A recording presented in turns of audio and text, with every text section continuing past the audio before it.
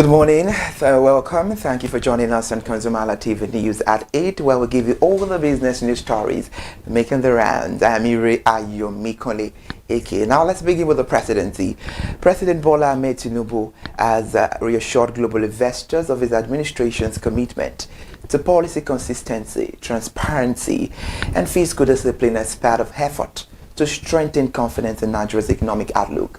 The assurance was given during a high-level investment meeting in Paris, France, on the sidelines of his three-nation foreign trip. The meeting brought together major investment firms from Europe, the United States and Africa, all of which are closely monitoring Nigeria's ongoing economic reforms. According to a statement from the presidency, President Bola Ahmed Tinubu said his government reforms agenda is designed to correct structural imbalances and reposition the economy for sustainable long-term growth. The president further explained that recent economic measures do bold and swiftly. There is more to this report. We'll be right back.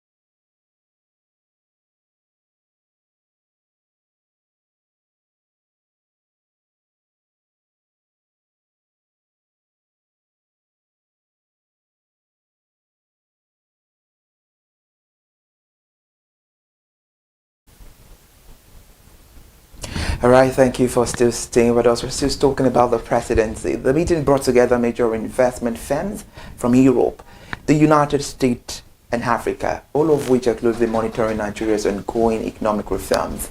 According to a statement from the presidency, President Bola Ahmed Tinubu said his government reform agenda is designed to correct structural imbalances and reposition the economy for sustainable long-term growth.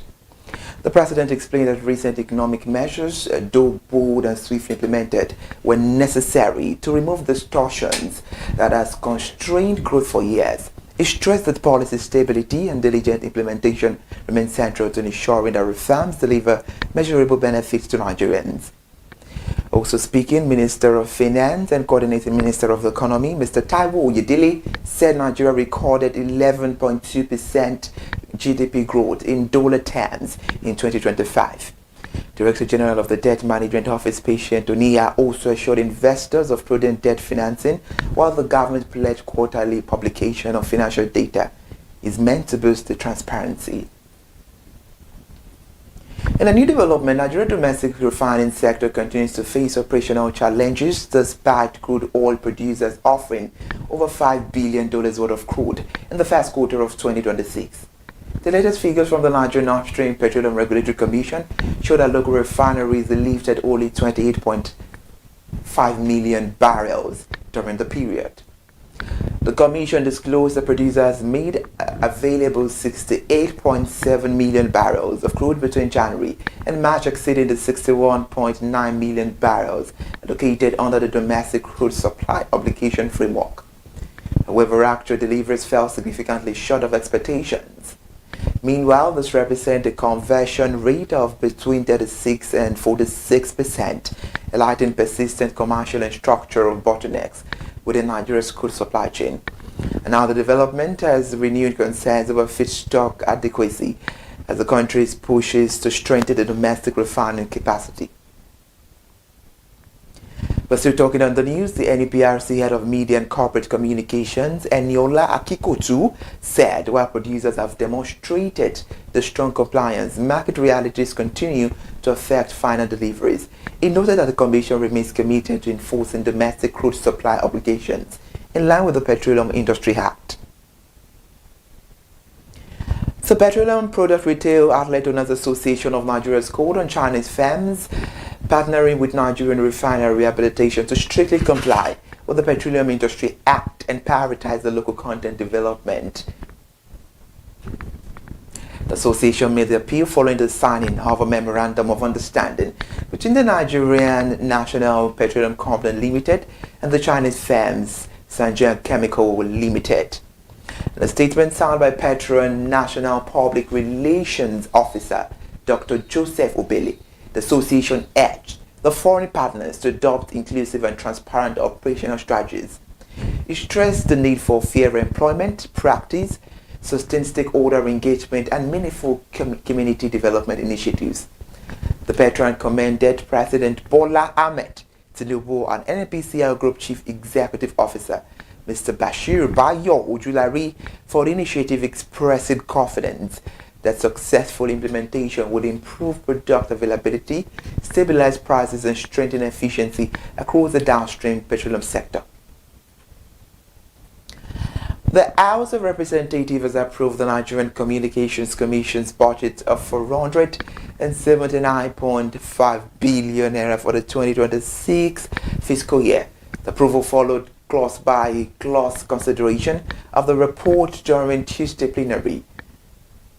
The chairman of the House Committee on Communications, Honorable Peter Patterson, presented the budget breakdown of lawmakers as explained that the funds would be drawn from the statutory revenue fund of the Commission. According to the breakdown, 124.4 billion naira is allocated for recurrent expenditure, whilst 26.7 billion naira is earmarked for capital projects, and special projects will receive 32 billion naira. The budget also includes 20 billion naira for transfer to the Universal Service Provision Fund and over 276 billion naira to be remitted to the federal government for the financial year ending December 31st, 2026. The Nigeria's electricity distribution companies posted improved operational efficiency in February 2026, despite recording an 8 billion naira drop in revenue collection. The commercial performance fact sheet released by the Nigerian Electricity Regulatory Commission revealed that while billing, collection and recovery efficiencies improved compared to January, the actual billings and collections got declined.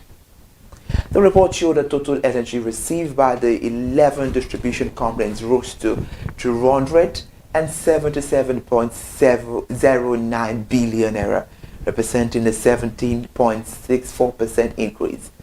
However, billing fell to 242.29 billion naira, whereas the collection efficiency got improved to over 81%, while the revenue recovery rose to 8.67%. Next set of figures indicate better operational performance, but warned that a significant gap still exists between cost-reflective tariff and actual collections. The Nigeria equity market sustained its bullish momentum for a fifth consecutive week, even as banking and insurance stocks posted declines amid a broader market rally. According to the Future View Weekly Economic and Financial Market Update, the Nigerian Foreign Exchange All-Share Index rose by 7.33% to close at 242,277.81 points. The market capitalization expanded by over 10 trillion naira, driven by strong investor interest in industrial goods, with oil and gas alongside the consumer stocks. However, the banking index depreciated by 5.52%, while insurance lost 1.13%. Analysts say the dividends reflect investor rotation into strong performing sectors, despite a dip in financial stocks. The year-to-date return of the market remains above 55%. And now let's move to the Zenith Bank, where the Zenith Bank has announced the retirement of its founder and group chairman, Jim Ovia, following the completion of his tenure in line with Central Bank of Nigeria corporate governance regulations. The announcement was made during the bank's 35th annual general meeting and confirmed in an official statement released on Tuesday. According to the bank, Mr. Ovia served the maximum 12 years permitted for a non-executive chairman.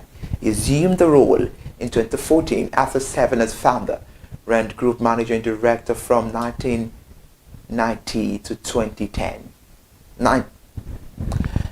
The board praised his contributions to strategic growth and governance while also confirming the appointment of Mustafa Bello as the new chairman. Mr. Bello joined the board in 2017 and is currently its longest serving director. And now the global beverage company Dago has assured Nigerians of its long-term commitment to the country, despite the economic challenges that have prompted some multinational firms to exit the market.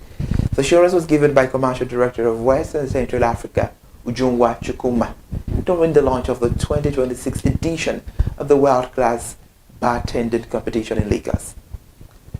Chukuma said the company remains focused on harnessing Nigeria's vast opportunities to empower local talent and contribute to economic growth. She noted that the competition is designed to develop a globally competitive bartending culture. The nationwide contest will hold in Lagos, Abuja, and Port Harcourt, with the winner representing Nigeria at the global finals in Scotland later this year. And if you're just joining us, this is ConsumerHallaTV News at 8 this morning.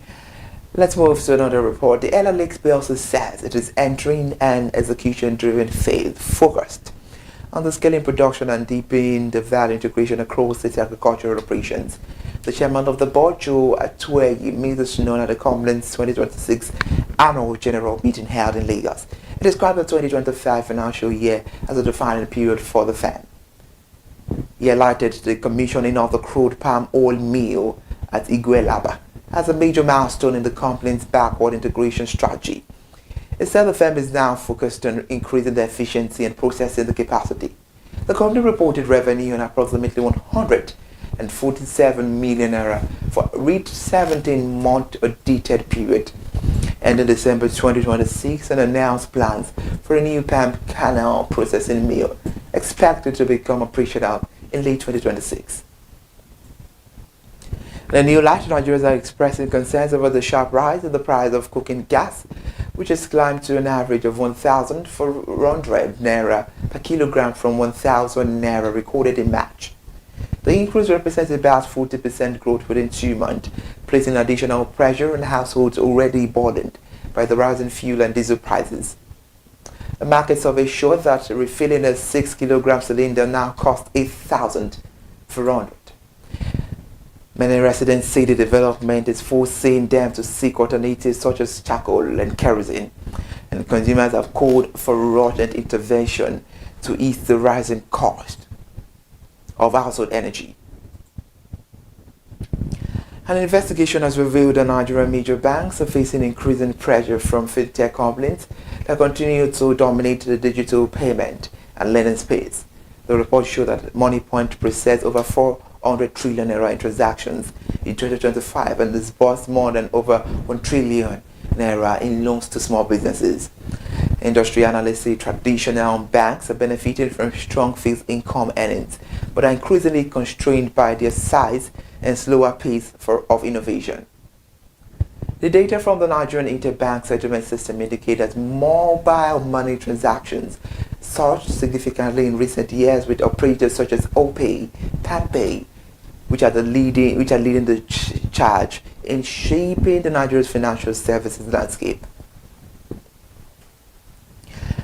And now the Iran has introduced a new mechanism to regulate maritime transit through the Strait of Hormuz, one of the world's most strategic oil shipping route.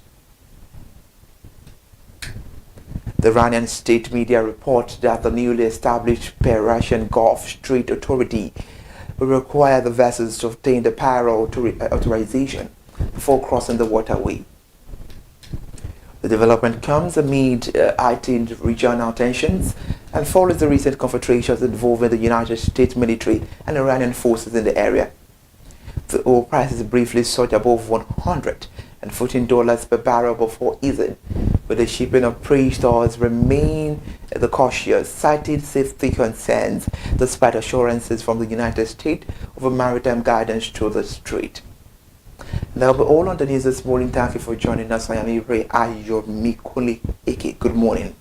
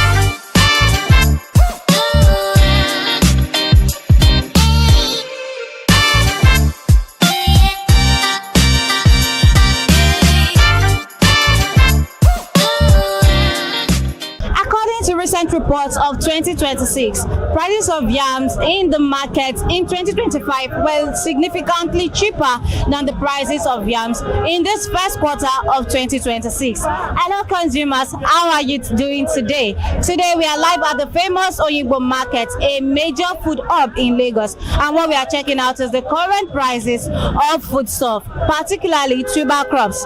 We are checking out the current prices of tuber crops like yam and potatoes, either sweet potatoes or Irish potatoes. We are also checking out what factors influences the prices. Is it seasonal change or transportational cost? Come with me guys, let's go explore what Oyingbo market has for us today in regards to tuber crops. Come with me, let's go check out. I am Uwoke Peace.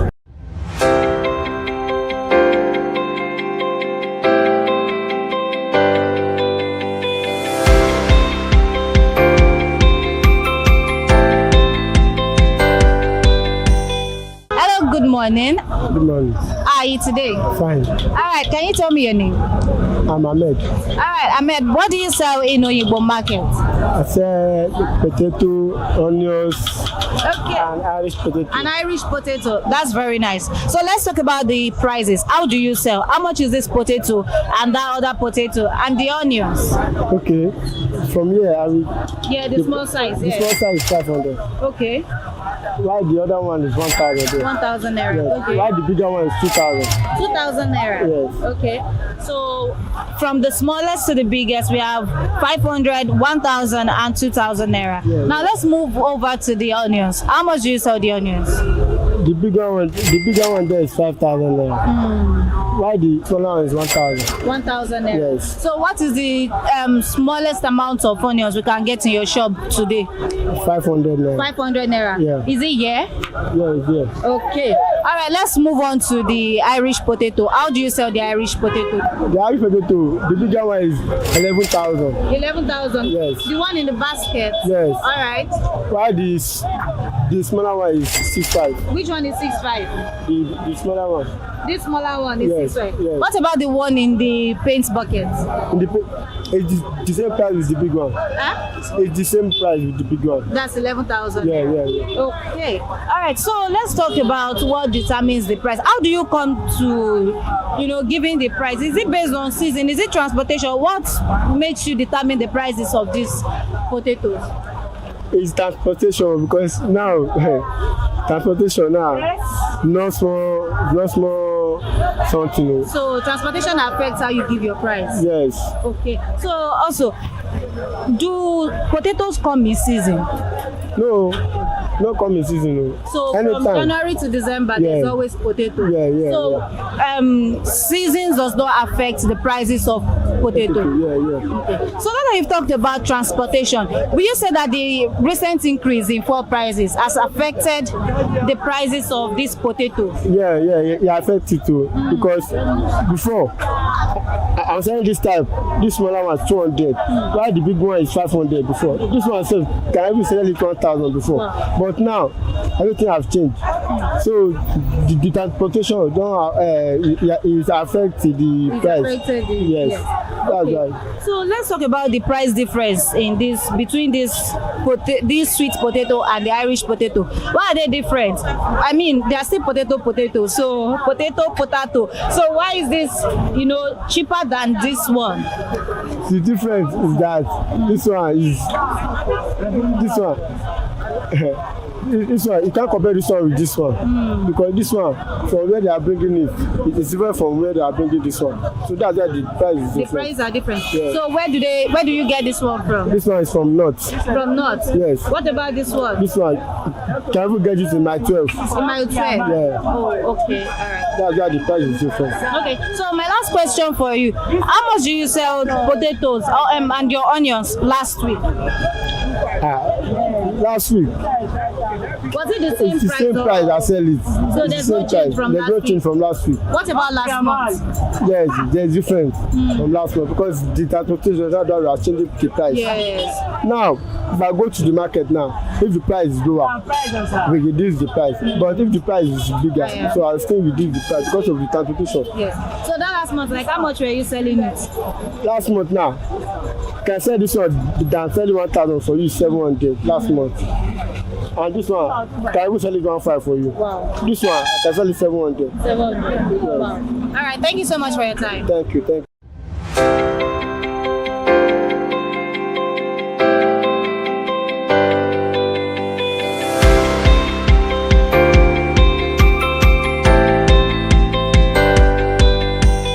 Hello, good morning, ma. Good morning. How are you today? Fine. All right, so can you tell me your name? Alimat, Lawa Alimat. All right, Miss Alimat. All right, so what do you sell in Oyinbo market? I sell yam. Yam. Yes. Now I can even see that you sell yam. You don't even need to tell me. All right, let's talk about the prices. Báwo lẹ ṣe máa ń ta iṣu? Iṣu, ó mọ̀ pé àwọn èèyàn bóyá most of àwọn èèyàn wọn mọ̀ bóyá ó ní season àbí kò ní season. Iṣu ní season. Time tá wà yìí nsìn àsìkò tí iṣu máa ń wọ́n lélẹ̀ torí pé ó ti dry.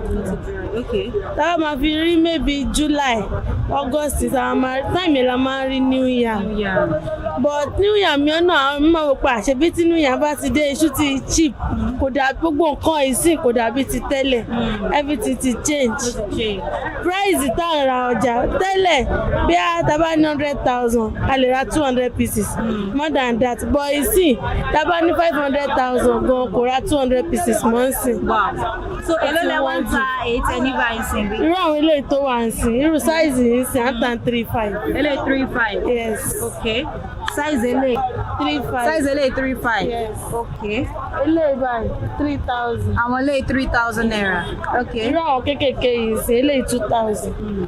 Wọ́n ṣe ń ta. Okay, tá bá tẹ̀ ní pé bóyá a sọ pé iṣu yín ń sin báyìí o kò tiẹ̀ wọ́n àtọ̀ pé ó cheap èló ṣé a lè rí iṣu bíi 1,000 1,500 níbí? Wọ́n ó wà Honda. very tiny. Àwọn kékeré wọ̀nyẹn. Kékèké yẹn ó tiny gan. So irú àwọn iṣu wa sí báyìí 1,500. Okay o. So àwọn ńláńlá wọ̀nyí èló wá ní? Irú eléyìí nsìn à ń tàn 3,000. 3,000 naira. You know, you mentioned that issue based on season.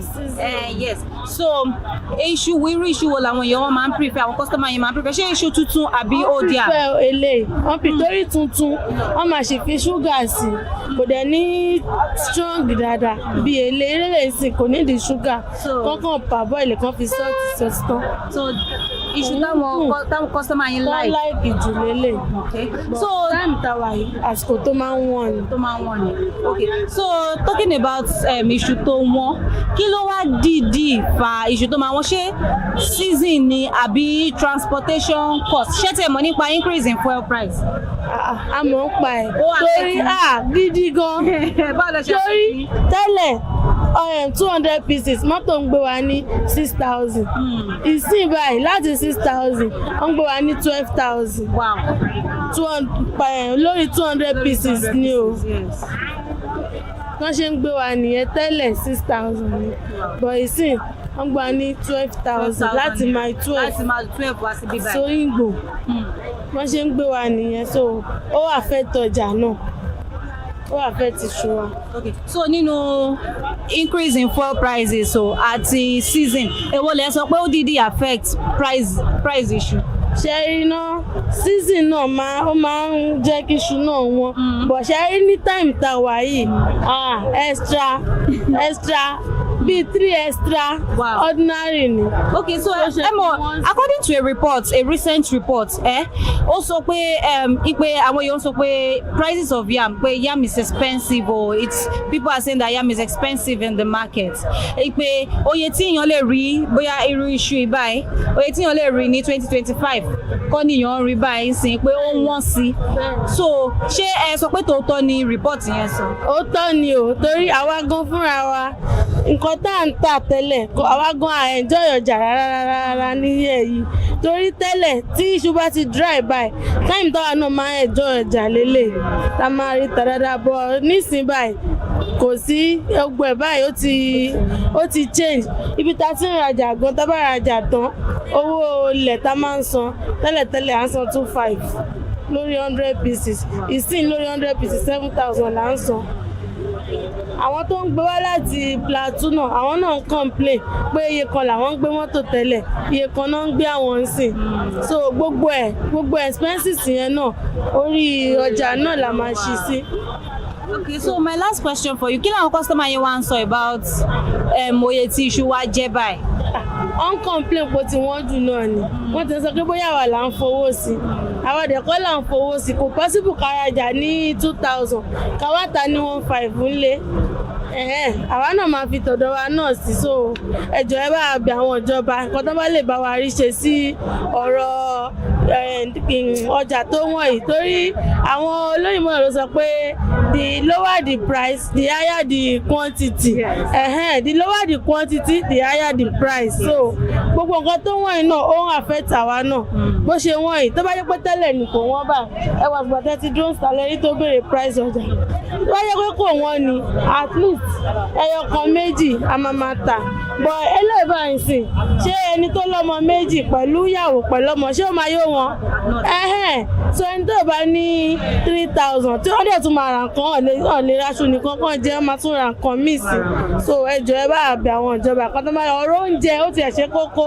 kò ń ṣe iṣu nìkan everything ó ti wọ́n jù ó ti wọ́n jù a lè mú 5000 dání sí ká fi ra nǹkan pé a fẹ́ ṣe oúnjẹ tó wà òkè àfi ká máa mú 15,000 20,000 ká tó lè ṣe oúnjẹ tó wà òkè ńlẹ̀ ó ti pọ̀ jù. Thank you so much for your time. Yes, ma'am. According to recent reports that says that yam prices in 2025 was significantly cheaper than yam prices in this first quarter of 2026. Now, Ms. Lawal Alimat has also confirmed that these reports are true. She also mentioned that although yam prices vary based on season, the recent increase in fuel prices has also affected the prices of yam outrageously. Now, the prices of yam in our shop ranges from 1,500 naira to 3,000 naira, and that is all from Miss Lawal Alimat. Let's go on to other reports.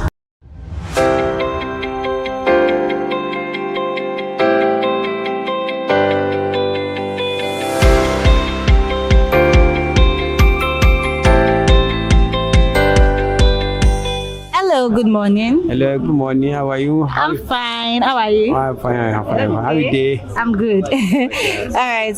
Can you tell me your name? My name is Nasiru Garba. Nasiru. Nasiru Garba. Nasiru Garba. Yes. Okay. Nasiru, what do you sell in this market? Which one? And it's everything where you sell. Yes, everything that you sell. Tell me. 6,000 naira. 6,000 naira. Good price. 5,000 naira last. This one 5,000 naira. With the shampoo and selling 4,000 naira. This one 5,000 naira. 5,000 naira. Yes. This one 5,000 naira. Yeah, this one 5,000 naira. Okay, so let's talk about the yam. How do you sell the yam? The yam is different. Which size you want to ask me? Tell me now the size where you get. The Small size, the big medium, size, the medium size 3,000, 3,500. The big one 5,000, 7,000, 8,000 naira. Now in the salon last.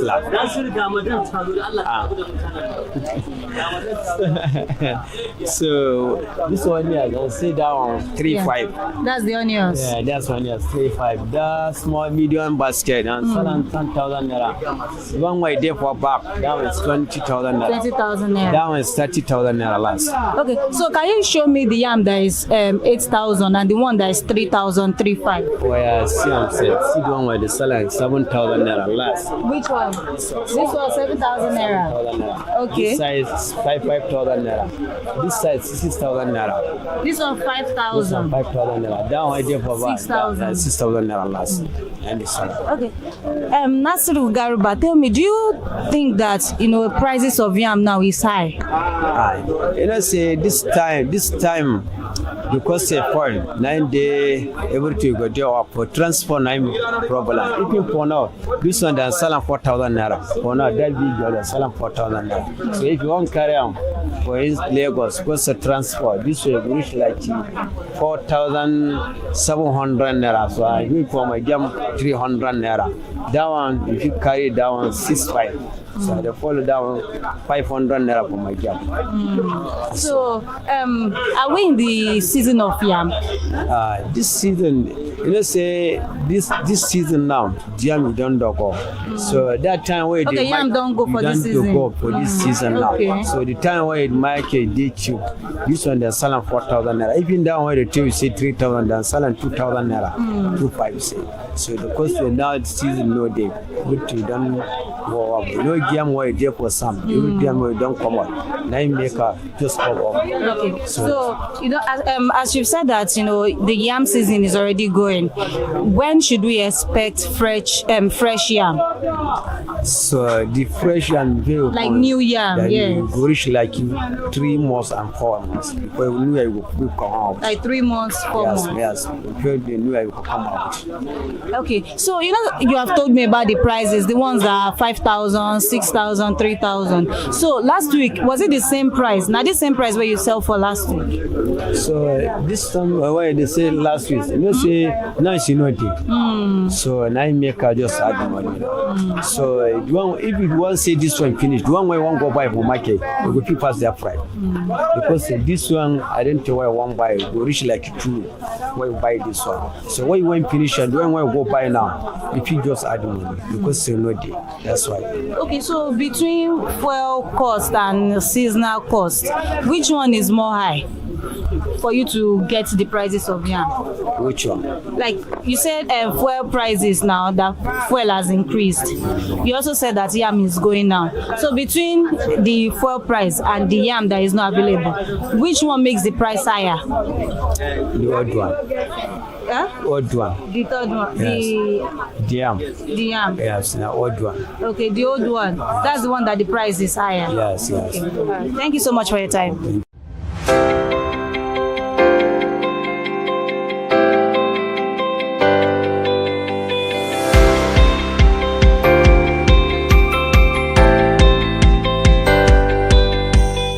Good morning, Ma. Good morning. How are you today? Fine. All right, can you tell me your name? I'm Miss Kehinde Ahmed. Okay, Miss Kehinde Ahmed. What do you sell in Oyinbo market? Selling yam. Yam. Okay, let's talk about the prices. How do you sell them? The price is too high because the market is too cost. So èló lẹ ń tà wọ́n tí ó wà ń bí bye. Eléyìí tí mò ń tà jálẹ̀ 2,500 ni mò ń tà. Mò ń tà eléyìí ní 3,000. Mo láwọn èyí tó lò sí, mo lé ní 2,000, mo ló ní 17. Èyí tó bá wọn anybody ló lè wà ń bẹ̀. Ṣé kí ló dé tí price yẹn fi lọ bẹ́ẹ̀ yẹn? Ṣé torí size ni? Torí pé size ẹ̀ yàtọ̀tọ̀. Size eléyìí ó ju size oní 2,000 lọ. Size 2,000 ó ju oní 17 lọ. So size oní 3,000 ó ju oní 2,500 lọ. Okay, so according to a recent report, it says that the prices of yam right now, the price of yam currently is different from the prices of yam in 2025. Mo ti ga sókè sí. That's okay. Torí pé a sí ní season yam nísìn. Tá bá máa fi rí August nísìn, new yam máa come outside. But this one is old yam. That's why. Okay, so kí torí pé sí ní season yam yẹn sí, ṣé price yẹn wá lọ sókè? Did the price go up because yam is not in season? Yes, ó lọ sókè, kò dẹ̀ tún lọ sókè. Okay, explain for me. Torí gbogbo nǹkan ló wọ́n nísìn. Tó bá yẹ pé kò kí ń ṣe gbogbo nǹkan tó wọ́n, torí ibi tó ti ń gbé wá ó jìnnà. Wọ́n á ní owó mọ́tò, owó àwọn ìwà máa pè wọ́n, àwọn boys ní títì. So gbogbo ẹ̀ orí ọjà yìí náà ló máa gbélé. Ibi tó ń kó sí ní mile 12 náà, so kọ́ tó já ọjà tí mọ́tò bá wọlé, àwọn dìlálì tó máa já. So owó náà làwọn náà máa gbà. So òun ló jẹ́ kí price iṣu lọ sókè díẹ̀. So èwo lẹ sọ pé ó dìdí affect ẹ báyìí, ṣé season ni àbí transportation àbí owó epo gan ṣe èwo ni? Transportation gangan ó mú kí ọjà lọ sókè. So òun ló fà kó ọjà fi lọ sókè. So kí ni àwọn customer yẹn ṣe wá ń sọ about it? Customer tó mọ bí ọjà ṣe rí sí ó ń wà, àwọn tó ní interest wọ́n wà, àwọn tó dẹ́kun díẹ̀ káàtó ẹlòmíì ń gira àti rà tó kò sẹ́ni tí kò hùn jẹ bẹ̀ kò sówó ń tà. So à ń manage ṣá. So season wo ni ká máa wò tí iṣu máa jáde sí tó máa wà cheaper àbí? Bóyá bí August, kò kí ṣe pé ó máa ship lọ títí bẹ́ẹ̀ yẹn náà torí epo wọn, transport náà dẹ̀ lọ sókè. So bó bá ṣe gbà la ṣe máa manage. Okay, so tá bá ní kẹ́ fún wa ní bóyá bí oye tí iṣu lè jẹ́ ní period yẹn. Ṣé same price náà la ṣe máa wò ní? No price ẹ máa lò torí pé new yam nìyẹn, ó di yam lélẹ̀. Okay. So máa lọ sílẹ̀. So how much did you sell yam for last week? This size. Maybe 2.5 or 2 something ṣá. So kò really see difference nínú oye tẹ́ ta last week. Ojoojúmọ́ lọ́jà wa yìí ló máa ń lọ sókè. Torí ó depend the price tó bá gbé wá látọ̀hún sí ọ̀dọ̀ wa ń bí báyìí. So ní ká bá fẹ́ ìwà bó ṣe wà yìí 200 pieces ni ló máa ń kó kalẹ̀. So wẹ́wẹ́ máa wà ń bẹ̀, medium size máa wà ń bẹ̀, èyí tó tóbi náà máa wà ń bẹ̀. So tá bá ṣe ná sí, tá bá rí pé price èlé ló wọ ilé, price èlé ló wọ ilé, òun la fi ń rajà nísìn. So àtàrà ẹ̀ kan sọ pé tó bá ti gbé wá bó ni wọ́n ti ń gbé wá. Wọ́n gbé wá láti Abuja, wọ́n gbé wá láti Plateau, wọ́n dẹ̀ ń gbé wá láti Benue wá sí Nàìjíríà ń bíbá. Yes. So tó bá ti wá gbé dé, wá gbé lọ sí mouth 12, then ẹ̀yin á wá lọ gbé ní mouth 12. So gbogbo bí ẹ ṣe ń transport yẹn ló máa wá determine oye tẹ́yin máa fi tà. Bẹ́ẹ̀ni. All right, thank you so much for your time. Ẹ ṣé ma, thank you. Ms. Kende is a yam seller in Oyinbo Market, and she has mentioned the prices of the yams ranging from 2,000 naira to 2,500 to 3,000 naira. Now, these prices are determined based on size, affordability, and availability. Now, she has also mentioned that there are other factors that, influences the prices of the yam based on increase in fuel prices, transportation cost, and even seasonal cost. Now, this is all we have for now from Ms. Kende. Let's go into the market. Let's explore from other traders.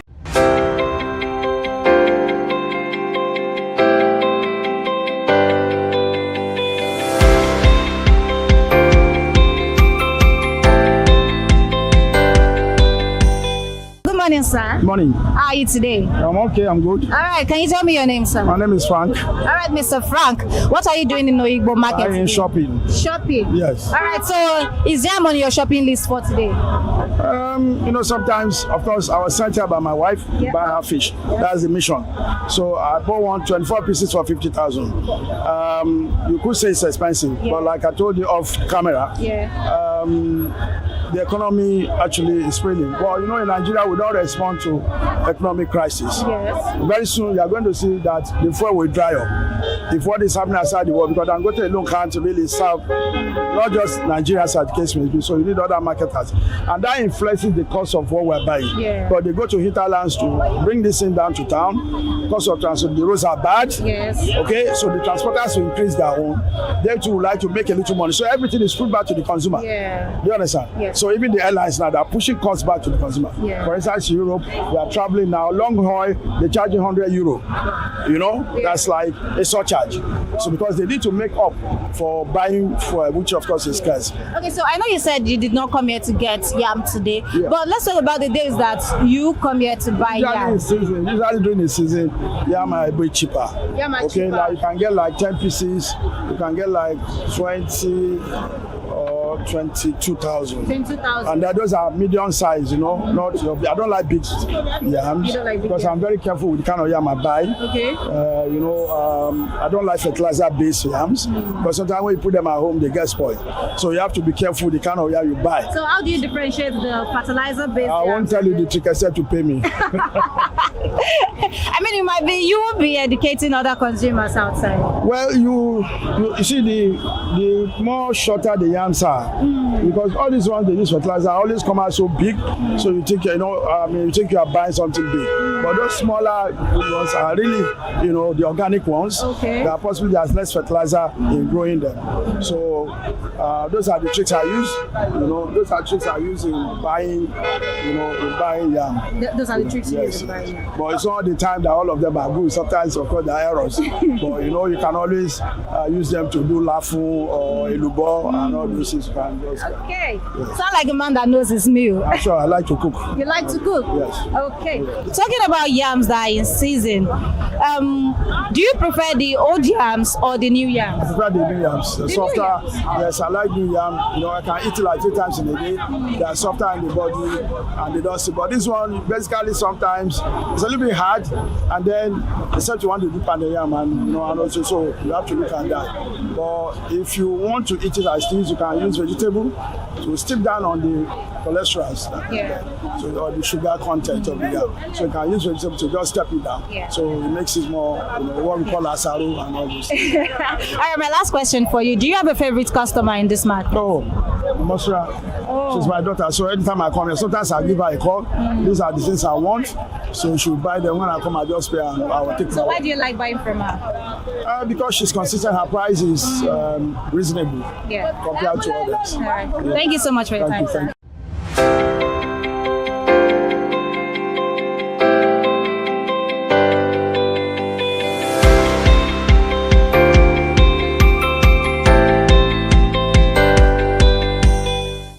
Change, seasons change, but does it affect the prices of food items in the market? Hello consumers, hope you enjoyed today's episode. In today's episode, we have explored the famous Oyinbo market, a major food hub in Lagos, and we have checked out the current prices of food items in this market, particularly tuber crops. We have checked out the current prices of yam, potatoes, sweet potato and Irish potato, and we have checked if the prices are determined based on seasonal change and transportational cost. We have also checked if prices determine how consumers buy in single piece or how they buy in bulk. It is now over, but until the next episode, you can catch us on ConsumerHallaTV on Instagram, Facebook, Twitter, TikTok, and YouTube. My name is Nwoke Peace, and until the next episode, bye for now.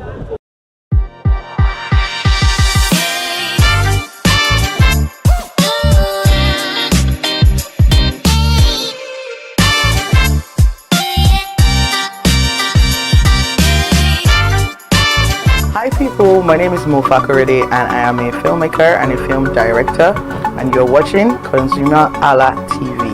ConsumerHalla TV is everything consumer advocacy, consumer rights, everything that has to do with consumers. On this TV, you'll watch, you'll learn, you'll be educated, and you'll be entertained. Keep watching ConsumerHalla TV. My name is Olubukola Ozone, a photographer and a social media enthusiast. You're watching ConsumerHalla TV. It's a consumer advocacy TV. If you have a problem, anything, any consumer related problem, just holla at them, just like their name implies, and they're going to get it sorted for you. Keep watching, stay tuned. Thank you very much. Hi guys, my name is Joba Jalabi. I'm a marketing communications professional. I currently lead marketing at Flash Change, a fintech startup. Keep watching ConsumerHalla TV, a consumer advocacy channel. Hello, my name is Sharon Rotimi. I'm an actor and I am on ConsumerHalla TV. Now, ConsumerHalla TV is a consumer advocacy channel. So if you have any issues, consumer-related issues with brands and services, you can reach out to them and they will be sure to handle it or to cater to you. Thank you so much. Hi guys, my name is Iyebiye Adeton. I'm a film poster designer and illustrator. This is ConsumerHalla TV. It's a consumer advocacy channel. We show content on consumers-based news, entertainment, and all of that. So I want you guys to stay tuned to ConsumerHalla TV. My name is Anoluwapo Alao, a sales consultant for Star Times Nigeria.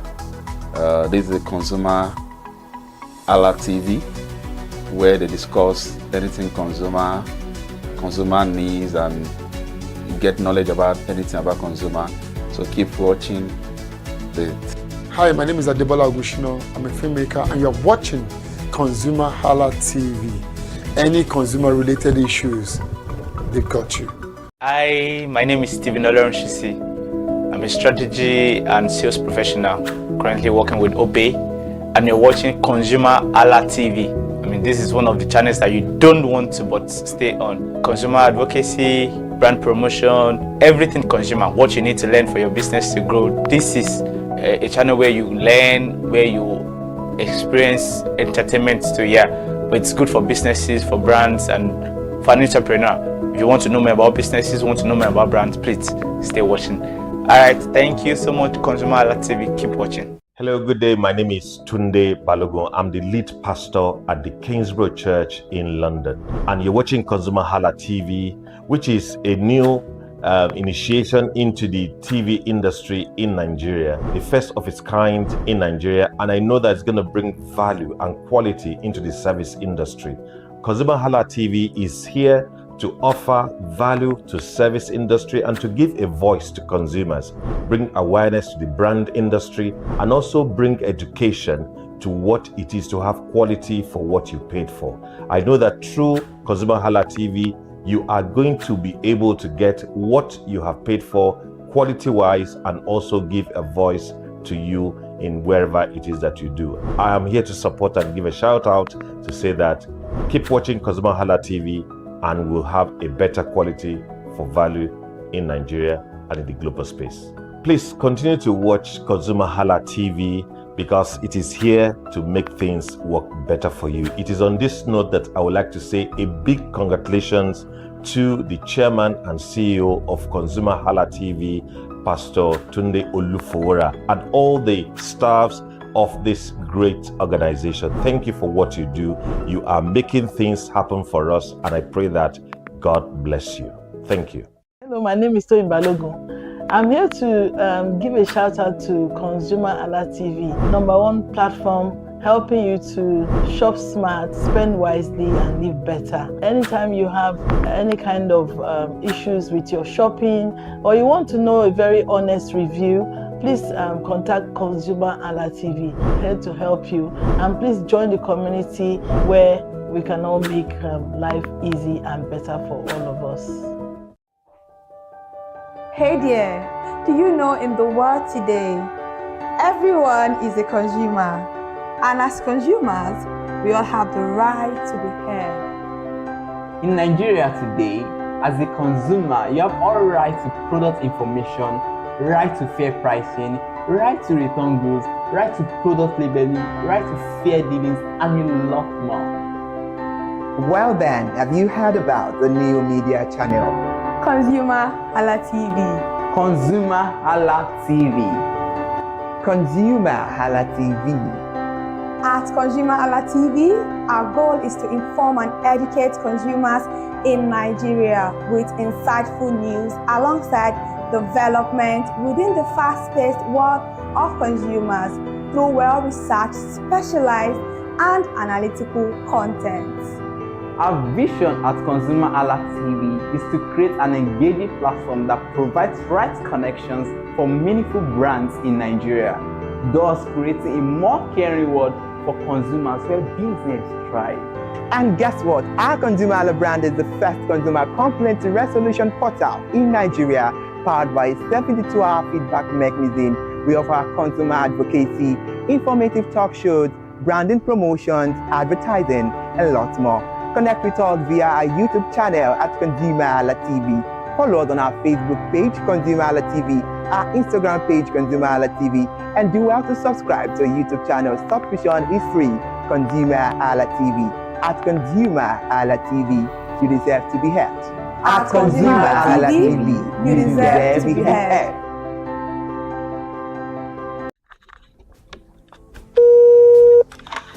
Hello consumers, you have the right to be heard, absolutely. So join us on the conversation, share your brand experience, where you tell us all your experiences about brands on the outer world via our YouTube channel every Wednesday from the hour of 4:20 to 5:20. You can watch us via our YouTube channel, ConsumerHalla TV, and subscription is free. Follow us on all our social media platforms, ConsumerHalla TV. Share your brand experience. It's about storytelling. It's about experiences. Hello consumers, you're welcome to another exciting episode of Consumer Voice on ConsumerHalla TV. I am Matilda Omenai. As you already know, Consumer Voice is a show where we'll be visiting different places in Lagos to check out people's preferences, hear what the consumers have to say about different leading brands that they make use of. Hello, it's your boy Iremofeko Foworola, and you know what? They call me the AUF General Overseer. every day is a blessing and it is meant to be enjoyed maximally with Awoof packages that put a smile on our faces. And guess what? That is why this show Awoof is for you. You can get to know about trendy market slashes, promos, offers, and juicy deals that put a smile on your faces, and you can always enjoy them maximally. And you know one thing that's so interesting about this show? It is a blend of English and Pidgin. As I dey run you English, now I go dey marry am with Pidgin, make am spicy. So catch me every time on the show to enjoy more about trendy Awoof packages. Peace. Public service announcement. Hello consumers, I am Kikelomo Ajibola and welcome to the Scam Alert segment on ConsumerHalla TV. Scam Alert educates viewers about various scams affecting consumers. We learn tips on how to identify fraudulent activities and provide advice on protecting our personal information. We aim to raise awareness and empower viewers to avoid falling victim to scams. We cover various topics such as phishing, identity theft, fraudulent investment schemes, and many more. You want to catch up on how these scammers invade our lives? Join us every Tuesday by 12:30 p.m. for Scam Alert on our YouTube channel at ConsumerHalla TV. Subscription is absolutely free. And in case you're not following us across all our social media platforms, follow us on Instagram, Facebook, X, TikTok at ConsumerHalla TV. Don't say I didn't do anything for you this 2025. Bye. Welcome to In the Marketplace. We are taking you on a journey behind the scene of Nigeria's most vibrant market. From the sight and sound of the market to the stories of the people who makes it thrive. We will be sharing the untold stories that brings this market to life. Join us as we explore the history, challenges, and triumphs of the market vendors. We will dive into the daily lives of the people who call markets home and uncover the secret that makes this market special. You will get to see the passion, energy, and dedication that goes into making this market success.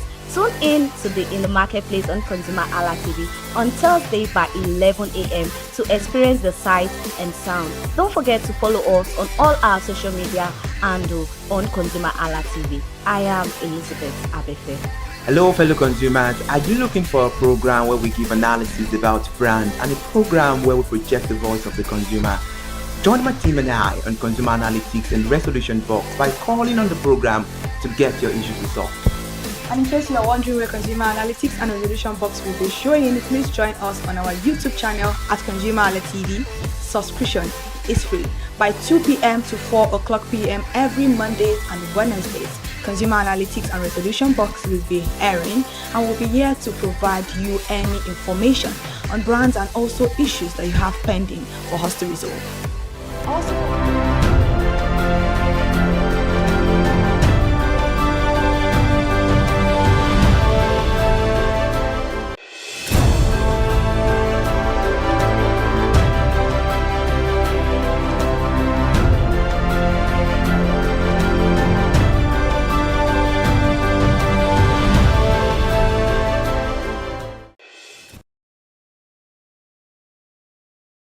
All is good. Good morning and welcome to Perspective, your favorite breakfast show on your favorite consumer TV channel, ConsumerHalla TV. And on this program, my favorite breakfast show, we take a deeper look at issues shaping our society and influencing everyday lives. Thank you for joining us again this beautiful Wednesday morning. I'm Mire Hayomi Koleke. All right, President Bola Ahmed Tinubu has signed Nigeria's 68.32 trillion naira 2026 Appropriation Act into law, officially launching what is now the largest budget in the nation's history. The fiscal plan underscores the administration's push for economic recovery, infrastructure development, and fiscal consolidation. I'm Kike Lomo Ajibola. Good morning. All right, that's absolutely beautiful. Good morning, Kike. Good morning. The budget effective from April 1 places significant emphasis on capital expenditure, debt servicing obligations, and recurrent spending. And in a bid to ensure continuity and completion of the ongoing project, the government has also extended the implementation timeline for the 2025 budget of June 2026. And despite its ambitious scope, the budget has sparked widespread debate among economists and policy analysts. Key concerns revolves around the revenue projections, deficit financing, rising debt level, and the government's capacity to fully implement such an expensive financial plan within the fiscal year? Okay, against the backdrop, questions are ongoing, and the main questions remain: can the absorption behind the budget hold in the face of economic realities, and will implementation match the scale of ambition? And joining us to unpack this issue is Mr. Mukhtar Mohammed. He's the Chief Executive Officer of Finance with Mukhtar. It's a pleasure to have you, Mr. Mukhtar Mohammed. Thank you for joining us on Perspective this morning. Thank you for having me this morning. Good morning. Good morning, sir. All right, let's move to the business of the day. The 2026 budget is the highest ever recorded in Nigeria when measured in actual money value. But are you been impressed by the 68.32 trillion naira tag? Well, I think sometimes we get excited about the numbers, we don't look at the projects, and we don't look at how we'll be able to meet those numbers. For me, that's a major thing. If you look at those numbers, I think we'll definitely struggle because you're not looking at revenue. You're just looking at expenditure. Expenditure is even higher than revenue. So how are you going to get that budget into stream? For me, it's a conservative budget if you compare it to what they used to do before. But still, I think it's still a very ambitious budget. It's not just about the numbers. It's about innovation. It's about availability to be able to carry out those projects. You know, it's one thing to have the numbers, the budgets, but what of your revenue? And debt servicing, capital expenditure, current expenditure. When you put all this together, then there's cause for concern. All right, looking at this figure, Mr. Mohammed, from a macroeconomic lens, the naira is about 1,395 naira to a dollar. Inflation is currently at 15.38%. Cost of living pressures are mounting. Even external shocks are there. How much of real economic impact can it deliver? Well, in terms of deliverable,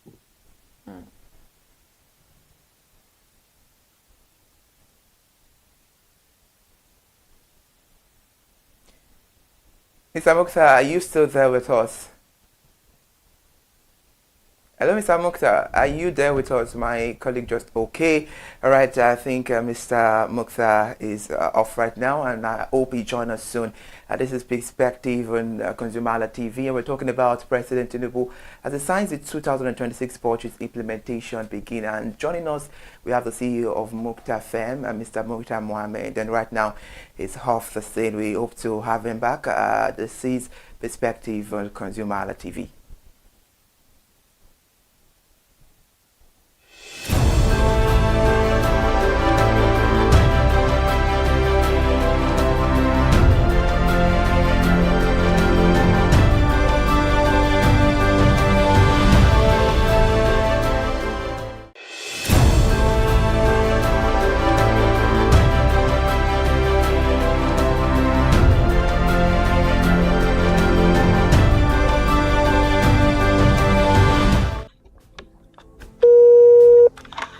Hello consumers, you have the right to be heard, absolutely. So join us on the conversation, share your brand experience, where you tell us all your experiences about brands on the outer world via our YouTube channel every Wednesday from the hour of 4:20 to 5:20. You can watch us via our YouTube channel, ConsumerHalla TV, and subscription is free.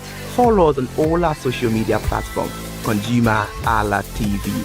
Share your brand experience. It's about storytelling. It's about experiences.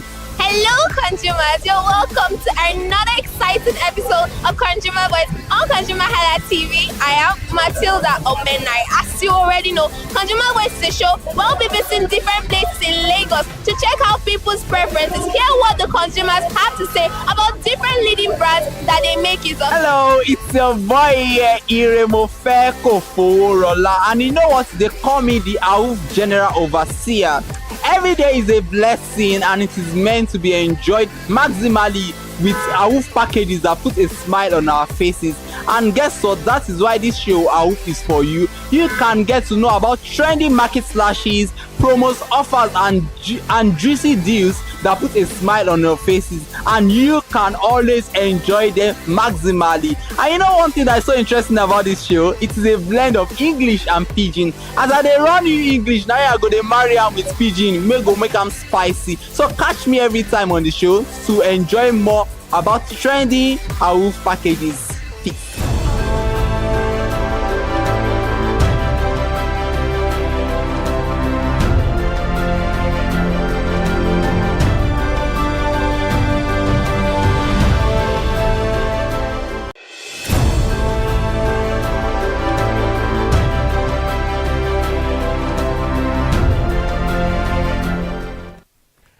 Thank you for still staying with us. If you're just joining us, absolutely you're not too late. This is Perspective on ConsumerHallaTV, and our conversation on the table is about President Bola Ahmed Tinubu signing the 2026 budget, and we have a analyst right on the standby. Mr. Mukhtar, it's nice to have you back. My colleague was asking you a question earlier on. All right, welcome back, sir. I hope you can hear me very well. Yes, I can hear you very well now. Thank you. All right, I asked that, looking at the figure, because you were talking about the figure being what people are most excited for, but what about the project that this figure is actually being dedicated to? So from a macroeconomic lens, the Naira is about 1,395 Naira to a dollar. Inflation is currently at 15.38%. Cost of living pressures are mounting. Even external shocks are there. How much of a real economic impact can this deliver? Well, I think the impact is going to be a very challenging one. Like I said, revenue is very low. You talked about exchange rate, but it's stable. I tell you, compared to where we were before now. So for me, I don't think exchange rate is not a challenge, but the major challenge would be especially in the area of revenue. 15% inflationary pressure is conservative. The minimum of them were trying to go a single-digit inflation, but even with that, with the current issue with the war between the Israel of homes, all that have now put more on inflation. Definitely, it's going to be a challenging time. So people will need to come up with measures, fiscal authority come up for us to be able to safeguard the economy from where we are. So definitely, I agree with you, it's challenging, but the challenge will mostly be driven in the area of exchange rates, because exchange rate is a major challenge as it stands now. But again, that has been assessed. So the major challenge that we might deal with this time around will be inflation. How do we manage inflation with the current global trend, with the current price of petroleum product, and knowing that Nigeria is a petrol-driven economy? That is the major challenges that we need to deal with, not even the issue of exchange rate, which I think is getting better by the day. That space in terms of the exchange better by the day. Okay. The fact that the figures, the exchange rate is challenging is something that to look into, and I'm glad you made some analysis right there. Allocation too is very, very important to look into and dive into, and let's dive into it. 47% is allocated to capital expenditure, nearly 46% is going to the recurrent cost and debt servicing.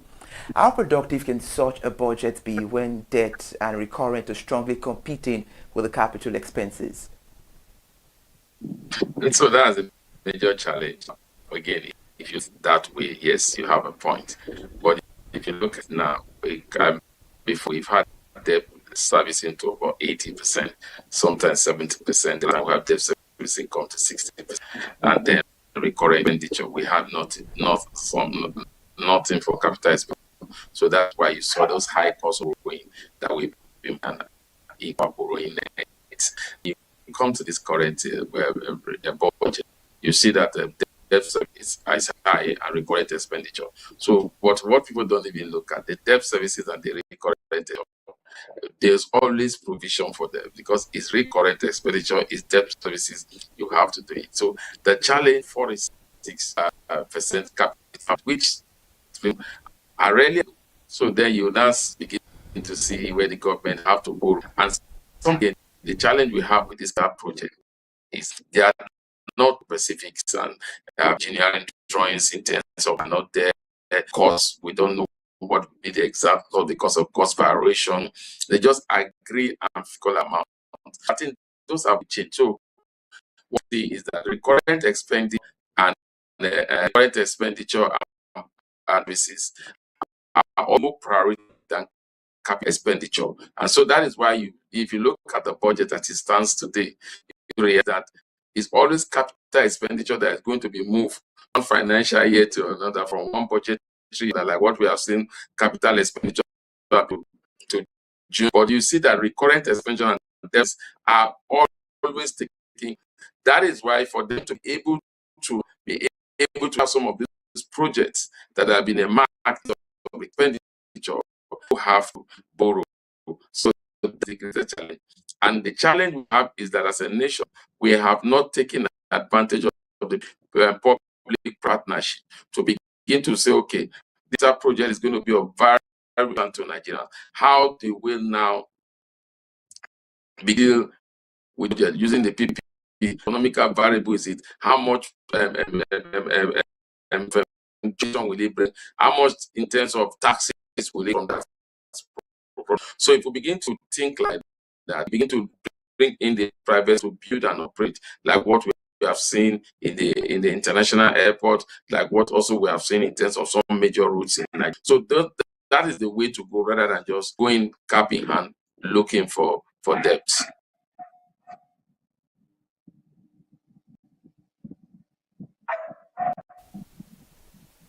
All right, sir. That is a very beautiful one, and the conversation that we are having today is something that has to do with Nigeria at large. And let's quickly look into the oil price, because the budget projections show oil price being pegged at $64.85 per barrel. Production is at around 1.84 million barrels per day, with an exchange rate of 1,400 naira per dollar. Are these assumptions realistic or just over ambitious?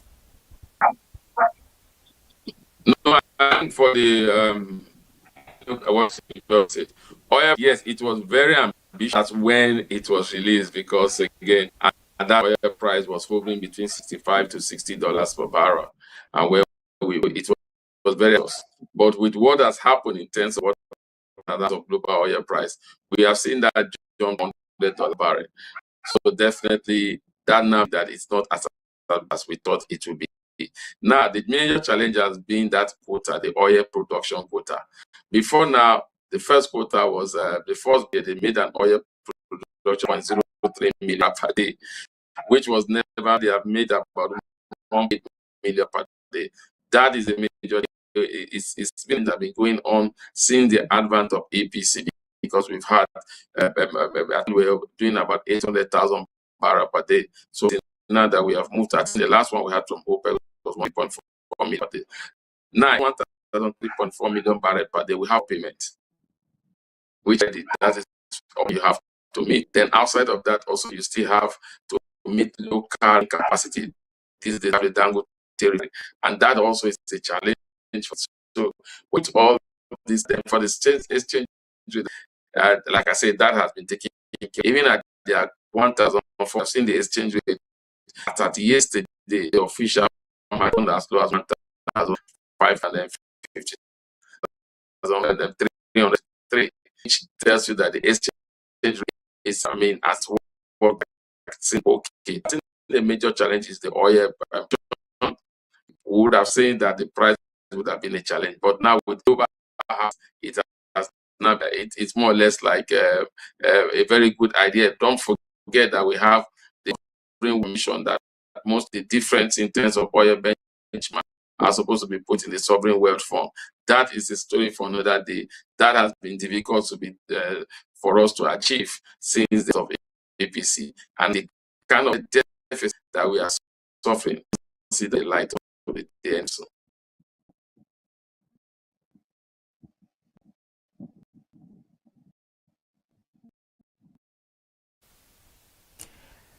Mr. Mohammed, you just made mention of the major challenges affecting this budget plan. Well, with a budget deficit of 23.58 trillion naira, that's approximately 4.28% of the gross domestic product. If projections fall short, borrowing may increase. So should we continue to borrow, given Nigeria's already high debt burden of 159.28 trillion naira?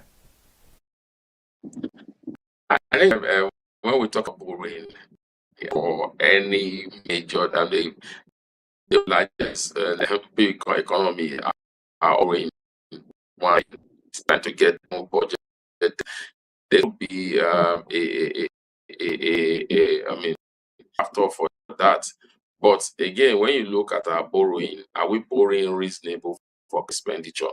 And are this capital economically variable or that is likely driven because of borrowing reasons? So the borrowing is not bad. You have borrow, but like I said, what are you borrowing for? And they are borrowing for be able to pay it. That's the greatest challenge. We need to look at borrowing in terms of borrowing right, borrowing for capital, with tumbling economic value. People who come up, they will pay on those taxes. You can service the debt. You can also borrow, also be able to also like if you toll those roads, and by doing we end revenue, and those revenue will be pay off the debt. Borrowing is not bad. If you are borrowing and you don't have the higher revenue to pay off for those debts, that for me is the greatest problem Nigeria is facing now. And then if you look at some of the that we have been seeing thus far, you realize that they have a time where it's like what we call tax holiday. We say payment whereby they are not supposed to pay and debts that they've collected at that time. So what you normally see next, this administration will borrow so much to implement whatever they want to implement, and it is them that will be paying off those debts. Will now be gone on the next administration. So you have a cycle of debt piling up, and then you have a challenge with debt payment. So for me, one greater challenge has been revenue. So, and our major source of revenue is always crude oil, and like we just in the last phase is also challenged because of production. All right, now before we let you go, Mr. Mohammed, with the 2025 budget extended into mid-2026 and both budgets running concurrently, does this not reflect structural planning challenges and execution inefficiencies? Of course, you've hit the nail. That's exactly what we have. That's exactly what we have. Since don't forget that it's not the first time we have seen this capital expenditure extension, and the major challenge is not even in the expansion. We are extending a project. Do you have the required funding? Because most of these projects extended because of lack of funding.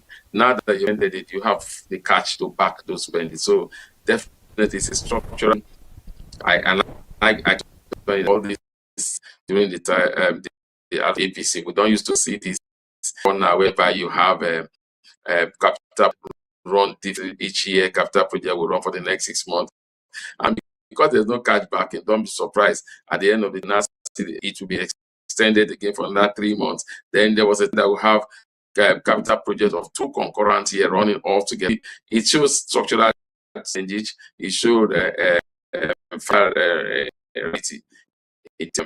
managing those type of projects with you have both capital of the 2026 budget, and then you have capital 2025 also running. So that doesn't bring financial discipline, physical disciplines into the budgeting, which I think is something that we should critically and stop it as soon as we can before it's a normal. All right, thank you so much, sir, for that beautiful insight right there. It was very, very knowledgeable, and we actually took major things from you. And I'm very sure people watching at home right now are taking 1 or 2 from what you've just said this morning.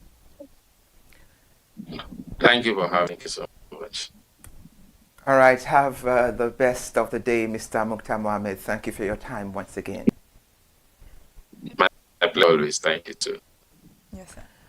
All right, that's Mr. Mukhtar Mohammed, right there, the CEO of the Finance with Mukhtar, joining us on the conversation about President Bola Ahmed Tinubu as he signs the 2026 budget implementation, which begins. As implementation gets underway, focus will quickly shift from projections to performance, with stakeholders closely monitoring whether the government can translate into ambitious target into measurable outcomes. The success of the 68.32 trillion naira budget will depend heavily on the revenue mobilization, the fiscal discipline, and efficiency of public spending under the administration of President Bola Ahmed Tinubu. And ultimately, while the 2026 Appropriation Act sets a bold fiscal agenda, its true impact will be judged by its ability to curb what is going on in the country. And thank you so much for joining us for Perspective this morning. I am Kike Lomo Ajibola. And I'm Iri Hayomi Koleki. Follow us on all our social media platforms and do well to subscribe to our YouTube channel, ConsumerHallaTV.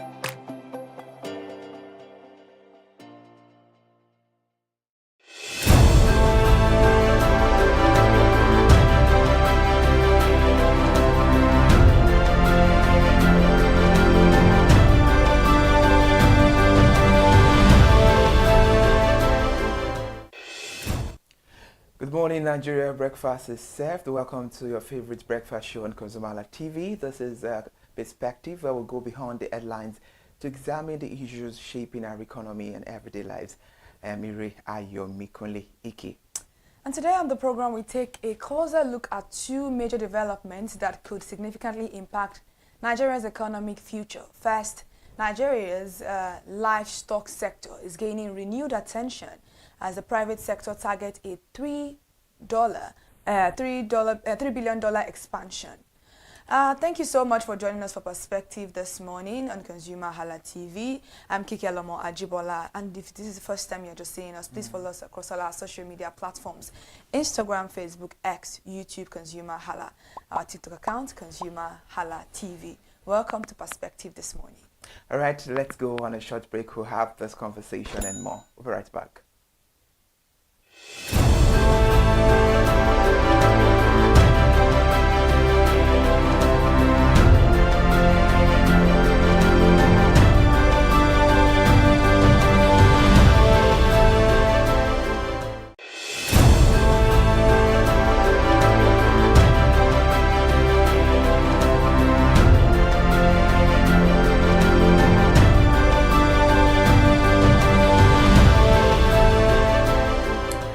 Welcome back to Perspectives. Now to infrastructure and finance. We'll be talking about a conversation this morning about the House of Representatives. On Tuesday yesterday approved the request of President Bola Ahmed Tinubu to obtain a fresh loan of $516 million from the Deutsche Bank AG for the construction of the Sokoto-Badagry Superhighway project. And the approval of the loan followed the presentation and consideration of a report from the House Committee on Aid, Loans and Debt Management, recommending the approval of the syndicated financing plan. The Sokoto-Badagry Superhighway is a flagship infrastructure project of the renewed Hope agenda designed to open Nigeria's northwest-southwest axis through the construction of an approximately 1,000-kilometer inland dual carriageway linking Sokoto State, Kebbi State, Niger State, Kwara State, Oyo State, Ogun State, and Lagos State, running from Ilela to Badagry. Supporters say it could boost trade, reduce transport costs, improve the food distribution, and strengthen the national integration. But critics are raising concerns about borrowing transparency and long-term sustainability. So the big question remains, can Nigeria afford more debt? And will this project deliver the real value? And what does it mean for the average Nigerian? Joining us now is Mark Chidebere Clement, the media strategist and leadership communication expert. Thank you very much. It is wonderful to be here. All right. Let's begin with the big picture. How significant is the Sokoto-Badagry Superhighway in terms of national development? Is this a transformative investment or an ambitious gamble? Imagine a trader in Sokoto who loads perishable tomatoes at dawn, hoping they arrive in Lagos before they spoil. Under current conditions, the journey takes nearly 13 hours. By the time the goods reach the market, losses have already started eating into profit margins. Imagine same journey taking 6 hours instead of. Fresh goods arrive on time, transport costs, like you said earlier, food prices stabilize, and new business opportunities open across regions. That is the promise behind Nigeria's Sokoto-Badagry Superhighway. To answer your question, it's a very big gamble at this point in time. Wow, that is absolutely a good illustration and a good analogy right there. Now, the government is seeking a $516 million loan for this project. Nigeria's current debt situation, is this financially prudent? Because this is not the first loan we are taking in the recent time. In fact, just last month or 2 months ago, we took a loan over $750 million. So this particular loan now, is this financially prudent, or what exactly are we doing? Not financially prudent, because as it stands now, it is a rising debt concern for Nigeria and Nigerians. The key debt indicators, according to the department data, As at December 2025, public debt in Nigeria is 159.28 trillion naira, which is about 110.97 billion US dollars. And the domestic, the debt per citizen is 724,000 naira, while the domestic debt is 53%, while external debt is 47%. So if you ask me, it is not a financial prudent capital project to embark on. All right, talking about this conversation, because it's a national development, so all Nigerians, we all are concerned as far as this conversation is on right now. So for everyday Nigerians watching, what does taking on this kind of external loan actually mean in practical terms? Well, taking up this capital project, and of course, you and I know that there is another one, which is the Lagos Calabar project, and again, moving on to this one at the same time is driving Nigeria into what we call boarding crisis. And as we speak, it is not going well for Nigeria because the last time I checked the Legatum Prosperity Index 2023, Nigeria is not even nowhere in the top 30 in Africa in terms of prosperity. So we have so much bothering us instead of going into social infrastructure like this kind. At this point in time, we have the likes of failure on governance. We have the economic instability. We have the insecurity that has been bedeviling the country. And again, we are just shying away from our shadows and taking loans and putting Nigeria into debt burden. All right, that is a very, very good one because it is a conversation that we need to have. And as Nigerians, we have the right to know what exactly our government are doing and what issue we are running into. Now, infrastructure is often seen as a catalyst for growth, but Nigeria's experience have large-scale projects consistently delivered expected economic benefits. It's not just about to talk. What actually are we doing? So now our government needs to tell us, is this a talk and do situation, or is just another, this is a good strategy, but the implementation, will it come out the way we want it to come out? Well, just like I said before, the micro reality, Nigerians' development pressure at the moment. However, this project exists within a broader economic reality.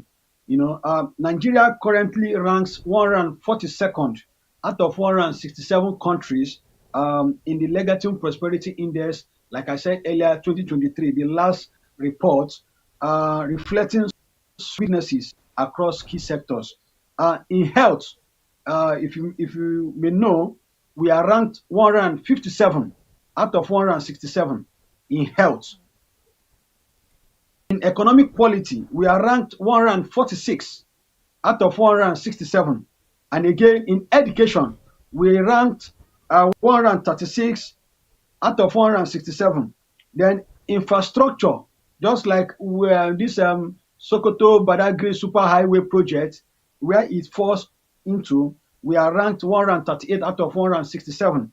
Then in governance is 132. Why Nigeria performs relatively better in social capital and personal freedom, the broader indicators show development challenges. Now, this raises the critical questions. Can large-scale solve structural weaknesses without deepening financial stress? The answer for me is a no. All right, when we're talking about this conversation, evaluation and transparency is much needed. And talking about this project, we're looking into $516 million. So what benchmark should Nigerians use to determine whether this project is worth the cost for the sake of evaluation and transparency?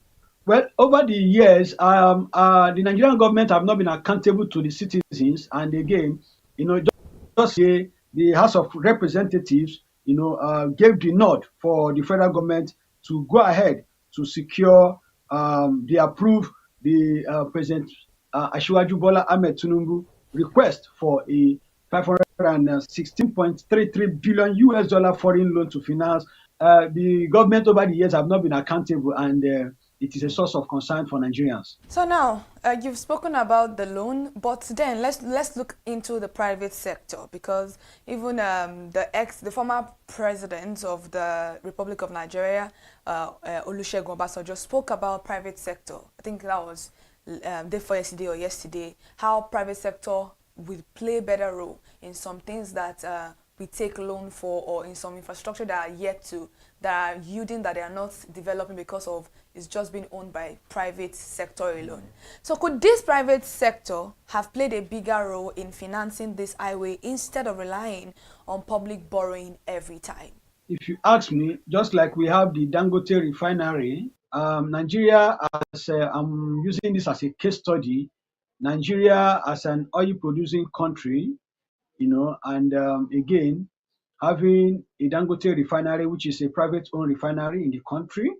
And again, we have 3 or 4 state-owned refineries that are not, at the moment, the people of the country, that is the citizens, are buying fuel, PMS, for at the rate of 1,300 in some cases, and up to 1,500. So if you ask me, the private sector have not, really deem it fit to, augment for the lapses for the state-owned infrastructure. So I think the government actually, they know what they are doing, because we should have our own state-owned refineries working for the interest of the masses. Former President Olusegun Obasanjo said, and I quote, that the state-owned refineries can no longer work. And you know what that means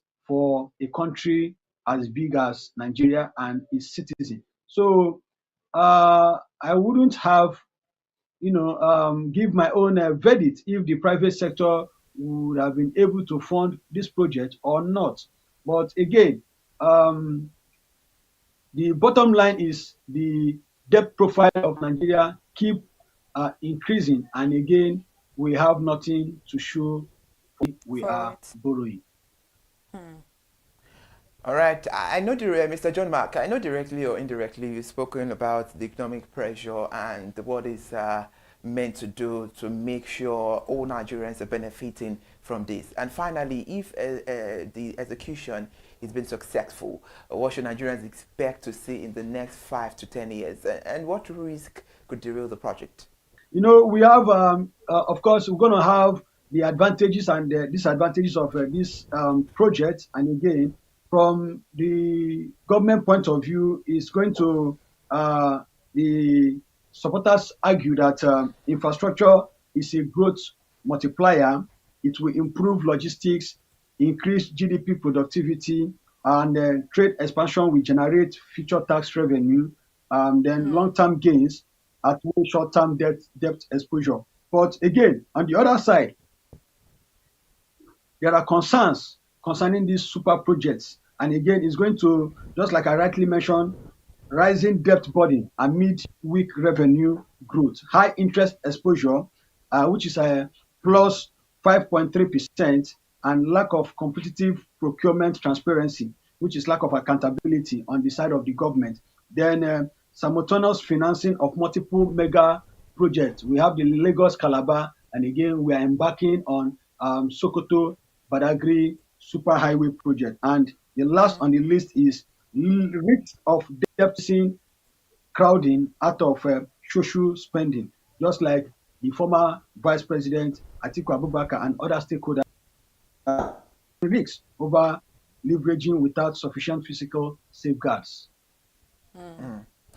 All right, Mr. John Mark, Chidibiri Clement, I can tell you that your analysis this morning were brief and concise. Thank you so much for your knowledgeable impact on this conversation.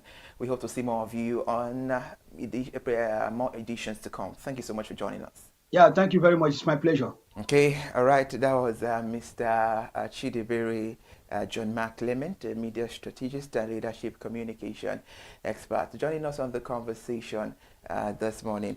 And absolutely, the large-scale infrastructure project often come with big promises, but also significant responsibilities.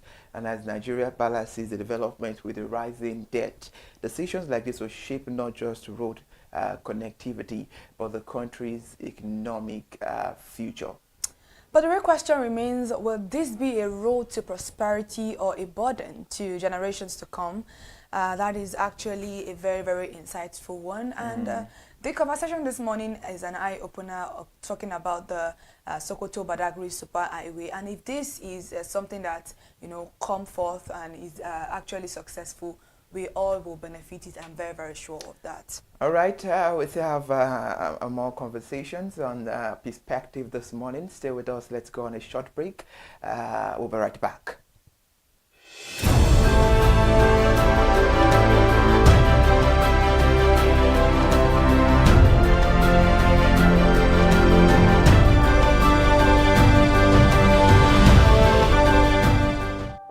Hey there, do you know in the world today, everyone is a consumer, and as consumers, we all have the right to be heard. In Nigeria today, as a consumer, you have all right to product information, right to fair pricing, right to return goods, right to product labeling, right to fair dealings, and a lot more. Well then, have you heard about the new media channel? ConsumerHallaTV. ConsumerHallaTV. ConsumerHallaTV. At ConsumerHallaTV, our goal is to inform and educate consumers in Nigeria with insightful news alongside development within the fast-paced world of consumers through well-researched, specialized, and analytical content. Our vision at ConsumerHallaTV is to create an engaging platform that provides right connections for meaningful brands in Nigeria, thus creating a more caring world for consumers where business thrives. And guess what? Our ConsumerHalla brand is the first consumer complaint resolution portal in Nigeria, powered by a 72-hour feedback mechanism. We offer consumer advocacy, informative talk shows, branding promotions, advertising, and lots more. Connect with us via our YouTube channel at ConsumerHallaTV. Follow us on our Facebook page, ConsumerHallaTV, our Instagram page, ConsumerHallaTV, and do well to subscribe to our YouTube channel. Subscription is free. ConsumerHallaTV. At ConsumerHallaTV, you deserve to be heard. At ConsumerHallaTV, you deserve to be heard.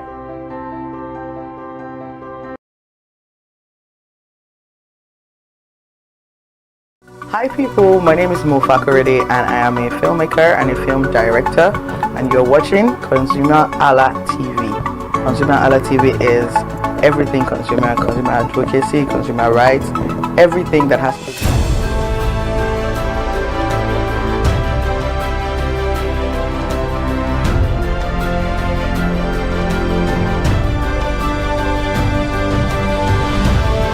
Thank you for joining us. All right, and clearly Nigeria's livestock sector sits at the intersection of food security, economic growth, and national stability. While the $3 billion the private sector target signals strong confidence, the real test will be execution, fixing infrastructure gaps, supporting farmers, and ensuring policies remain consistent and investor-friendly. If done right, this could be more than just an agricultural success story. It could mean jobs, low food prices, and a more resilient economy. Absolutely. Thank you for joining us on Perspective on ConsumerHallaTV. Another beautiful edition will be back tomorrow. Follow us on all our social media platforms. And do also subscribe to YouTube channel. Thank you for staying with us always. Shortly after this program, it's ConsumerHallaTV News at 10. I am Ire Ayomikuli Iki. I am Kike Lomo Ajibola. Good morning.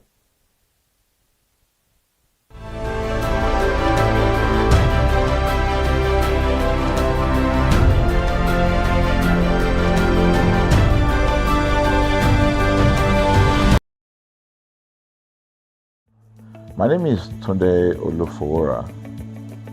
I'm the CEO of Brand Communications.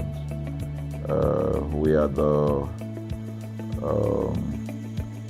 we call the publisher or the owner of the new initiative called ConsumerHallaTV. ConsumerHallaTV is actually Nigeria's first consumer-centered, or call it consumer-centric television platform that aims to bring voice to the over 220 million Nigerians. It was a vision that came to my heart about 10 years ago. I remember that I was traveling. I traveled out of the country, on airline, and I had this unpleasant experience. It was a trip to an African country from Nigeria, and I actually went with a local flight from Nigeria. I wouldn't want to mention the name of the airline, and then it was to South Africa, and we landed in South Africa, and let me just paraphrase it. When I was coming back, I had some money, some dollars, and that someone had given to me to hand over to another person in Nigeria. So I wanted to help out. I didn't want to carry the cash on myself. So for whatever reason, I opted to. I had a small case, and I felt that it was safer for me to put the money in my luggage. So I put it in a safe place in my luggage, got everything intact, and I checked in my luggage. My arrival in Nigeria, I was standing and was waiting by the carousel just so that I could pick up my luggage, and then I was there for 1 hour and waiting for my luggage. I didn't know that my luggage already arrived, and it was one of the luggage that was moving around on the carousel. So after about 1 hour wait, I looked to my left and my right. Almost everybody had gone. I think there were just about 2 or 3 left. So I beckoned on the woman that was on my side, and I noticed she was really in tears. Madam, what happened? She said, her bag has just been torn and a lot of things stolen. So I said, well, I've also been waiting for my own. She said, you better go and check those luggages there. Maybe yours is one of them. And lo and behold, I went around there. Mine was one of them. By the time I got it, everything inside my luggage was gone. All the valuable things there were gone. To cut the long story short, we felt there was need for us to report the case, at least to the airline. It was in the night, about 8 o'clock or 9 o'clock. We went in to go and see the officer that was in charge. As soon as we got in there, the officer said, "Oh, so sorry, but you will have to go to our head office in somewhere in Victoria Island, to lodge a complaint." Okay. So the next day we went to the Victoria Island and we lodged a complaint, and that was it. And since that day, I'm talking a story of over 10 years ago, I didn't get a call, not even a call from that airline to talk to me about what happened to my luggage. Now, about a month after that trip, I had another opportunity to travel out of the country. This time around it was to US, and it was an official assignment. And I flew on, I will mention the airline this time around. I flew on a BA. I really didn't like BA. I usually go with Virgin Atlantic and things like that. But my protocol officer convinced me and said, "Okay, you will love BA. Why don't you go on BA?" Anyway, so I went on BA to US. And of course, when I returned from US to Nigeria, we had to do, of course, there'll be like a connecting flight from Heathrow. So we got into London Heathrow, and then because it was through Heathrow that we went, and then so they changed since it was BA, they changed the aircraft. This time around to a bigger one. I mean, clearly because there were more Nigerians, or more people that were planning to come to Nigeria, and then we boarded. Not quite 10 minutes into the flight, in the air, the aircraft started malfunctioning. The air conditioning compartment were not functioning very well. I was on what you call business economy. The whole of that business economy, all the way to economy side, the ACs were not working well. It was hot, and then I was watching, and then from that moment till we got to Nigeria.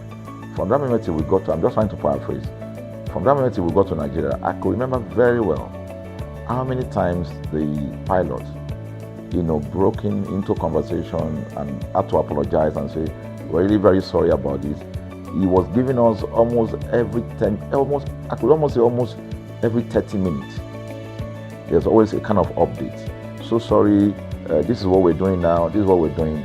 While we were on that journey, I also remember an incident. So they came, the crew apparently couldn't resolve they couldn't manage the crisis or what was going on about it. They couldn't fix it.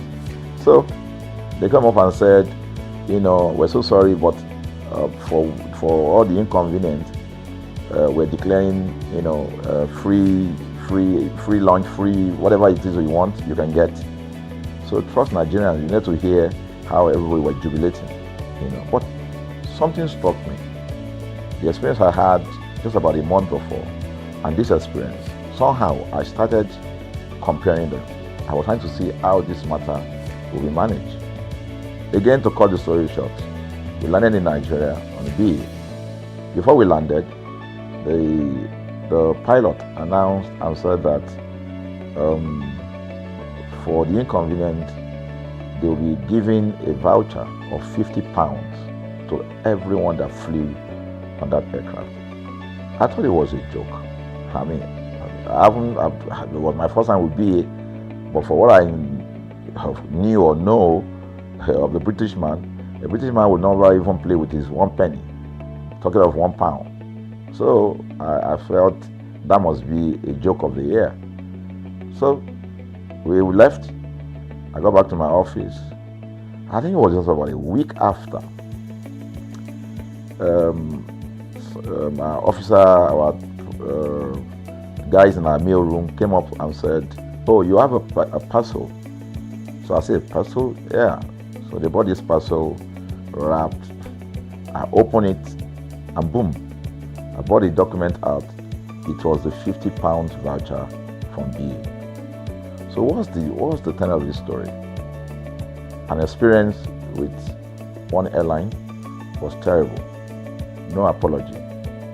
An experience with another one, even though it was a bad experience, but it was very well managed.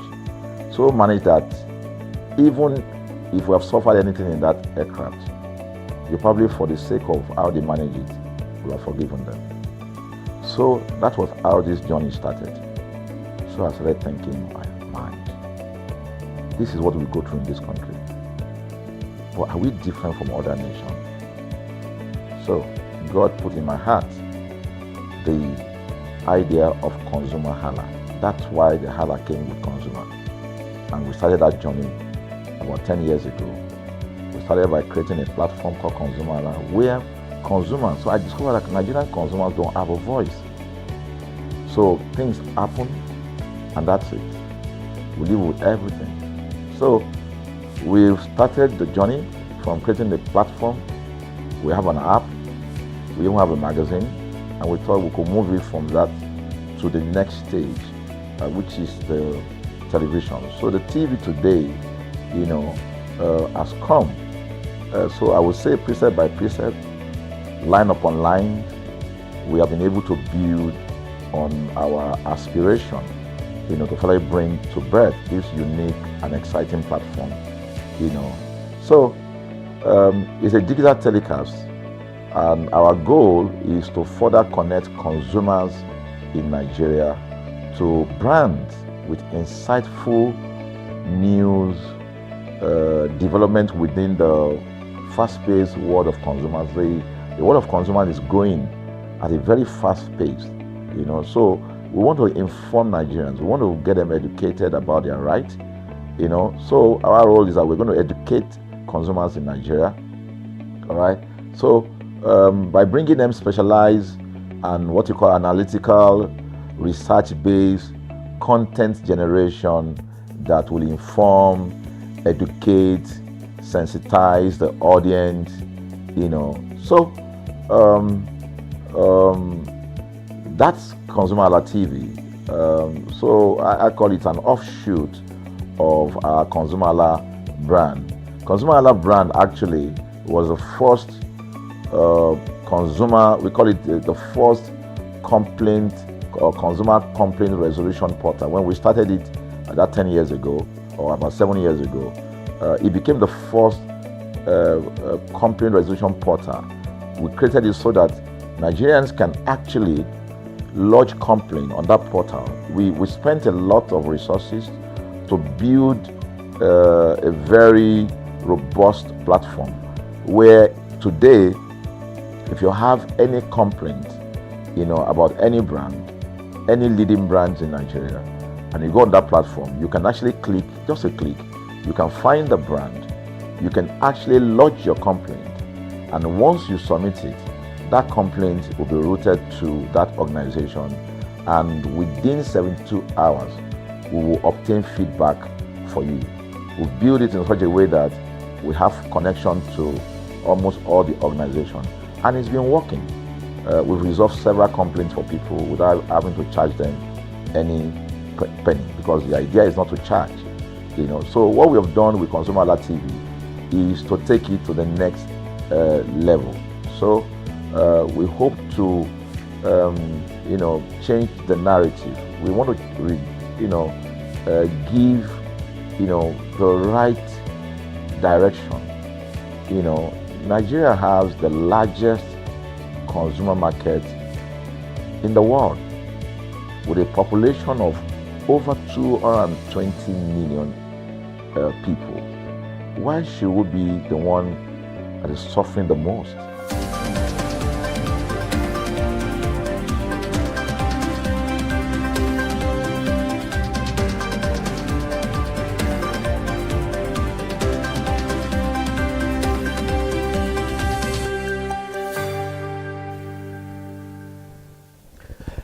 A very beautiful morning to you. The time is 10 o'clock and welcome to ConsumerHalla TV News at 10. I am Miri Ayomikuli Ike. President Bola Ahmed Tinubu has reassured global investors of his administrator's commitment to policy consistency, transparency and fiscal discipline as part of effort to strengthen confidence in Nigeria's economic outlook. Assurance was given during a high-level investment meeting in Paris, France, on the sidelines of his three-nation foreign trip. The meeting brought together major investment firms from Europe, the United States and Africa, all of which have closely monitored Nigeria's on the ongoing economic reforms. According to a statement from the presidency, President Bola Ahmed Tinubu said his government reform agenda is designed to correct structural imbalance and also reposition the economy for sustainable long-term growth. The president explained that the recent economic measures, though bold and swiftly implemented, were necessary to remove distortions that had constrained growth for years. He stressed that policy stability and diligent implementation remain central to ensuring the reforms deliver for measurable benefit to Nigerians. Also speaking is the Minister of Finance and Coordinating Minister of the Economy, Mr. Taiwo Yedele, as he said Nigeria recorded 11.2% GDP growth in dollar terms in 2025. The Director General of the Debt Management Office, Patient Oniya, also assured investors of prudent debt financing, while the government pledged quarterly publication of financial data to boost transparency. The Nigeria domestic refining sector continues to face operational challenges despite crude oil producers offering over $5 billion worth of crude in the first quarter of 2026. The latest figure from the Nigerian Upstream Petroleum Regulatory Commission shows that local refineries lifted only 28.5 million barrels during the period. The Commission disclosed that producers made available 68.7 million barrels of crude between January and March, exceeding the 61.9 million barrels located under the domestic crude supply obligation framework. However, actual deliveries fell significantly short of expectations. And this represents a conversion rate of between 36 and 46%, highlighting the persistent commercial and structural bottlenecks within Nigeria's crude supply chain. The development has renewed concerns over feedstock adequacy as the country pushes to strengthen the domestic refining capacity. The NUPRC head of Media and Corporate Communications, Eniola Kikotu, said while producers have demonstrated strong compliance, market realities continue to affect the final deliveries. He noted that the Commission remains committed to enforcing domestic crude supply obligations in line with the Petroleum Industry Act. The Petroleum Product Retail Outlet Owners Association of Nigeria has called on Chinese firms. There is more to this report. If you just join us, this is ConsumerHallaTV News, and I am Irayo Mikole. We'll be right back.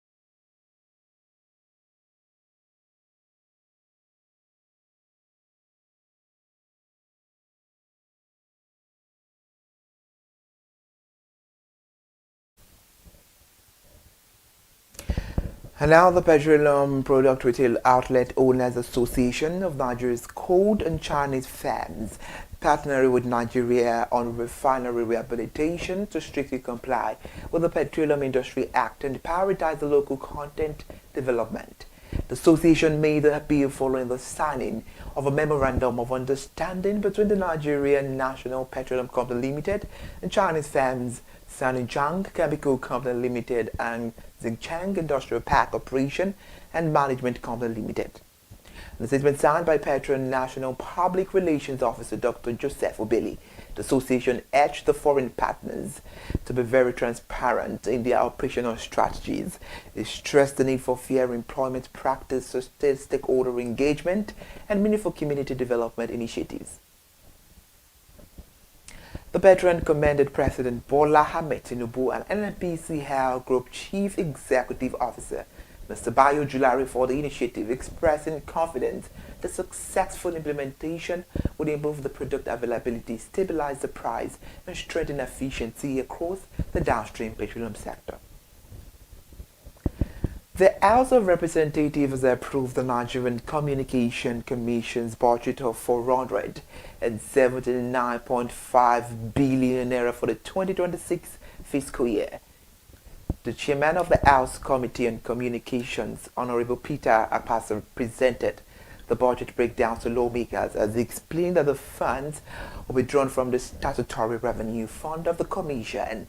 According to the breakdown, 124.4 billion naira is allocated for recurrent expenditure, while 26.7 billion naira is earmarked for capital project. The special project will receive 32 billion naira. And the budget also includes 20 billion naira for transfers to the Universal Service Provision Fund and over 276 billion naira to be remitted to the federal government for the financial year ending December 31st, 2026. And now let's talk about electricity. The new development, Nigeria's electricity distribution companies posted improved operational efficiency in February 2026 despite recording an 8 billion naira drop in revenue collection. A commercial performance fact sheet released by the Nigerian Electricity Regulatory Commission revealed that while billing, collection and recovery efficiencies got improved compared to January, the actual billings and collections got declined. The report showed that total energy received by the 11 distribution companies rose to 277.09 billion naira, representing a 17.64% increase. However, billings fell to 242.29 billion naira. The collection efficiency got improved to over 81%, while the revenue recovery rose to 80.67%. Next set the figures indicate better operational performance, but warned that a significant gap still exists between cost-reflective tariffs and actual collections. The Nigerian equities market sustained its bullish momentum for a fifth consecutive week, even as banking and insurance stocks posted declines amid a broader market rally. According to the Future View, the weekly economic and financial market update, the Nigerian all-share index rose by 7.33% to close at 242,277.81 points. The market capitalization expanded by over 10 trillion naira, driven by the strong investor interest in industrial goods, oil and gas, and consumer goods stocks. However, the banking index depreciated by 5.52%, while insurance lost 1.13%. And they say the dividends reflect investor rotation into stronger performing sectors. Despite the dip in financial stocks, the year-to-date return of the market remains above 50%. And now, Zenith Bank has announced the retirement of its founder Rand Group chairman Jim Ovia following the completion of his tenure in line with Central Bank of Nigeria corporate governance regulations. The announcement was made during the bank's 35th annual general meeting and confirmed in an official statement released on Tuesday. According to the bank, Ovia served maximum 12 years permitted for a non-executive chairman. He assumed the role in 2014 after serving as founder and group managing director from 1999 to 2010. The board praised his contributions to strategic growth and governance, while also confirming the appointment of Mustafa Bello as the new chairman. Mr. Bello joined the board in 2017 and is currently its longest-serving director. The global beverage company Diageo has assured Nigerians of its long-term commitment to the country despite economic challenges that have prompted some multinational firms to exit the market. The assurance was given by Commercial Director for West and Central Africa, Ujunwa Chukwuma, during the launch of the 2026 edition of the World Class Bartending Competition in Lagos State. Chukwuma said the company remains focused on harnessing Nigeria's vast opportunities to empower local talent and contribute to economic growth. She noted that the competition is designed to develop a globally competitive bartending culture. The nationwide contest will hold in Lagos, Abuja, and Port Harcourt, with the winner representing Nigeria at the global finals in Scotland later this year.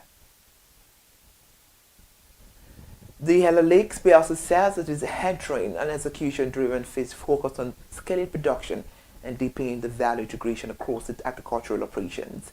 The chairman of the board, Joe Atueyi, made this known at the company's 2026 annual general meeting held in Lagos State, as they described the 2025 financial year as a defining period for the firm. He also highlighted the commissioning of the crude palm oil mill at Igueleba as a major milestone in the company's backward integration strategy. He said the firm is now focused on increasing the efficiency and processing capacity.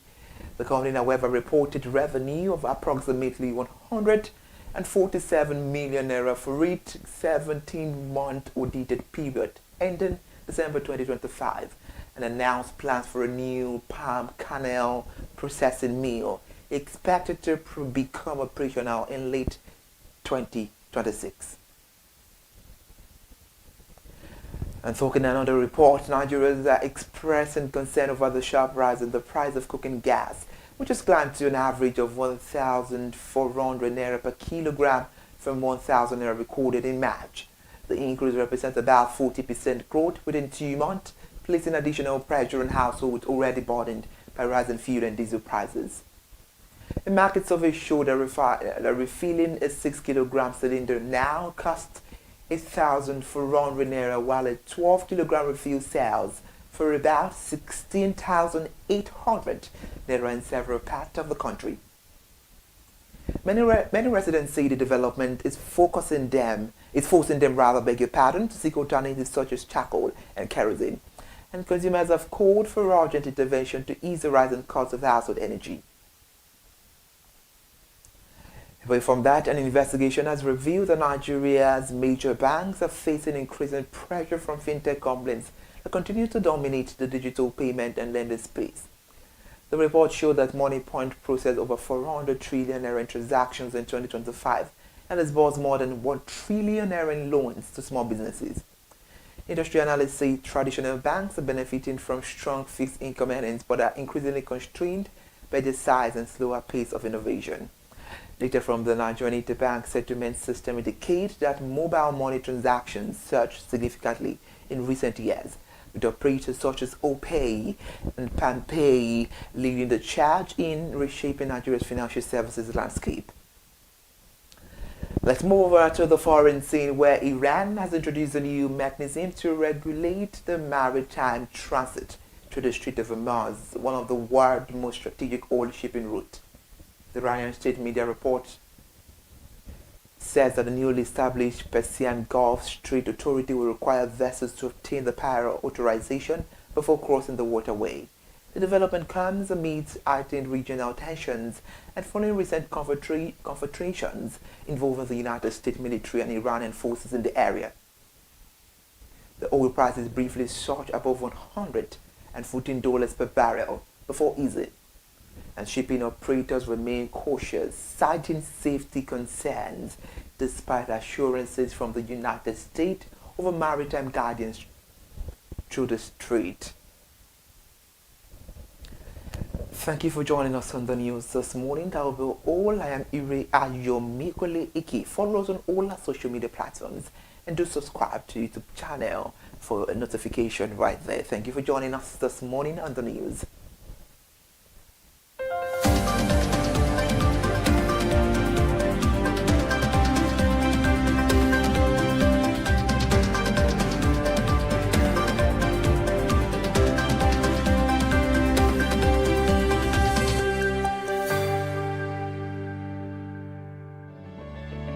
Everywhere you turn to, it's as though Nigerian consumers don't have a voice.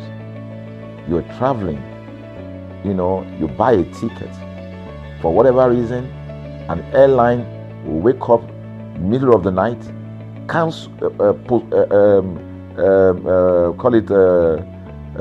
delay the flight for whatever reason, and then you'll be waiting at the airport for hours. You'll be there for 2 hours, 3 hours, no any explanation.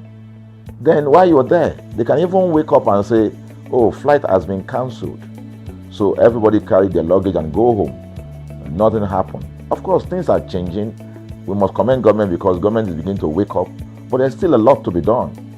And we believe that we can help to make, bring about those right changes. So we offer deliberately.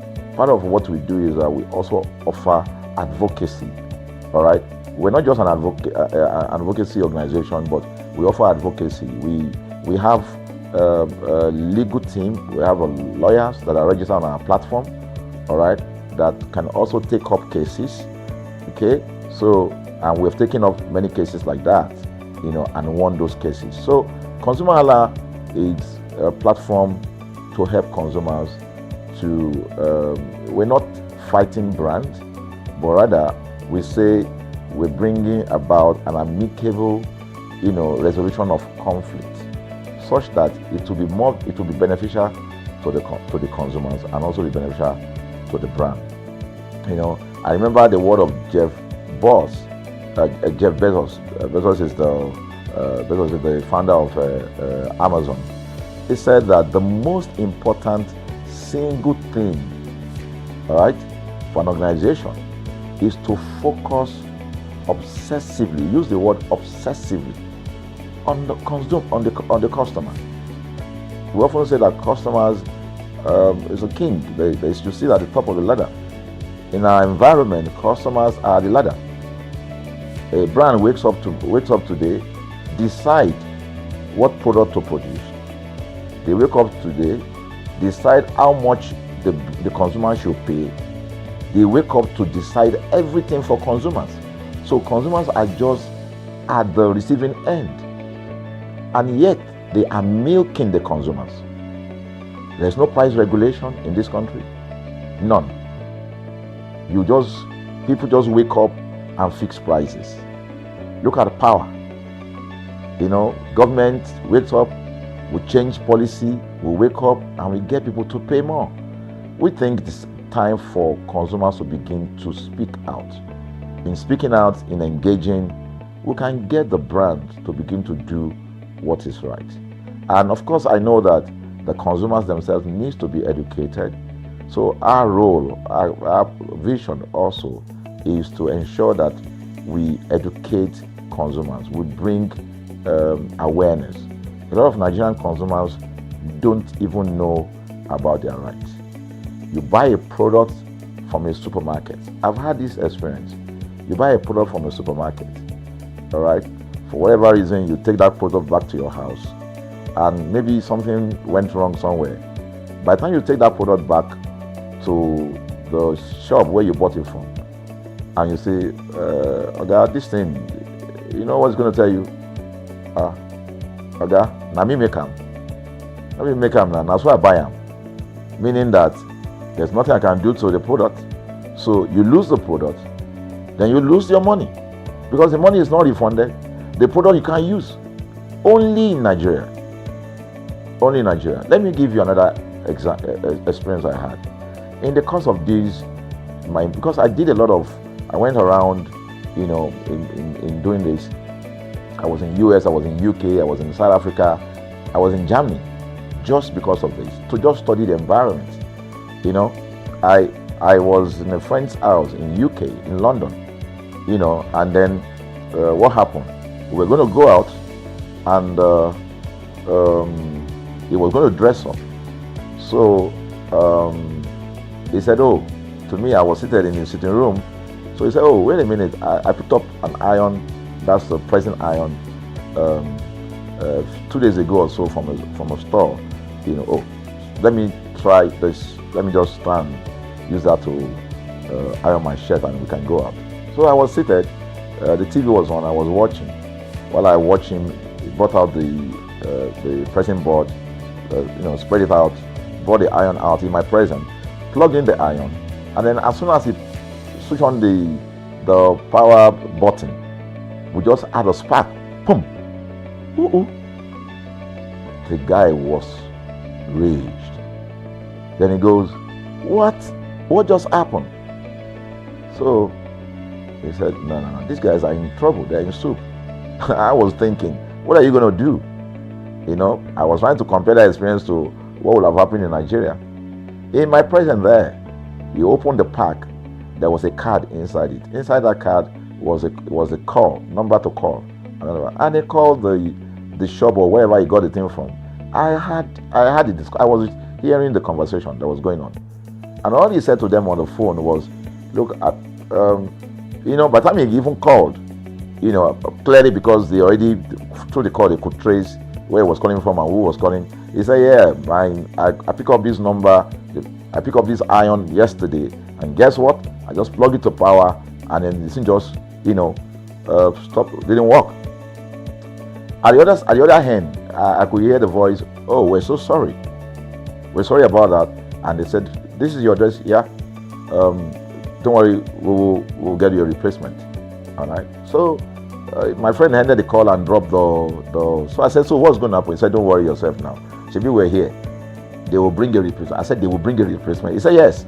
I said, they won't even try to check whether it was your fault, because it could have been your fault. Maybe you didn't do something well about the first. No, it can't be his fault. Shebi is a brand new item that he bought.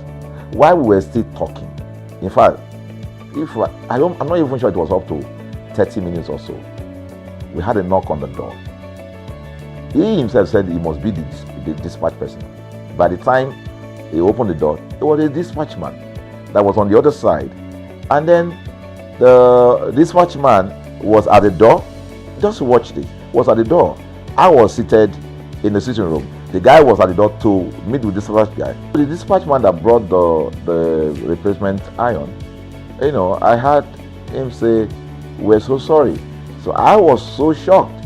I mean, a dispatch man, this guy is a dispatch, so also apologize. I was so touched by it that even a dispatch man was so trained, to tell the guy, "We are so sorry." And guess what? He brought the replacement iron. By the time my guy opened the iron, it was a bigger size iron. So they replaced with a bigger size iron. The guy never asked for the one that went bad. He didn't say, "Okay, where is the other one that we gave to you," so that he could take it back. No, he just bought a new one and gave it back. So I asked my friend, I said, "Can you interpret this to me?" He said, "Here in London, if they didn't do this, they know the next thing I will do." So I'm just going to grab a lawyer and I'm going to tell them they've destroyed something in my house. By the time I'm done, they will pay through their nose. Because the consumers are conscious of their rights. In Nigerian consumers, even those who are aware, won't even take the battle up. Everybody just go, what can we do now? Today they wake up and ban this. What can we do now? So we're going to change the narrative. We have to stand up. So the vision of ConsumerHalla TV is really to create an engagement platform that constantly mirrors the minds of consumers and provide right connections for meaningful brands in Nigeria. Thus, we believe, will be forming part of that our overall vision, of creating a more caring world of consumers where businesses thrive. So, I think that we'll make our impact. We ask you to join us on this journey. ConsumerHalla TV will drive engagement. It will also be there to help to promote brands that are doing what is right. So we're not out to criticize any brand. Rather, we have to complement what the brands are doing, because there is no organization that or a business that was set up to fail. Nobody set up a business to fail. So there are just gaps that needs to be fixed. So together we can fix things, and together we believe that we will create the right story for consumers in Nigeria. Thank you very much.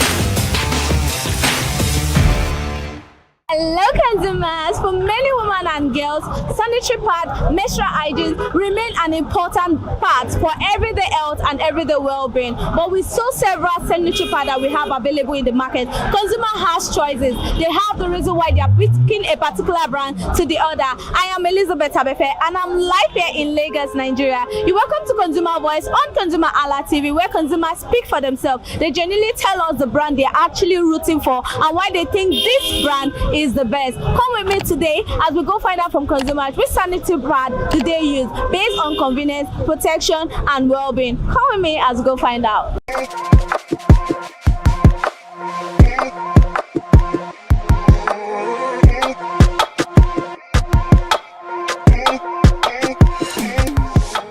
Good morning, ma. Good morning, ma. How are you? I'm fine, and you? I'm good. So what is your name?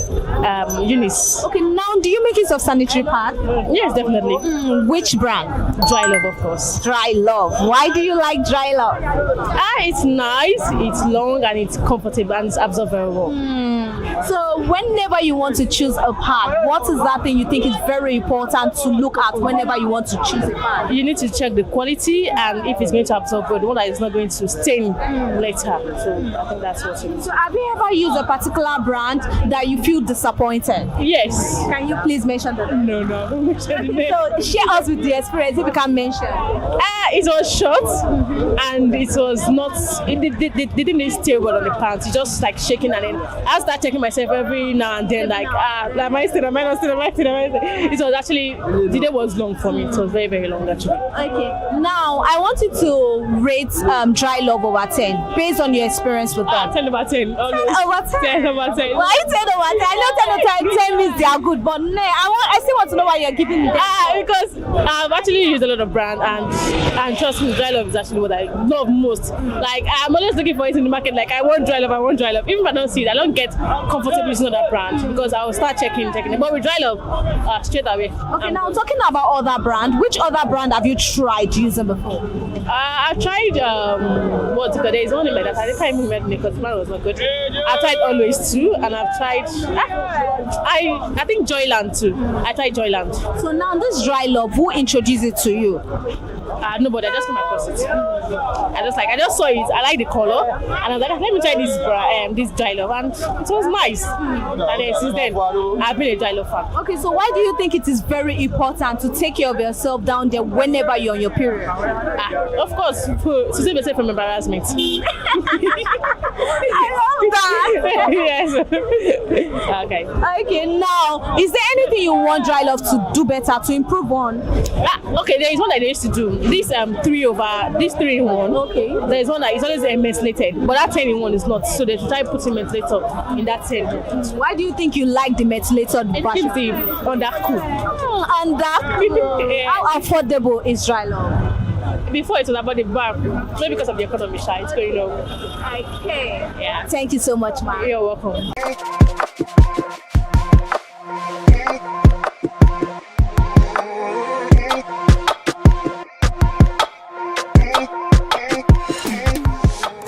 Good morning, ma. Good morning, ma. How are you? I'm fine. What is your name? My name is Afsat. Now, do you use sanitary pad? Yes, ma. Okay, which brand? Software. Softcare? Yes. So for how long have you been using Softcare? Maybe 3 years. Why do you like Softcare? Actually, it's long and can actually contain many products and all of that. So it's just good. And it's soft.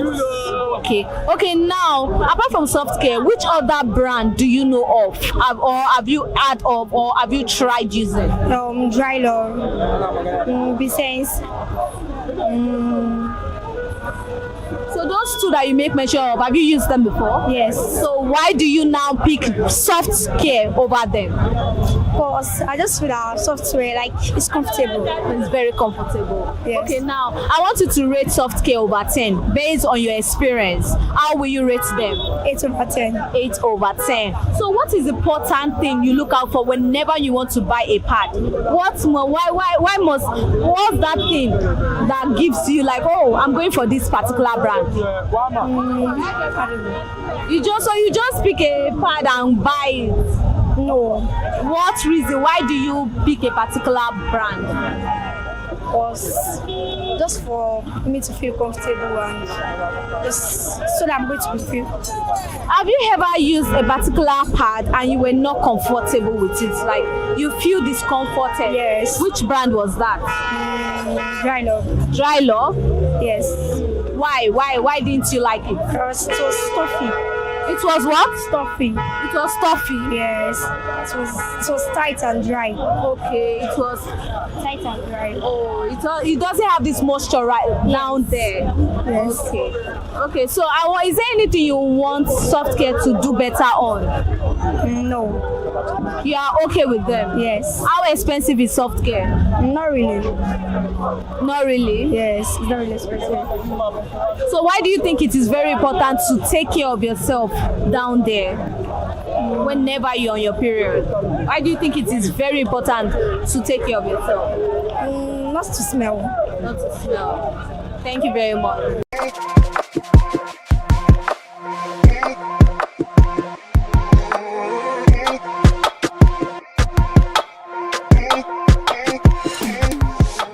Good morning, ma. Good morning. How are you? I'm good. Okay, now what is your name? My name is Grace Akindoye. Now, do you make use of sanitary pad? Yes. Which brand? What's the name? Dry Love. Dry Love. So for how long have you been using Dry Love? It has been 10 years because I've been using it since, is it not? Going to 22 or yes. Are you serious? Yes. Why do you like Dry Love then? I like it because the pad, it contains how do I present it? Present it anyhow. Because if I use it, it will not stay, the blood will not stain my pint.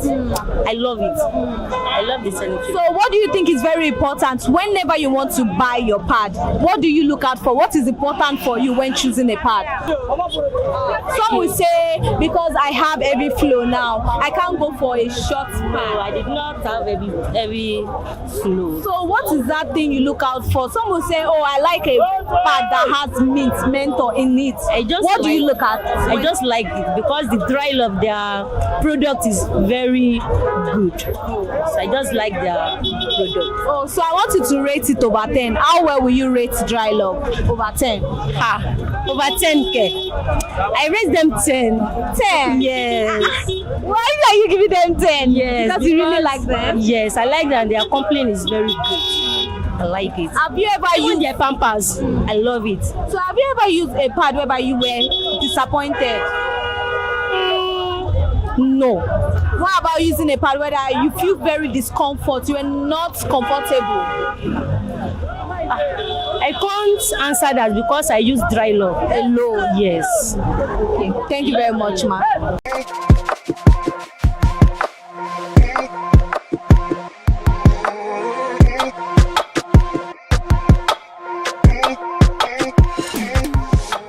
Good morning, ma. Good morning, ma. How are you? I'm fine. What is your name? My name is Vianat. Okay, now, do you use sanitary pad? Yes. Okay, which brand? That is Soft Care. Soft Care. Yes. So how long have you been using Soft Care? Since 2 years now. Okay, so why do you prefer Soft Care? Because it contains heavy flows, so and it's okay, and it's very sanitizer inside again, so that's why I use it. Okay, now you said you've been using Soft Care for like 2 years now. Yes. So it means before you started using Soft Care, there's another brand you were using. Yes. So which brand was that? My Girl. My Girl. Yes. Is there a reason why you switched from My Girl to Soft Care? Yeah, but it has short lengths and cannot contain heavy flow. That is why. So in terms of protection, what do you? Whenever you want to get a pad, what do you look out for? What's your experience? What's that thing a pad must contain for you to know I'm going for this pad? It must contain heavy flows because my sanitizer inside, and it will be long pad. Yes. Okay, now how expensive is Soft Care? Soft Care is 600 naira, and the half is 300 naira. Yes. So whenever you get it, how long does it last if you get a pack? 5 days. 5 days. So how do you change? How frequently do you change? Sometimes 3 times in a day, sometimes 2 times in a day. It depends about the heavy flows I have, yes. Okay, now, is there anything you would like Soft Care to do better on? Not so much, but I just like it, Shy. It's okay, not so much. Okay. So you are comfortable? Yes.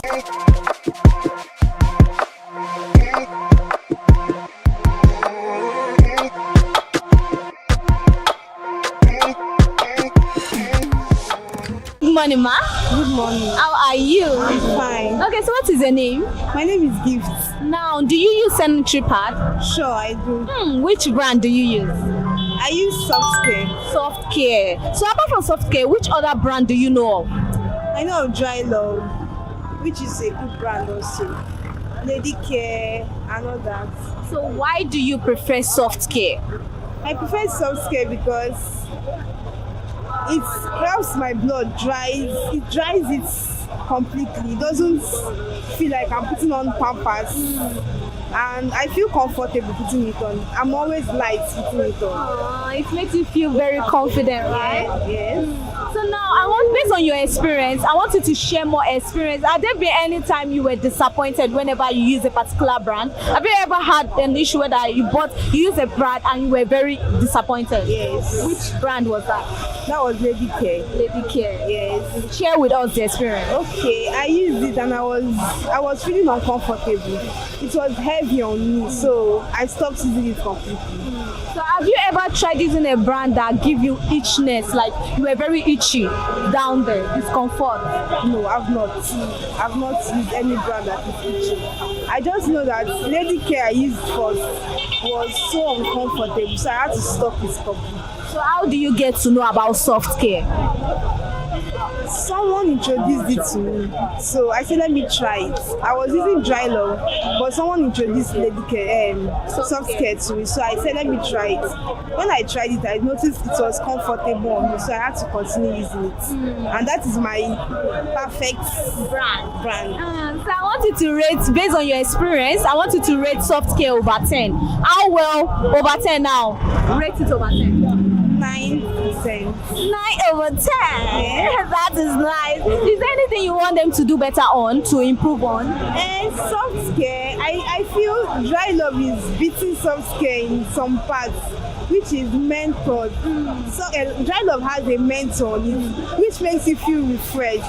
But soft care doesn't have it. Notwithstanding, I still love soft care, but I think that's mental part has to be there to make you feel refreshed. Oh, so the mental part in pad makes you feel very refreshed. Yes. So how expensive is soft care? Soft care is not expensive compared to dry love. How much is soft care? I bought it last, I think 900 or 1,000, I think so. How long does it last whenever you buy it?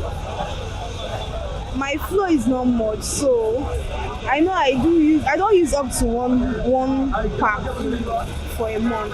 So why do you think it is very necessary to take care of yourself down there whenever you are on your period? I think it is necessary because if I don't take care of myself down there, it might cause infection. It might cause itches and other rashes that come. Thank you so much, ma.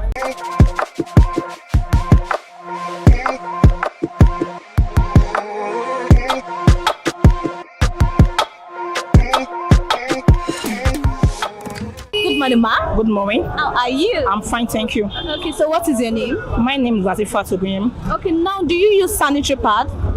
Yes. Which brand? I use Pink. You use what? Pink. Which brand? What's the name of the brand that you use? Okay, Always. Always. For how long have you been using Always? You have to say from my CC. Why do you prefer Always?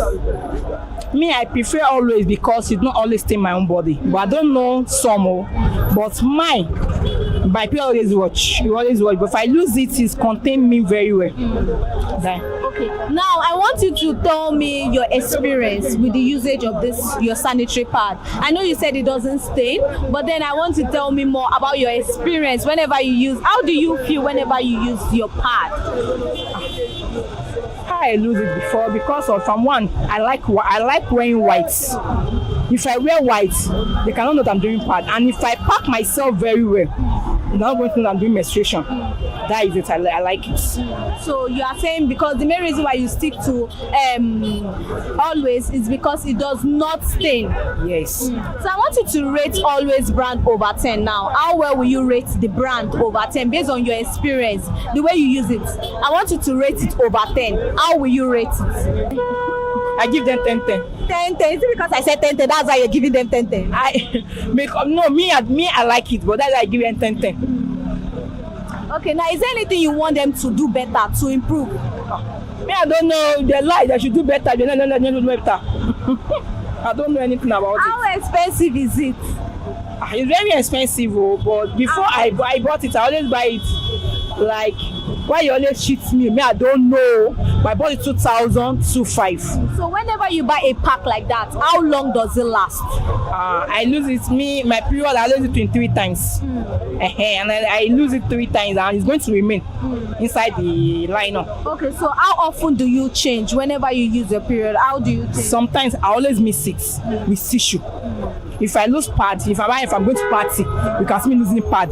But if I'm going out, coming to shop, I'm going to lose the pad. But in the night, I'm going to lose tissue. That's I don't always lose the pad, always like that. Yeah. Is there a reason why you mix tissue and pad together? Yeah, because me, I like tissue. Why do you like tissue? If I package tissue, I like it more than always because I like wearing white. That is why I always look at it. But me, I prefer tissue. I want to know because of why is because I like tissue that if I pack the tissue very well in my bottom, nobody's going to know I'm doing. And if I really, it's not going to stain in my bottom. But that's why I always miss it that because of tissue that they use and train me. I'm the one that say that I'm sitting in now. They had my low tissue and party. So you are saying what they used to train you back then when you were growing up is more better than the pad that you are using. Yes. So what does cleanliness mean to you? To clean yourself whenever you are distant. Why do you think it is necessary for us to clean ourselves whenever we are in our period? It's good now because of smelling, and because of odor. That is it. Thank you very much, ma'am. You are welcome.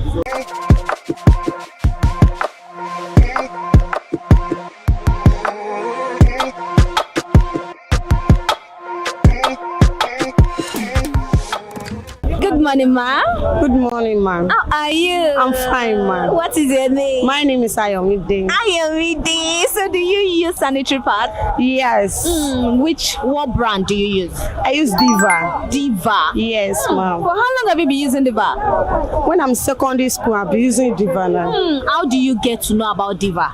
Diva is always good pad to use. It collects every flow. So when I use Diva, I feel I work as a light. You are confident in yourself. Yes, ma'am. Okay, so apart from Diva, which other brand do you know of?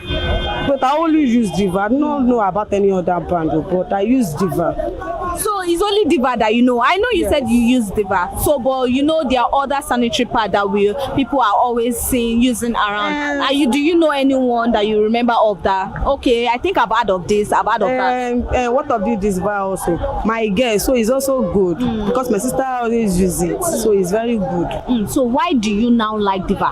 Why do you like Diva? Diva is good to me because if I use Diva, so you know that administration is always flow. So when I use Diva, it's not used to stain my pants. So that is why I love using Diva. So how much do you buy this Diva? The Diva per one is 300. So 2 is inside this liner. So you use 2 for how many days? No, the one liner is 2 inside. Okay. So I use 4 per day. Per day? Yes. So does Diva has a bigger size? No, it's only the sachet. It's only the sachet? Yes, ma'am. So now, if there is anything you want Diva to do better, to improve on, what will you want Diva to do? No, I want Diva to do the bigger size. So the sachet one is not okay for everybody. So make them use the Diva, the bigger size. So it can be enough for person to use. Okay, now, Diva, now you said you want them to do the bigger size. So I want you to rate Diva over 10 right now. How well will you rate Diva brand over 10? Give it a number over 10 based on your usage, your experience with them. So it's 9%, Sha. 9 over 10? Yes. 9 over 10 is a good mark. Yes. So is there any time whereby you've been you got embarrassed based because of you use a particular brand and you were disappointed? Have you ever used a particular brand and you were very disappointed? No, I use only Diva. It's only Diva. Diva do not disappoint me always. I use it. So whenever you use Diva, how do you feel? I feel happy and walk around as I like.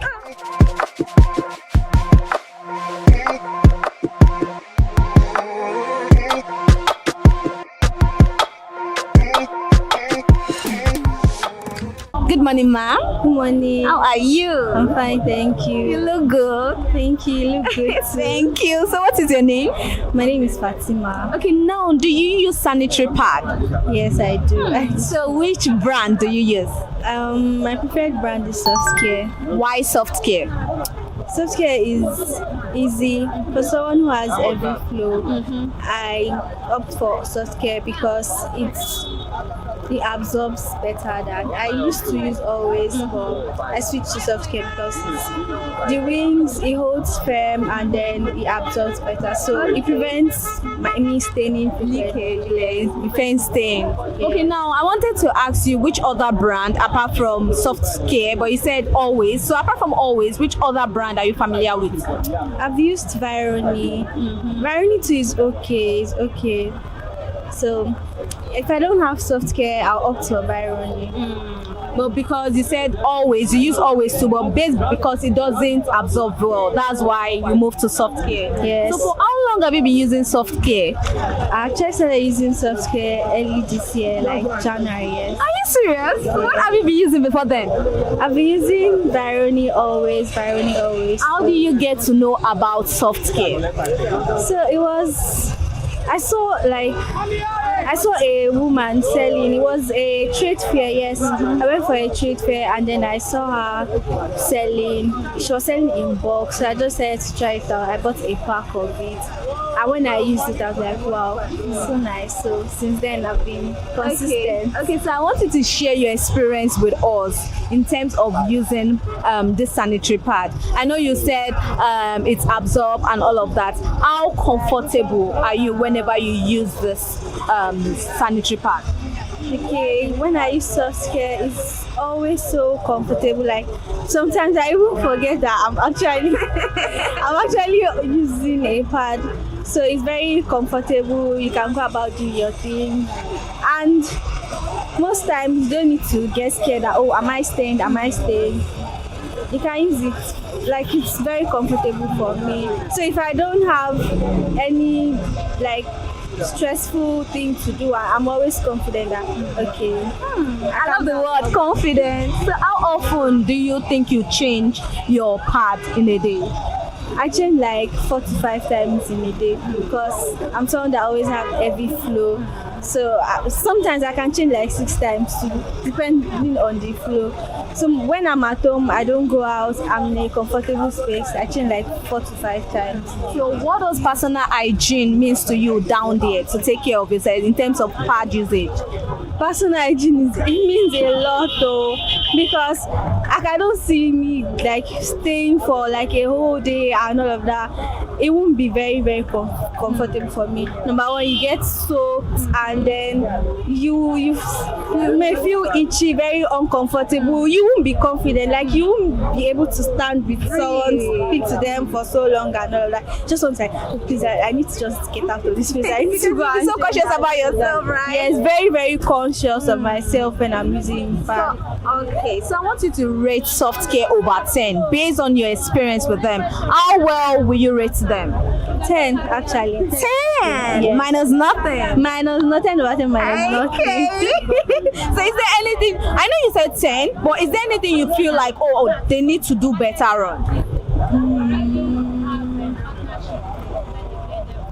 Maybe like if they can do something for people with very heavy flow, like make it a little thicker. It's fine now, but there's something that have extra flow. So if they can do like a separate package or a separate ones for people that have very heavy flow, yeah, it's fine.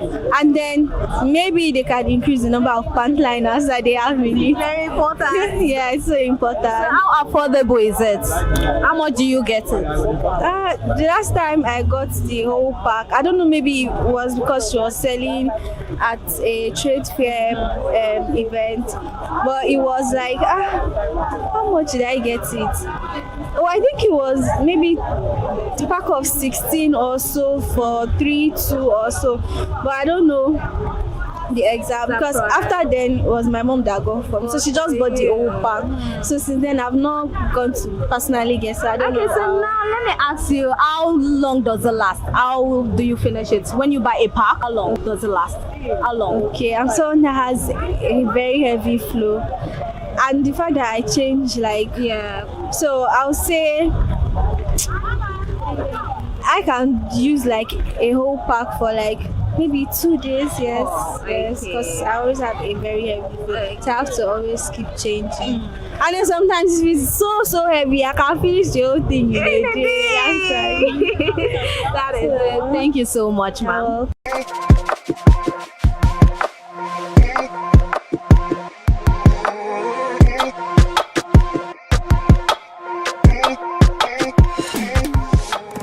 From comfort, protection, and affordability, it is clear that sanitary pad remains one of the common use in this era and period. And I must say, consumers have said a lot concerning the sanitary pad that they use, and soft care comes out to be the one consumer use mainly because of the way it makes them feel very comfortable and confident about themselves. I am Elizabeth Abefe. Do not forget to like, comment under the comment section which sanitary pad do you use and why do you think this sanitary pad is the best for you. Till I grace your screen again, bye for now.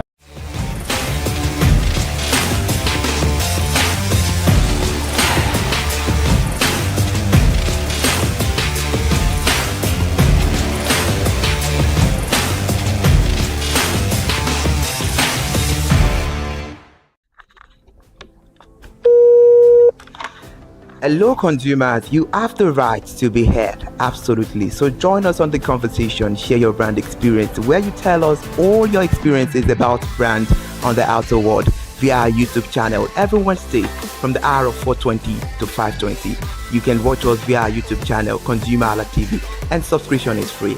Follow us on all our social media platforms, ConsumerHallaTV. Share your brand experience. It's about storytelling. It's about experiences.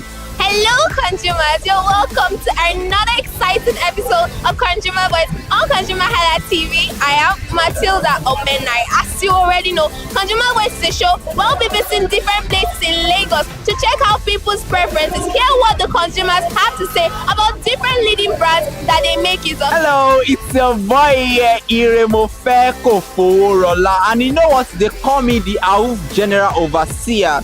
Every day is a blessing and it is meant to be enjoyed maximally with AUF packages that put a smile on our faces.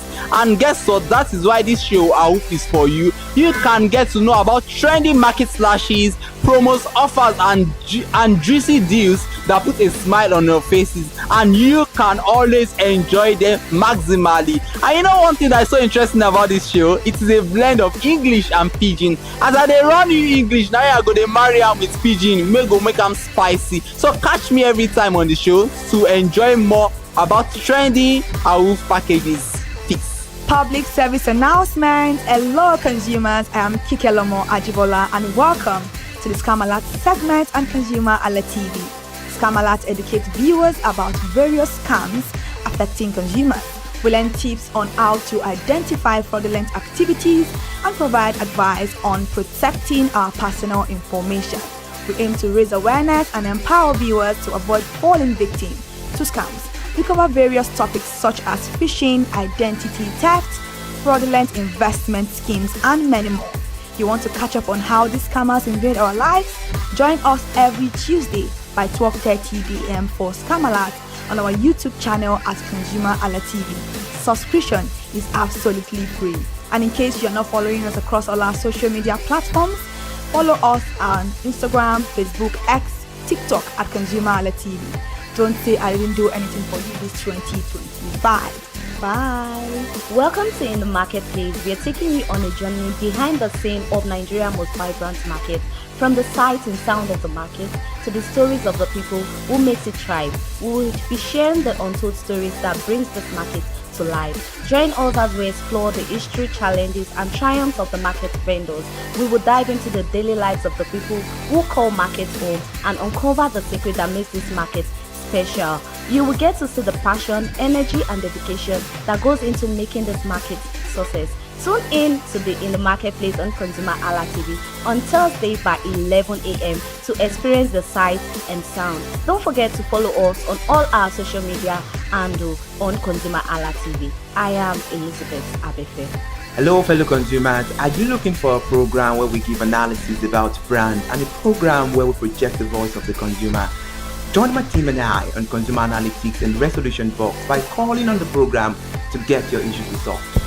And in case you are wondering where Consumer Analytics and Resolution Box will be showing, please join us on our YouTube channel at ConsumerHallaTV. Subscription is free. By 2 p.m. to 4 o'clock p.m. every Mondays and Wednesdays, Consumer Analytics and Resolution Box will be airing and will be here to provide you any information on brands and also issues that you have pending for us to resolve. Also follow us across all our other social media platforms, Instagram, Facebook, X, TikTok at ConsumerHallaTV. And that is why at ConsumerHallaTV, You deserve to be heard. Hi everyone, I am Iri Ayomikunle Eke. Join me live on Perspective every Mondays to Friday from the hour of 9 to 10, where we have meaningful and engaging conversations about all the burning and pressing issues making the round. Issues related to our economy and consumers. It's conversing, it's relatable, it's beyond interview. We have expert analysts who gives updated analysis about all aspects of a conversation. Join the moving train by subscribing to our YouTube channel, ConsumerHallaTV, and do well to follow us on all our social media platforms, ConsumerHallaTV. Stay informed. Thank you. I am Matilda Omenai. As you already know, Market Today is the show where we visit different markets across Nigeria, Lagos, to check out the prices of differences, ranging from household items to foodstuffs to cosmetics, electronics, every other thing. In a world of hustle and bustle, entertainment keeps us alive, and that is why at ConsumerHallaTV, we ensure you enjoy all around 360-degree entertainment program. Screen Time is the show for you, where you enjoy top 5 countdown, celebrity of the week, exclusive interview, and other segments. Don't mind him, he's just a jealous person. Oh, His new movie release, update, and Screen Time. I'm going to enjoy myself because this is my favorite time on the program. I get to recommend good movie for you, and I'm also waiting for you to recommend movies to me also in the comment section. Screen Time is not just all about entertainment, it is relaxing and also educational. So that is why we are bringing to you Screen Time on ConsumerHallaTV. And in case you're wondering where to join us every Mondays by 5 o'clock p.m. at ConsumerHallaTV on our YouTube channel. Subscription is very, very free. And in case you have not followed us across all our social media platforms, please do so. We are begging you, on Instagram, Facebook, Twitter, and also TikTok at ConsumerHallaTV. What are you waiting for? Click on that follow and subscribe right now. And from the I to the R to the E to the M to the F to the E, my name is Iremofe Koforola, the man always clothed in wealth and strength. And I am Kikelomo Ajibola. Toodles!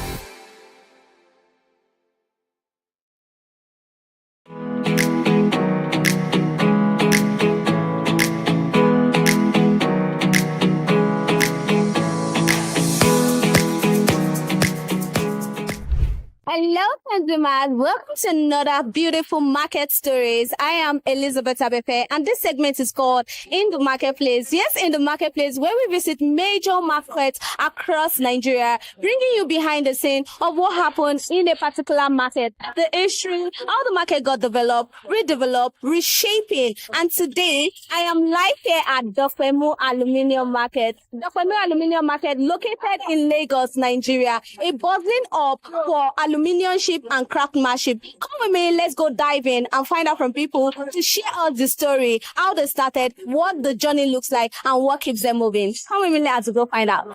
In the heart of Lagos mainland, along the busy Dopemu axis, lies a market that tells a different kind of story. Here, it is not of food, neither of fabrics, but of metal, crafts, and construction. Unlike traditional markets that evolved from farming or fishing communities, Aluminium Village was born out of urban growth and demand. As Lagos expanded rapidly in the late 20th century, particularly from the 1980s into the 1990s, the need for modern building materials increased. Houses were being built, offices were rising, and aluminium became a preferred material for roofing, doors, windows, and faithing.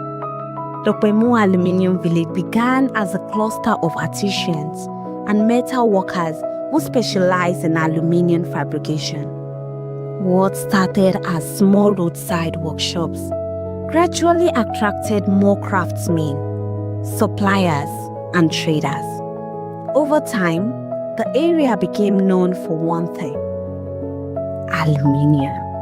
From window frames to roofing sheets, from sliding doors to custom fitting, everything aluminium could be shipped into was found here. As demand increased, the market expanded. More traders moved in, more workshops were built, and skills became more specialized. Some focused on aluminium roofing, window and door fabrication, interior fitting, glass and finishing. Dokpemu Aluminium Village grew into a one-stop hub for builders, contractors, and homeowners. What many people don't realize is that this market is powered by skilled artisans. Many of them learn through apprenticeship system, hands-on training, years of experience on the job. For many, this trade is not just business. It is lifelong skill passed down or learned over time.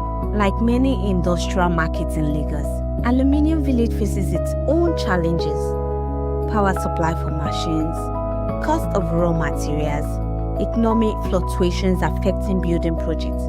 Yet, despite these challenges, the market continues to thrive, because as long as Lagos keeps building, Dokpemu Aluminium Village will remain relevant.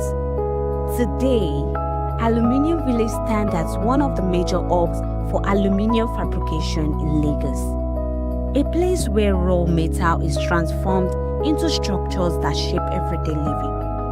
And beyond the noise of machines and spark of welding, there are stories of craftsmanship, survival, and growth. But behind the structures are the people, men and women who have spent years learning this craft. Many of them started as apprentices, learning by observation, practicing with their hands, growing into professionals. For them, this is not just business. It is skill, it is survival, it is identity. At the center of this market are experienced traders who understand how the system works.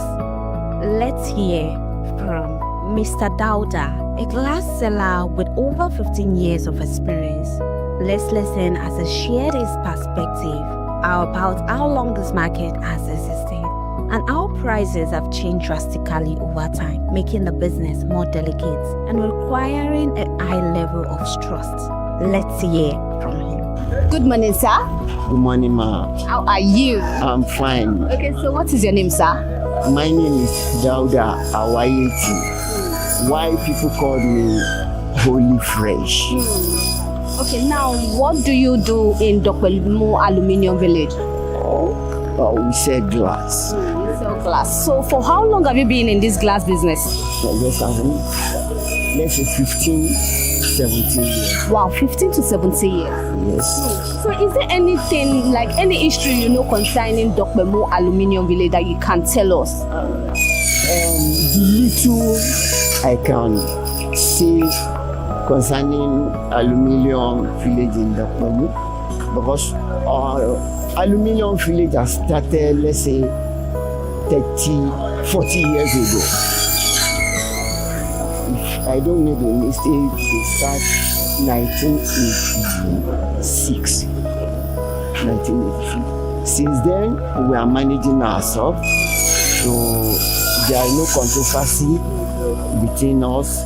Even when it is happening, we will know how to sort it out. So that's all. And our business is growing. So far, we know how to. And if you mismanage, you have problems. So if you spend more than in your incoming, so you have problems. But if you don't do that, so at least with time and prayer, things will be okay. Now, what inspires you to be in business in this Dokpemu Aluminium Village? What inspires me is this, in anything, maybe you see someone that is doing that thing. So maybe through that person you have interest in that business, or how they are doing it. I know that normally, I know about building construction. I know that is, and this thing is part of it. That I may tell you that because of that building construction that I know about it, that is why it confused me that if I had this thing, it will still save me. If I want to need glass, so I will just call my people, this is what I need, and they will do it for me. Okay, now I want you to walk me through that journey. How you started this business? Walk us through a little. Tell us a little bit of how you started. Anyhow, how you started this business. No, then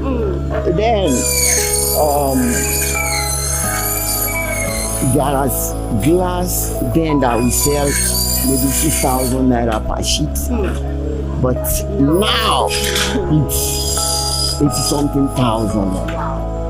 It's 80-something thousand. This one you are seeing now is 1+. And then it's around, let's say 12,000, 20,000. Like that. But the problem we are having now is the way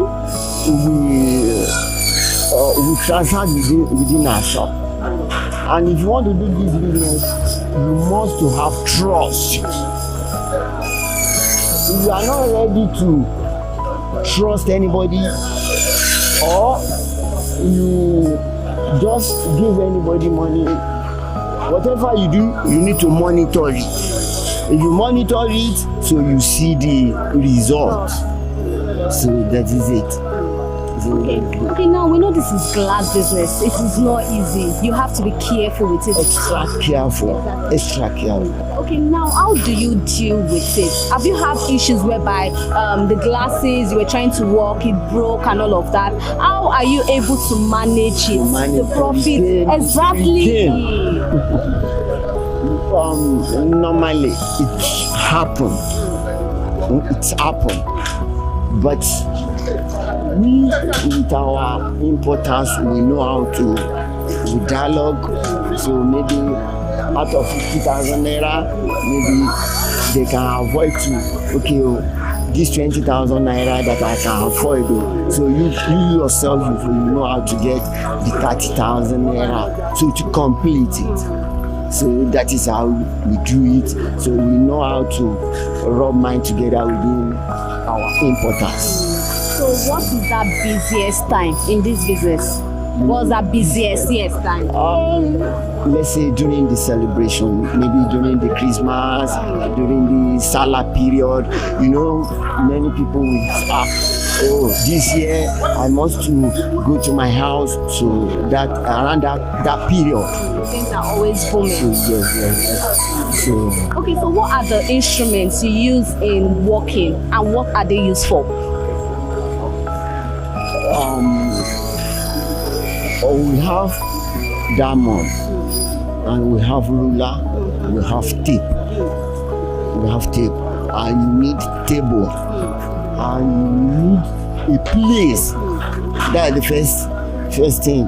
So you need a place so that you will be convenient. So because this glass is not the kind of business you want to do, that you want to manage. That you want to manage. No. So you need a convenient place. Because we were many. So it's not the kind of business you do maybe only person or no. But there are many aspects also in it. Okay, now talking about challenges, what are the challenges in this business? The only challenges we have in this business are the broken glass. Or sometimes when the glass you bought around 10,000 naira now, sometimes it will come down. So we don't have choice, you sell it. Okay, wait, now what you're trying to tell me is that some glass now you can have it in store, then suddenly it comes down. Yes, exactly. How do you now do that? Wow, we know how to. We know how to. So far, we were in the business since, so we don't know how to. So that is it. That is it. So even it happens to those people that is selling aluminium also. It happens. But sometimes we may buy things of 5,000, so we may go to 15,000. So that is how we sort it out. When we buy 10,000, that 10,000 naira go to 3,000 naira. So that is how it. Okay, what do you love about this business? If in anything this life, if you say, this is why I love this thing, when something happens to that thing, so you lost interest. Okay, now what is that memorable thing that's ever happened to you in this work? Well, I mean, what I can say is God has done what I want for me. What are the good things? Yes. Because at least my children, they are in higher place, and I have my own. So, and I don't give myself problems. So I agree. When it comes, I agree. When it is not, that is how it is. In this life, when you saw a girl, you approach her. If you are telling her that this is why I love you, this is why. When that thing is not again, no matter how you will hate that girl, you will hate. So that is all. Okay, thank you very much, sir. In the heart of Lagos mainland, along the busy Dopemo axis, lies a market that tells a different kind of story.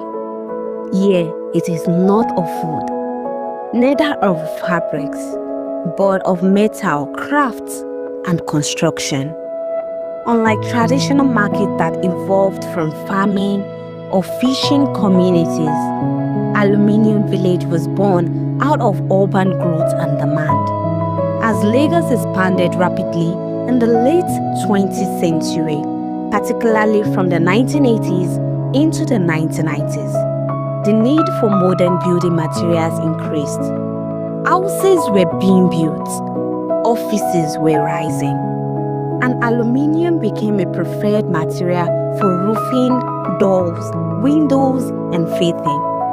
The Dopemo Aluminium Village began as a cluster of artisans and metal workers who specialized in aluminium fabrication. What started as small roadside workshops gradually attracted more craftsmen, suppliers, and traders. Over time, the area became known for one thing: aluminium. From window frames to roofing sheets, from sliding doors to custom fitting, everything aluminium could be shipped into was found here. As demand increased, the market expanded. More traders moved in, more workshops were built, and skills became more specialized.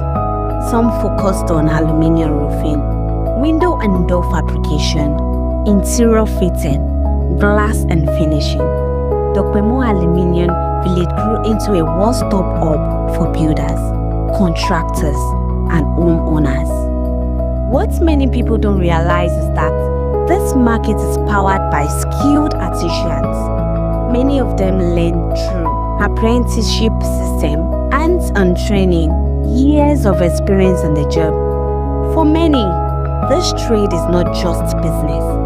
It is lifelong skill passed down or learned over time. Like many industrial markets in Lagos, Aluminium Village faces its own challenges: power supply for machines, cost of raw materials, economic fluctuations affecting building projects.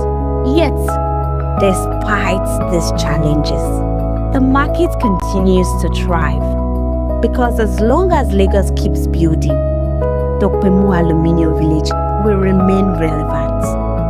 Today, Aluminium Village stands as one of the major hubs for aluminium fabrication in Lagos, a place where raw metal is transformed into structures that shape everyday living. And beyond the noise of machines and spark of welding, there are stories of craftsmanship, survival, and growth. But beyond the structures are the people, men and women who have spent years learning these crafts. Many of them started as apprentices, learning by observation, practicing with their hands, growing into professionals. For them, this is not just business. It is skill, it is survival, it is identity. At the center of this market are experienced traders who understand how the system works. Let's hear from Mr. Aziz, who specializes in windows, doors and office fittings, has been in this business for over 15 years. And according to him, what keeps him going is simple. Seeing others succeed in this same line of work motivates him to keep pushing. Let's hear what he has to say. Good morning, sir. Good morning. Okay, so how are you doing? I'm fine. What is your name? My name is Aziz Kola Sashono. Okay, so what do you do here in Dokpemu village? This is Aluminium Village. We based on windows, doors, and roofing and office partition. So that is what we based on here in Aluminium Village, Dokpemu. Okay, your own segment now is what? Based on windows. Windows and doors. And office partition. So for how long have you been in this business? Let's say over 15 years now. Over 15 years?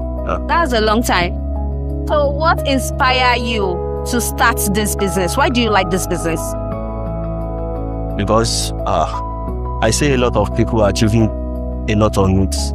So that's why I came here to come and learn it. And I'm proud of myself to do that. I'm a boss of myself now. Okay, so now I want you to share me a little story of how you started this business. What motivated you to be like, okay, this is what I want to focus on? Walk us through that journey, how you started this business. I saw people doing it, and I see what people achieve on it. So I wish to join them. Then I joined them and I achieved on it too. So I love it. Okay, so what's that busiest time in this business? What's that busiest time in this business? This business, I'm busy throughout the week, from Monday to Saturday. Monday to Saturday? Yes. You're always busy? Yes. So we only rest on Sunday. So I would like you to tell us some of the instruments you use for your business and what they are used for. And we don't mind if you can show us some of them. First of all, before you can start our work, you need to get a cutting machine, and this is it. What is it for? What is the name? We use the cutting machine. Cutting machine. We used to cut all the aluminum. If you want to construct a window or office partition, we use cutting machine first. Then we have drilling machine. We have what? Drilling machine. Drilling machine. For constructing the windows and the doors. Okay. Then you need the extension. Extension. Oh. So if you want to connect the lights on the machines, you connect. You use the extension. So that is all of it. Okay, so what is that thing you like about this job? What brings you happiness when you are working? What is that thing that gives you ginger? Money.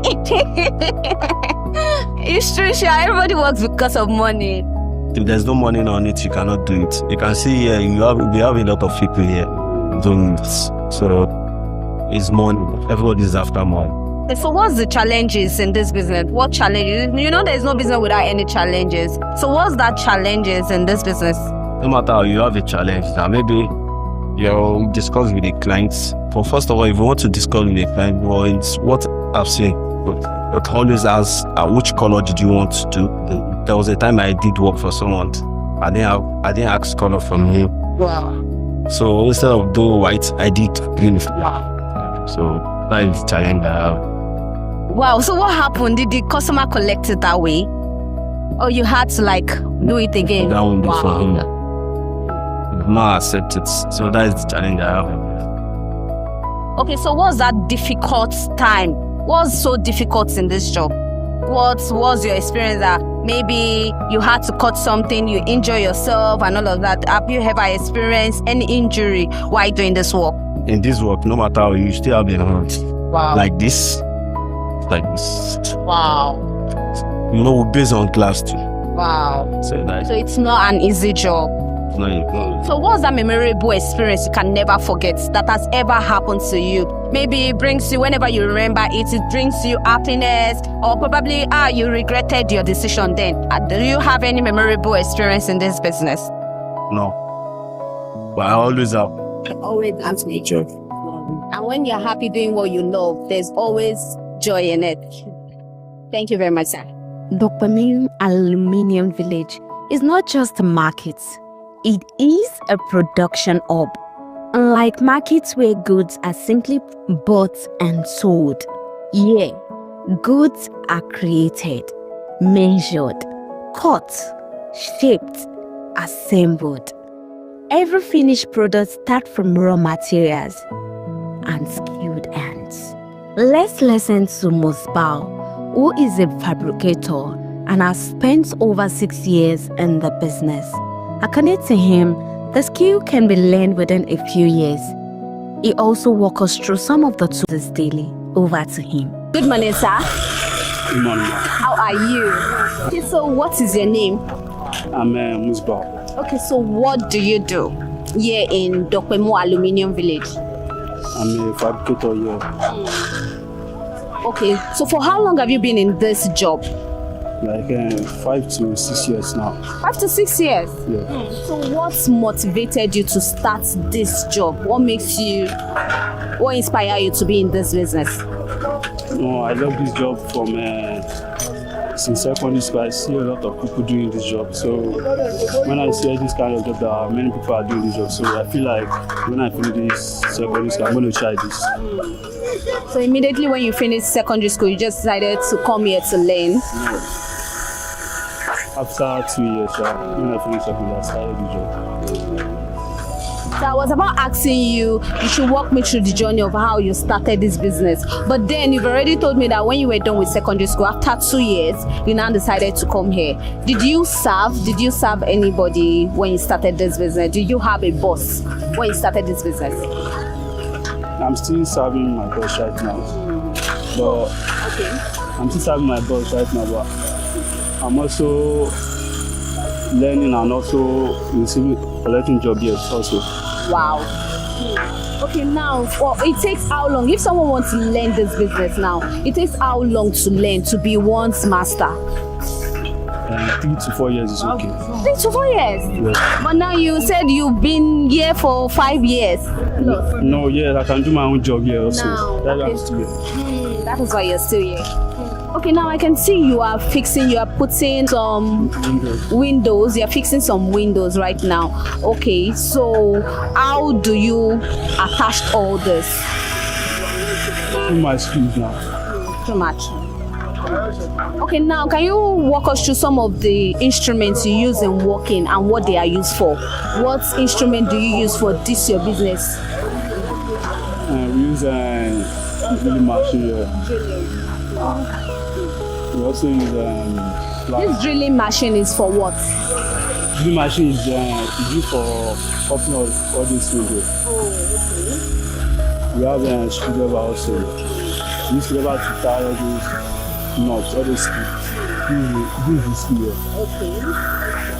We also have angle. This is angle that I used to do all these windows here. ETC, all those. Like that, So what's that thing you like about this your job?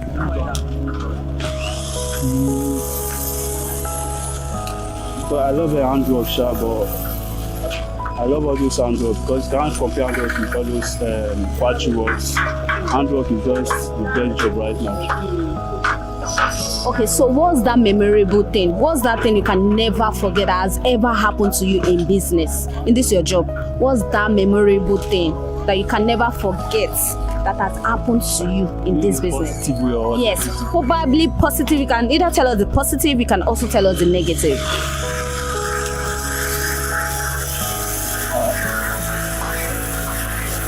in a negative way. You just have to be careful because of some debts or mistakes.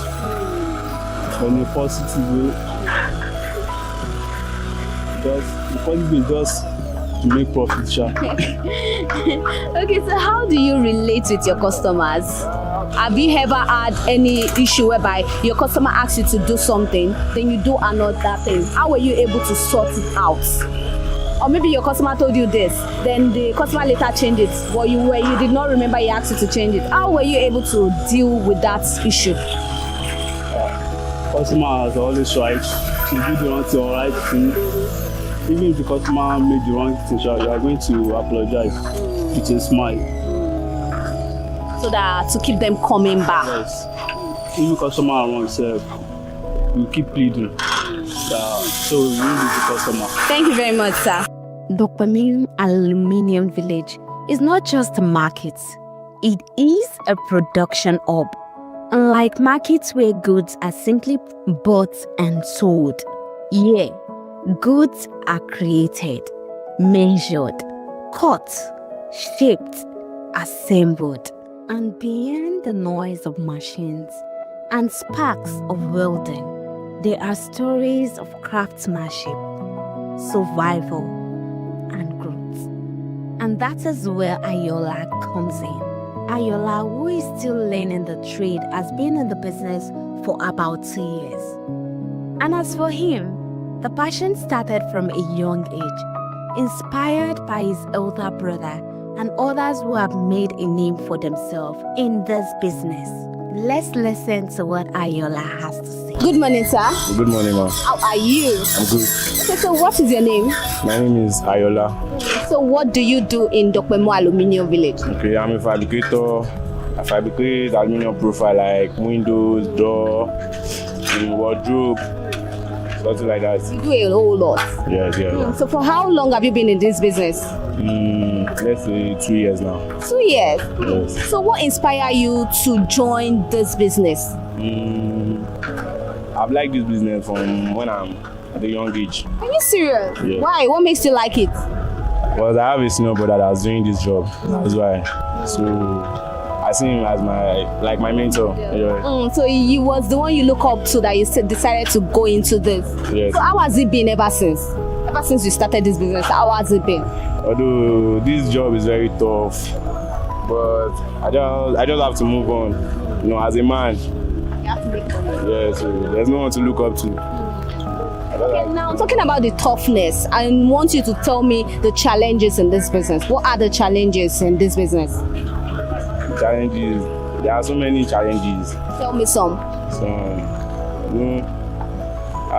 can I say? Too much of stress. And sometimes you don't have time to rest. Like this, we work from Monday to Sunday because on that Sunday sometimes we go to site to work, not here rather. So that's just it. I don't have much time to rest. So you are trying to tell me that every day of the week is busy for you? Yes. You're always busy? Always busy.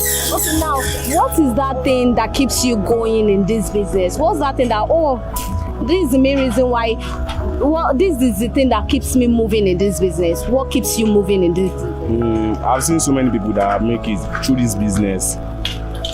Like example, my senior brother, he make it through this business. And also my boss also, they also make it in this business. That's why, so I see them as my role model. That's what motivates me to keep going. Okay, now tell me some of the instruments you use when working and what are they used for? Okay, the one that is common, screwdriver. Those ones we use it for tightening the screw. We have our cutting machine, drilling machine, we have milling machine, flat, board cutter. There are so many tools that we use to do the work. Yes. So So now I'm seeing all these things from glasses to the window frame to the door opener, what they use in keying the door, the handle. I'm seeing different things. So this window of a thing that you do now, is it that you guys do it from the scratch? Do you mold it from the scratch, like getting glass, then you get the frame and you fix it to connect it together? Is that how you do all your work? Yes, that's how we do it. Wow. From the length, we cut it into sizes, because each window have different sizes, so we cut it like that, including the glass also. The glass, we call it sheet, one sheet of glass.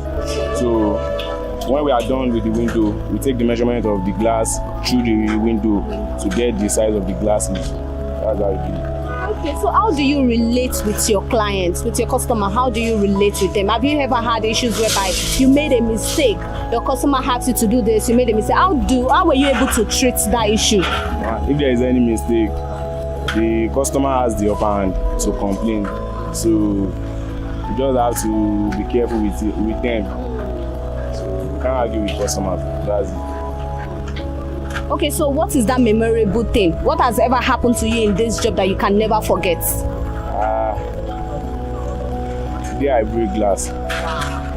Wow. And it's very expensive. How were you able to do that?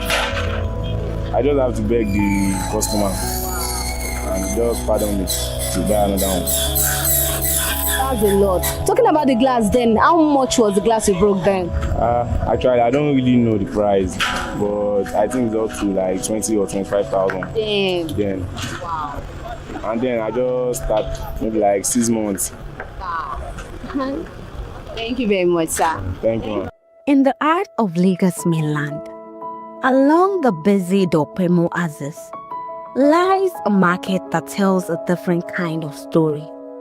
Here, it is not of food, neither of fabrics, but of metal, crafts, and construction.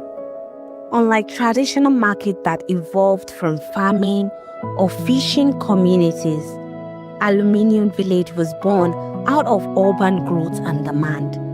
As Lagos expanded rapidly in the late 20th century, particularly from the 1980s into the 1990s, the need for modern building materials increased. Houses were being built, offices were rising, and aluminium became a preferred material for roofing, doors, windows, and faithing. The Dopemo Aluminium Village began as a cluster of artisans and metal workers who specialized in aluminium fabrication. What started as small roadside workshops gradually attracted more craftsmen, suppliers, and traders. Over time, the area became known for one thing: aluminium. From window frames to roofing sheets, from sliding doors to custom fitting, everything aluminium could be shaped into was found here. As demand increased, the market expanded.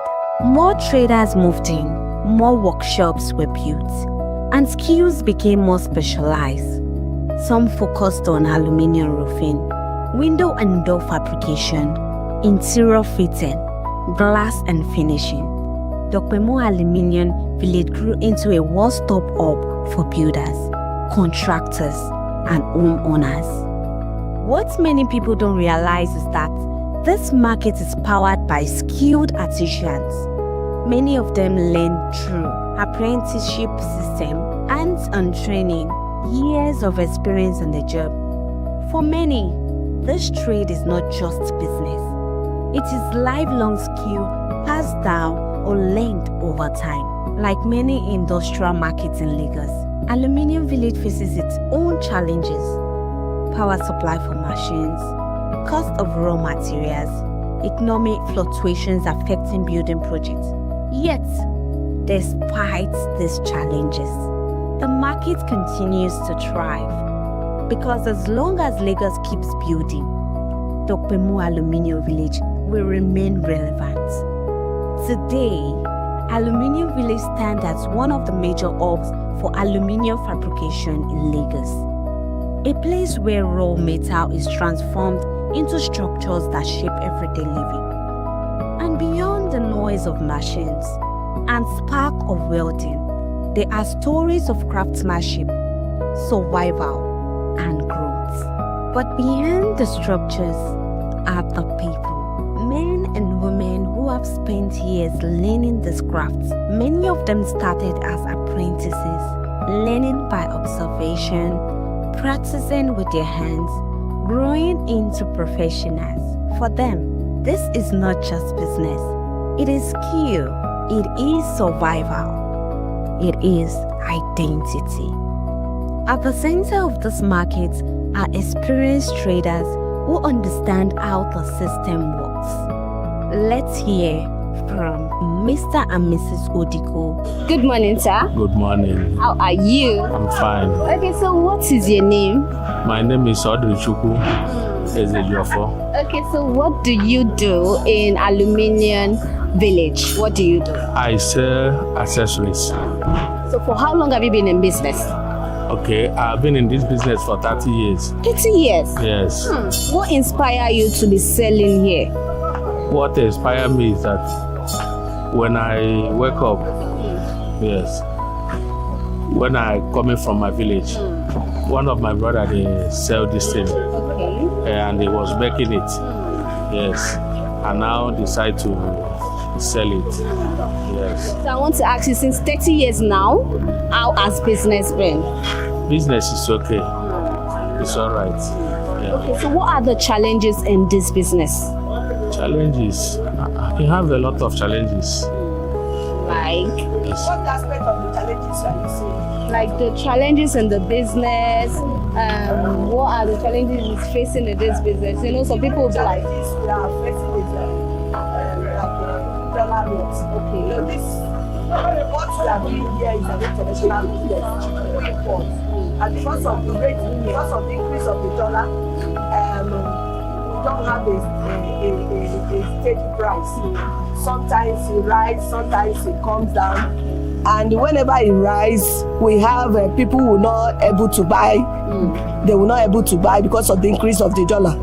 And that is the most challenges that we are having here, dollar rates. Because this business we do is importation. That's what we do here. We don't produce here. It's from China. This business they produce it. So dollar rate is most a problem. The most challenges that we are having. Okay. So what is your name, ma? I'm Mrs. Odiko. Okay, so what keeps you in business? What keeps you in business? What keeps you going in this business? Nothing that keep me going that at least if you come here you can able to sell. At least the little that we are doing, we are making a little profit. But as I've said, the challenges that we are having, when dollar rise, we have a delay in people coming to buy. But we thank God, even that we are still selling. Okay, so what's the most memorable thing that's ever happened to you in business? What's that thing you can never forget that has ever happened to you in business? I've never seen, I don't know. Are you serious? I can't remember. I can't remember. I can't talk about, you can't start imagining bad thing over your life. I can't remember. So what about the positive aspect? I've told you the possible aspect that we are moving. At least you can come, you can sell. People come and you sell and you make your profit. Okay, now you talk about the dollar rate affecting the business. Then what keeps you going? You know, you said the dollar rate and all of that. Why? How do you still keep on pushing the business? You know, something that you don't have you don't know what to do.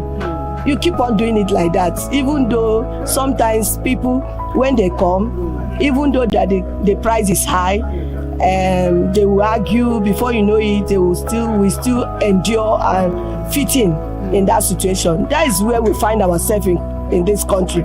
You don't have anything to do. It's whatever you see, you go with it. So what's the busiest period in this business? What's the busiest time in the business? It's towards Christmas time, like from August, September, October. That is the most busiest time here. Okay, what do you like most about these aluminium accessories that you're selling? What do you like most about the business? I like all. It's like a passion to me. I like everything aluminium. Both the doors, the window, and a lot of designs are coming in. We like it, and we are going on with it. Now, this shop now, do you pay yearly? We pay yearly. Like how much? What range? That one is meant for me. I don't need to tell you. Okay, because I just wanted to ask, okay, if it's much, how are you being able with the situation of things currently? How are you? Even though that is much, you don't have option. You still pay it because that's the place you earn your living. You don't have to say, you don't have to, because whatever is still add in your business, is there that you pay. You don't have anything to do. You still, you don't have a choice. You still pay. Thank you very much, Ma. Right, you're welcome. Look good, by the way. Yes. According to Mr. and Mrs. Odigo, who has been in business for over 30 years, for Mr. Odigo, his inspiration comes from seeing his brothers succeed in the same line of work. While Mrs. Odigo highlighted one of the major challenges, the constant change in the dollar rate, which affects the price of materials, since the business relies heavily on importation. These are just some of the voices in Aluminium Village, but there are many more artisans, traders, and workers whose daily effort keeps the market running. Let's hear from others. Good morning, sir. Good morning. How are you? I'm fine. Okay, so what is your name? My name is Ridwan. Ridwan, what are you doing? I'm doing window. What is your job here? What do you do in Dokpemo Aluminium Village? I'm doing work here, but this work is punching work. Punching work? Yes. Okay, the name of the machine is punching machine? Yes. Okay, so what is it used for? It's used for window, for the key of window, for sliding. Okay, for sliding. Yeah. For how long have you been working here? I've worked here about 2 years. 2 years? Yeah. If someone wants to learn this job now, it takes how many years to learn it? It takes like 2 months. 2 months? If you know what you are doing. So what are you still doing here for 2 years? Yeah, because I'm collecting money, that is why. Now you're your own boss. No, I'm not my own boss, but my boss give me my own share. Oh wow, that's nice. Okay, now what are the challenges in this business? What are the what? Challenges. What is that difficulties in this business? Difficulties, yeah, explain to you. Mention some for us. Because when you are doing this job, you can mistakenly cut your hand, yeah, or you punch your hand too. So there's many things there, and you're under the sun too. It's not easy. What do you like about this job? It's because of money, that's what I'm doing. Okay, so what's that memorable thing that's ever happened to you in this business? What's that thing that you can never forget that has ever happened to you in this business? Kí ni o máa ní gbàgbé tó ti ṣẹlẹ̀ nínú business yìí? It's issue of money, sir. Issue of money. Okay, so how do you relate with your clients, with your customers? When they come to me, so we talk about the money. And if the money is the same thing, if you agree the price, so I will carry the market and be doing it. And if you don't agree, they will go. So if a customer comes to meet you now to do this work, how many days does it take for you to deliver? How we plenty, that is one. You say like 100 window now, that will take me like 4 hours. 4 hours? Yes. Wow. You say like this one now, this one like 30 minutes or 10 minutes, I will finish this one. Wow. Okay, thank you very much. Good morning, Ma. Morning. How are you? I'm fine. Okay, so Ma, what is your name? Mrs. Modupe Adeyemi. Okay, so what do you sell in this business? No, obviously I can see nails and all of that, but I want you to tell me what you sell in this Dokpemo Aluminium Village. I'm selling aluminium accessory.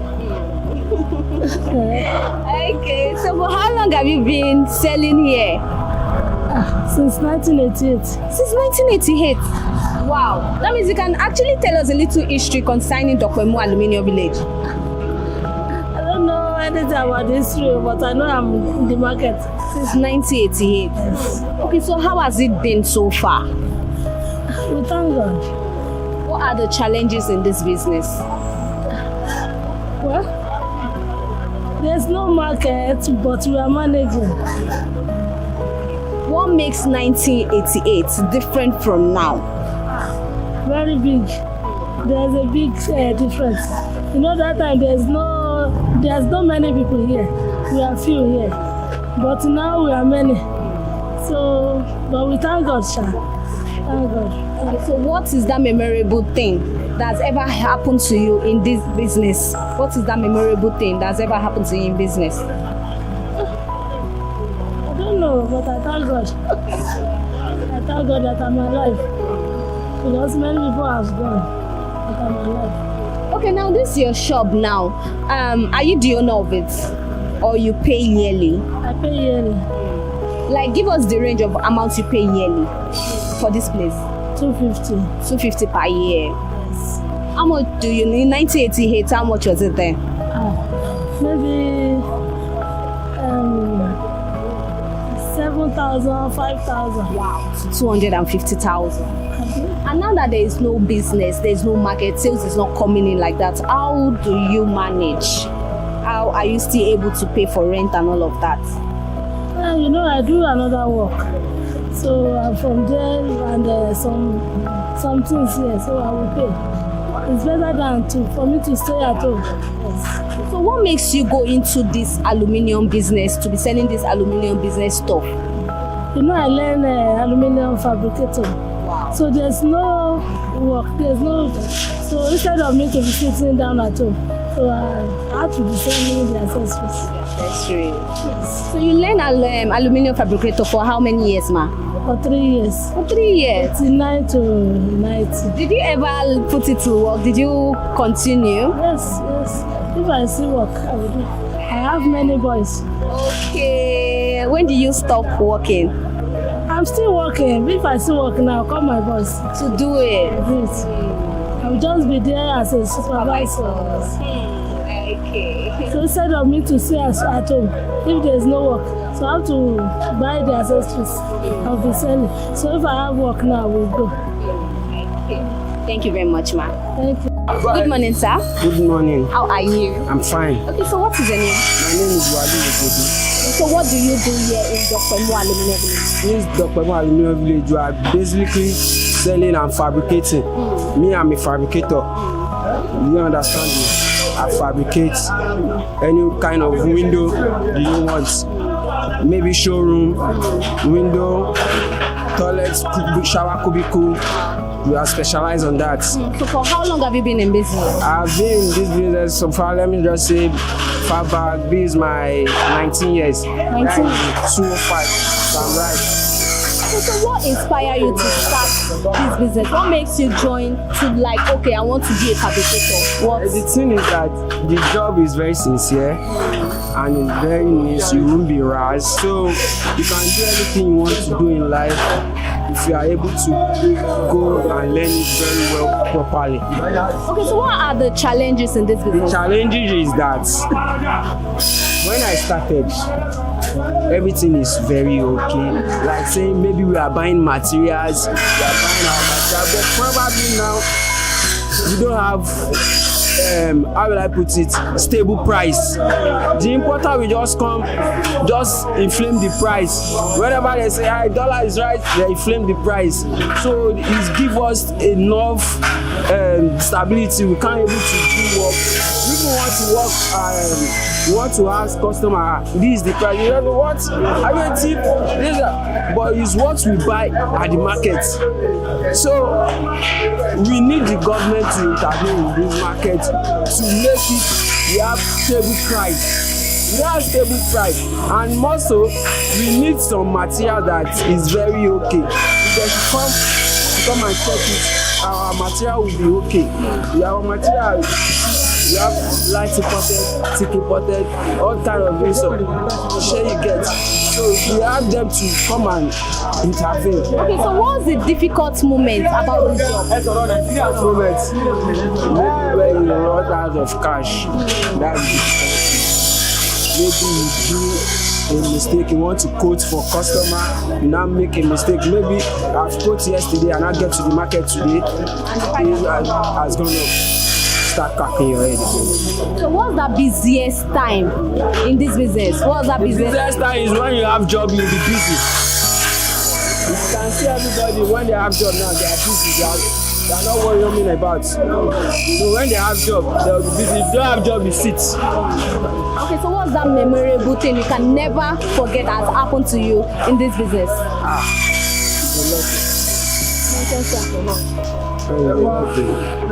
Maybe the time I never forgot, I made a mistake with a customer. So he has to pressure me. But we give all the glory. What do you like about this your business? I like so many things about it. I like when I'm working, when I'm going to site, see me working. I'm very passionate about it. Okay, so list some of the instruments. List some of the instruments you've been working and what are they used for? This eating machine. Maybe I want to drill something to the wall. Okay.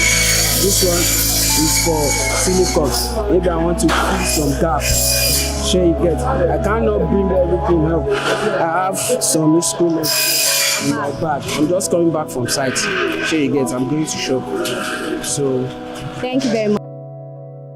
Dopamine Aluminium Village is not just a market, it is a production hub.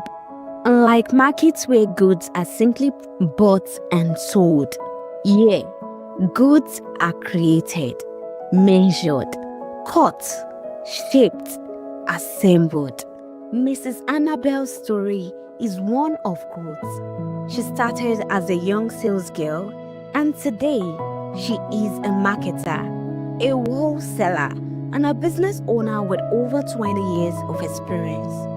She spoke about how the presence of foreign partners has influenced production and also shared a message for those trying to give up. That success takes time and consistency matters. Let's hear from her. Good morning, ma. Good morning. How are you? I'm good, I'm fine. Are you? I'm fine. So what is your name? My name is Annabella. So what do you do here in Dopamine Aluminium Village?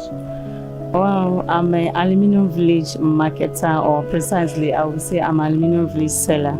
I'm into aluminium profile, building materials precisely. We are into roofing and building construction, any kind of construction in terms of aluminium. So for how long have you been into this marketing business? Well, I've been in this, in the market or in the business? In the market and in the business, both. Okay. First of all, I've been in the business since I've been single. Wow. Since I was single. I've been in the business, I think, if I'm not mistaken, 2005. Wow. If I'm not mistaken, that should be 15 years thereabouts. And the business is a good one. It's a good one. So. Okay, so what keeps you going in the business? What makes you keep pushing in the business? Well, a lot, you know. I'm an Igbo girl. I love money. So what keeps me going into the business? Because the business is a business that is very profitable. If it's not profitable, I won't be in the business by now. I should have left the business by now. Despite the fact that sometimes the situation in Nigeria makes things difficult for one to import. But in the sense that the importation is not giving us any good reason, or is giving us a difficult task to import. I think the business we are still pushing is because now the Chinese people, they've come to associate with us here in the aluminium village. So instead of us going outside the country to book the market, they help us to make the production here, which make it much easier for us to run the business. So what makes you the journey of how you started this business, or how you got yourself here, how you found yourself here? Oh, the journey is not easy. I will not lie to you, it's not easy. The journey, when I started as a teenager, as a young lady. Though I started as a sales girl. With my first boss I worked with then was his name is Mr. Simeko. That was where I started. I learned how to interact with customers, how to, mingle with people, and how to do a lot of things in the business, which gets me to where I am today. So now, as it is, by special grace of God, I'm a boss of my own. I'm just hoping and praying to God someday, very soon, God is going to help me. I will also put my own my efforts into importation as well. Okay, so what are the challenges in this business? Well, the challenges we're having here in the business is sometimes price inflation. That's the challenges we're having. And the difficulty of importation, just like I said before, it's not easy. It's not easy. Everything, the government, they've changed everything. It's no longer like it was before. So that is the challenge. And again, market is not like the way it is before. It's not booming the way it was before, because a lot of people have gotten their own shops outside the aluminum village. Some people have their own in the streets. For them coming in here to come and partner with us or do business with us, they prefer doing it by other states, maybe Ibadan, Asaba, and other places like that. So that makes it difficult for us to get more customers and to have some business done. And like I said before, the price is not stable. Whenever things happen in Nigeria, maybe like the fuel is going up, it's also affecting us. Anything that go wrong in the country or anything that happen in the country is also affecting our business. So the prices are not stable. And if you're not a good striker, I think you might likely leave, because so many people have left. Because if your hand is not strong enough, you will leave, because you need enough capacity, you need enough fund, and you need enough energy to make sure you stay in the business. And that's it. Okay, so what's that busiest moment in the market? What's that busiest period that you make sales? The busiest period we make sales. Though things have changed, I will not lie to you, things have changed. The busiest place we make sales is during that Mba month. September, October. During that December period, everybody wants to move to their different houses. They want to move to their new homes. And another period that business gets busy is also January. A lot of innovation, and people that is doing buying and selling, they will need to meet up for that January and February. Between that March and May, the house should be well prepared and set for selling. So those that is coming from outside the country will be able to be buying. By December period, in months, they will be able to be buying and renovating, and some will be packing to their different homes. So I think December and January, February, in months is the most busiest place. Okay, so what's that memorable thing you can never forget that's ever happened to you in business? What I can never forget that happens to me. It's a sad story though, but now I've learned from it. I have a lot of ups and downs in business. Even some customers running away with my money. I've lost a lot of money in the business. But what keeps me going is the courage and the love I have into the business. Me, I see myself as a machine dance. Anything I put hand, I find love in it to do it. Anything that has to do with business, I'm in love with it. I'm good to go. So I want you to advise those that are struggling with business due to your ups and downs stories. How can they overcome whatever they're going through in business? Well, as for me, Annabelle, like my boss used to call me, that I'm one lioness.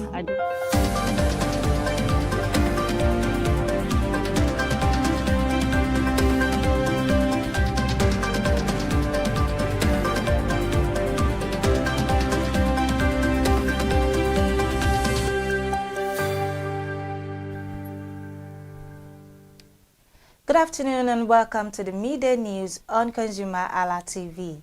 I am Peace Onwuke. President Bola Tinubu has reassured global investors of his administration's commitment to policy consistency, transparency, and fiscal discipline as part of efforts to strengthen confidence in Nigeria's economic outlook. The assurance was given during a high-level investment meeting in Paris, France, on the sidelines of its three-nation foreign trip. The meeting brought together major investment firms from Europe, the United States, and Africa, all of which are closely monitoring Nigeria's ongoing economic reforms.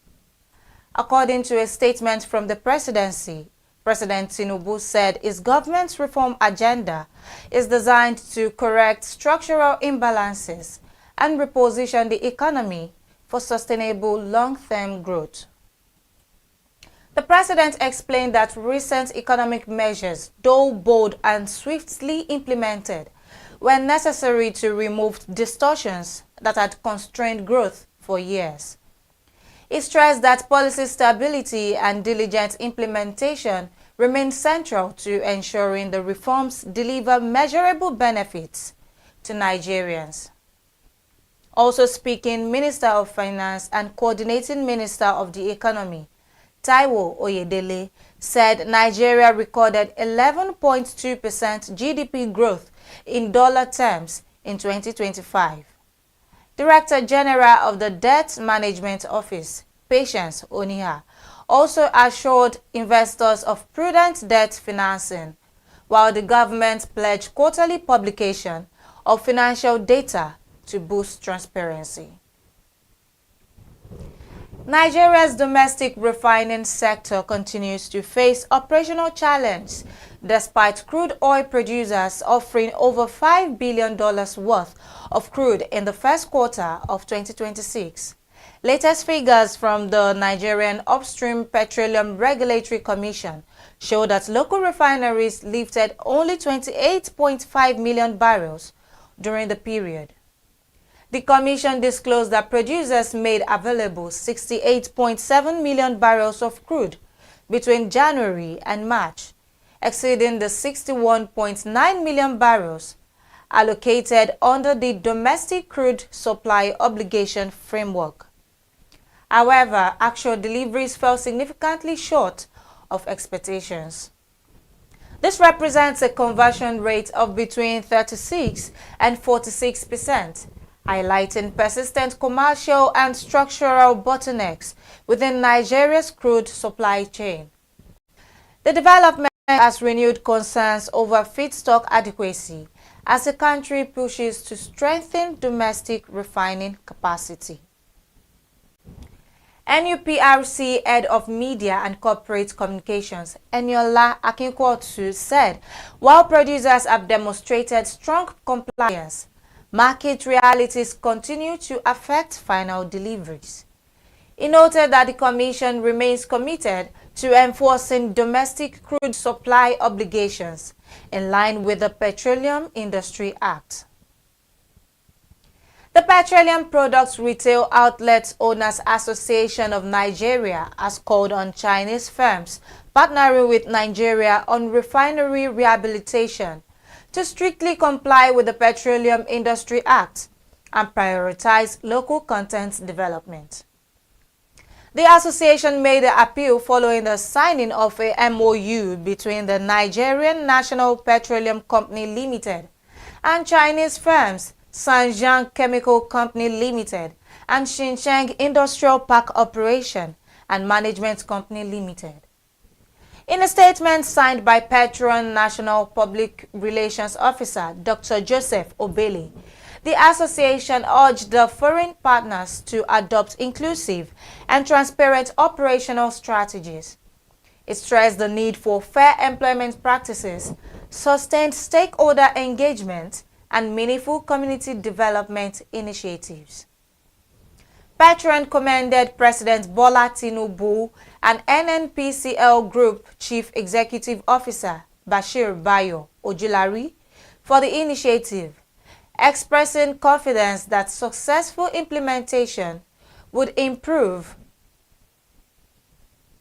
product availability, stabilize prices, and strengthen efficiency across the downstream petroleum sector. The House of Representatives has approved the Nigerian Communications Commission's budget of 479.5 billion naira for the 2026 fiscal year. The approval followed clause-by-clause consideration of the report during Tuesday's plenary. Chairman of the House Committee on Commissions, Honorable Peter Akpatansi, presented the budget breakdown to lawmakers.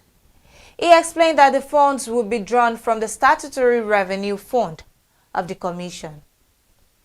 According to the breakdown, 124.4 billion naira is allocated for recurrent expenditure, while 26.7 billion naira is earmarked for capital projects. Special projects will receive 32 billion naira.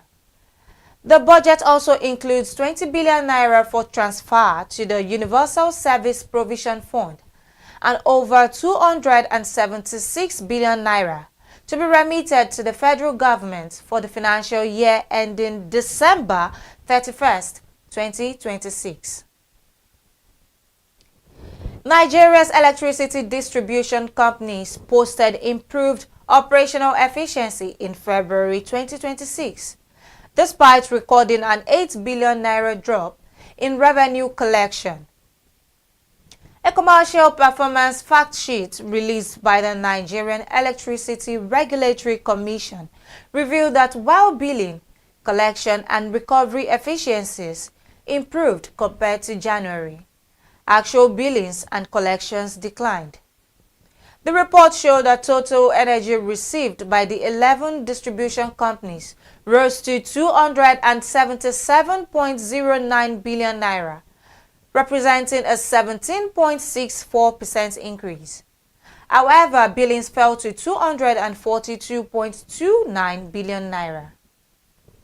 Collection efficiency improved to over 81%, while revenue recovery rose to 80.67%. NERC said the figures indicate better operational performance, but warned that a significant gap still exists between cost-reflective tariffs and actual collections. Nigeria's equities market sustained its bullish momentum for a fifth consecutive week, even as banking and insurance stocks posted declines amid a broader market rally. According to the Future View Weekly Economic and Financial Markets Update, the NGX All-Share Index rose by 7.33% to close at 242,277.81 points. Market capitalization expanded by over 10 trillion naira, driven by strong investor interest in industrial goods, oil and gas, and consumer goods stocks. However, the banking index depreciated by 5.52%, while insurance lost 1.13%. Analysts say the divergence reflects investor rotation into stronger performing sectors. Despite the dip in financial stocks, the year-to-date return of the market remains above 55%. Zenith Bank has announced the retirement of its founder and group chairman, Jim Ovia, following the completion of his tenure in line with Central Bank of Nigeria corporate governance regulations. The announcement was made during the bank's 35th annual general meeting and confirmed in an official statement released on Tuesday. According to the bank, Ovia served the maximum 12 years permitted for a non-executive chairman. He assumed the role in 2014 after serving as founder and group managing director from 1990 to 2010.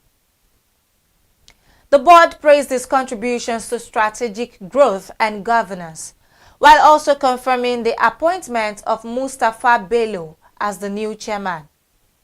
Bello joined the board in 2017 and is currently its longest-serving director. Global beverage company Diageo has assured Nigerians of its long-term commitment to the country despite economic challenges that have prompted some multinational firms to exit the market. The assurance was given by Commercial Director for West and Central Africa, Ujunwa Chukwuma, during the launch of the 2026 edition of the world-class bartending competition in Lagos. Chukwuma said the company remains focused on harnessing Nigeria's vast opportunities to empower local talent and contribute to economic growth. She noted that the competition is designed to develop a globally competitive bartending culture. The nationwide contest will hold in Lagos, Abuja, and Port Harcourt, with the winner representing Nigeria at the global finals in Scotland later this year. Ella Lakes PLC says it is entering an execution-driven phase focused on scaling production and deepening value integration across its agricultural operations. Chairman of the board, Joe Atsueyi, made this known at the company's 2026 annual general meeting held in Lagos. He described the 2025 financial year as a defining period for the firm. Atsueyi highlighted the commissioning of the crude palm oil mill at Igulaba as a major milestone in the company's backward integration strategy. It said the firm is now focused on increasing efficiency and processing capacity. The company reported revenue of approximately 147 million naira for a 17-month audited period ending December 2025, and announced plans for a new palm kernel processing mill expected to become operational in late 2026. Nigerians are expressing concern over the sharp rise in the price of cooking gas, which has climbed to an average of 1,400 naira per kilogram from 1,000 naira recorded in March. The increase represents about 40% growth within 2 months, placing additional pressure on households already burdened by rising fuel and diesel prices. A market survey showed that refilling a 6-kilogram cylinder now costs 8,400 naira, while a 12-kilogram refill sells for about 16,800 naira in several parts of the country. Many residents say the development is forcing them to seek alternatives such as charcoal and kerosene. Consumers have called for urgent intervention to ease the rising cost of household energy. An investigation has revealed that Nigeria's major banks are facing increasing pressure from fintech companies that continue to dominate the digital payments and lending space. The report showed that Moneypoint processed over 400 trillion naira in transactions in 2025 and disbursed more than 1 trillion naira in loans to small businesses. Industry analysts say traditional banks are benefiting from strong fixed income earnings, but are increasingly constrained by their size and slower pace of innovation. Data from the Nigeria Interbank Settlement System indicates that mobile money transactions surged significantly in recent years, with operators such as Opay and PalmPay leading the charge in reshaping Nigeria's financial service landscape. Iran has introduced a new mechanism to regulate maritime transit through the Strait of Hormuz, one of the world's most strategic oil shipping routes. Iranian state media reports that the newly established Persian Gulf Strait Authority will require vessels to obtain prior authorization before crossing the waterway. The development comes amid heightened regional tensions and follows recent confrontations involving the United States military and Iranian forces in the area. Oil prices briefly surged above $114 per barrel before easing.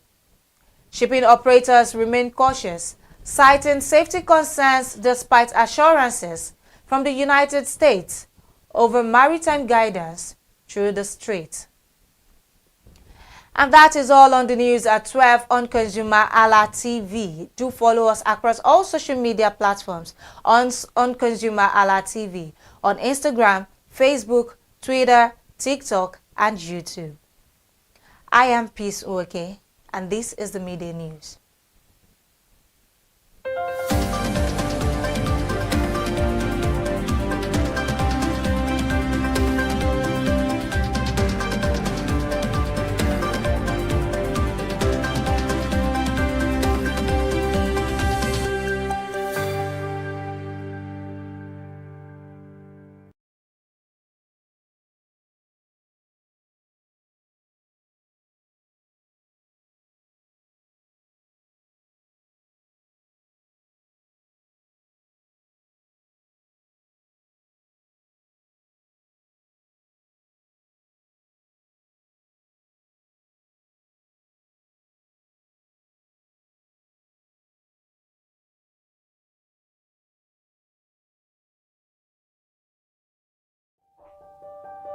Hey there, do you know in the world today, everyone is a consumer, and as consumers, we all have the right to be heard. In Nigeria today, as a consumer, you have all right to product information, right to fair pricing, right to return goods, right to product labeling, right to fair dealings, and a lot more.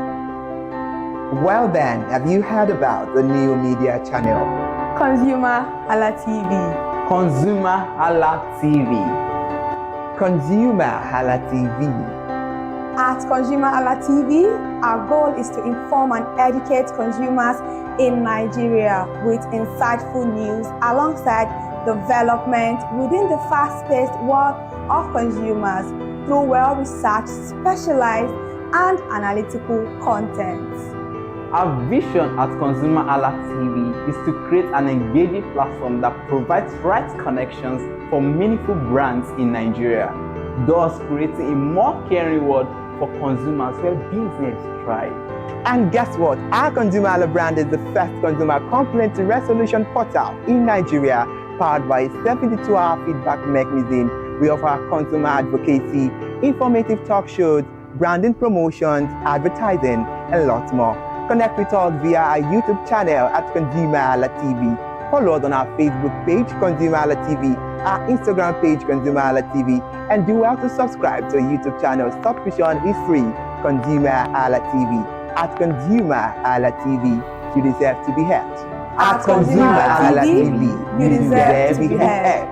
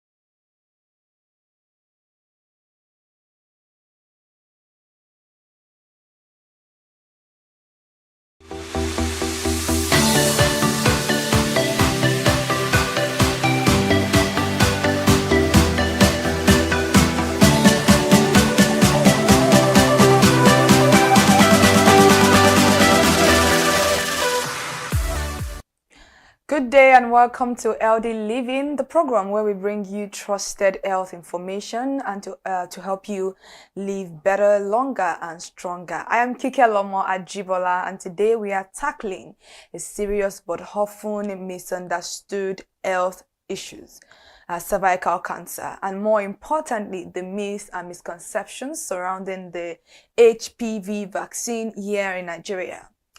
Cervical cancer is one of the leading causes of cancer-related deaths among women in Nigeria, yet it is largely preventable. The tragedy is not just the disease itself, but the misinformation, fear, and cultural beliefs that stop many from getting vaccinated or screened early. And questions like, is the vaccine safe? Can it affect fertility? Is it only for sexually active girls? These are concerns many families have, but how true are they? Today we will separate fact from fictions. We will hear word from a medical expert, address common fears, and give you the information you need to make informed decisions for yourself and your loved ones. Stay with us to know that cervical cancer occurs in the cell of the cervix. That is something that you need to understand. And the lower part of the uterus that connects to the vagina, it is primarily caused by a virus known as the human papilloma virus, which is HPV. And HPV is very common and can be transmitted through intimate skin contact. In many cases, the body clears the virus naturally. However, in some women, persistent infection can lead to cervical cancer over time. The good news is that there is a vaccine that protects against the most dangerous types of HPV, and it works best when given early. But when myths circulate in communities, how likely is prevention? Unfortunately, misinformation has slowed vaccine acceptance and put many lives at risk. Today we will be talking about the common myths that said earlier on that HPV vaccine causes infertility. The HPV vaccine is risky and the recommended age is too young. Vaccination in general is not safe.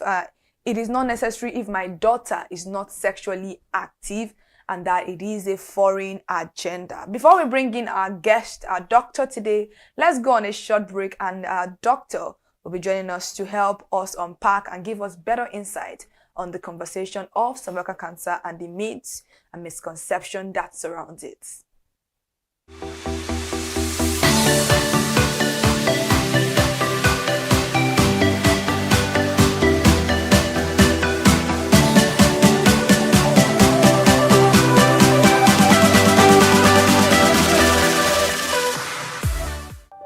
Hey there, do you know in the world today, everyone is a consumer, and as consumers, we all have the right to be heard. In Nigeria today, as a consumer, you have all right to product information, right to fair pricing, right to return goods, right to product labeling, right to fair dealings, and a lot more. Well then, have you heard about the new media channel? ConsumerHallaTV. ConsumerHallaTV. ConsumerHallaTV.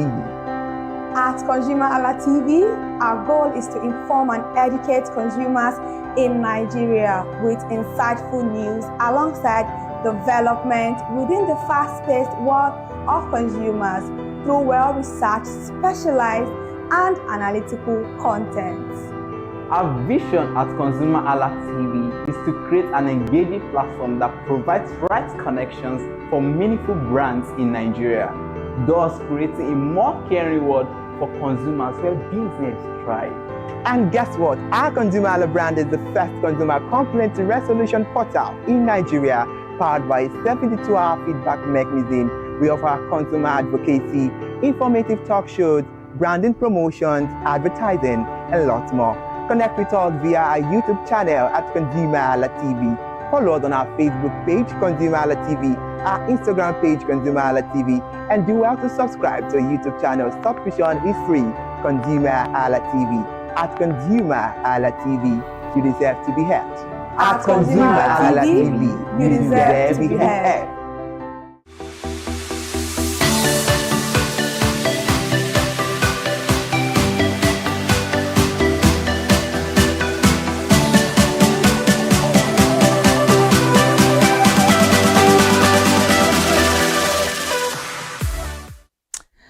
Welcome back from that break. It is still LD Living on ConsumerHallaTV, and today we are talking about cancer, cervical cancer, the myths and misconceptions surrounding the vaccination here in Nigeria.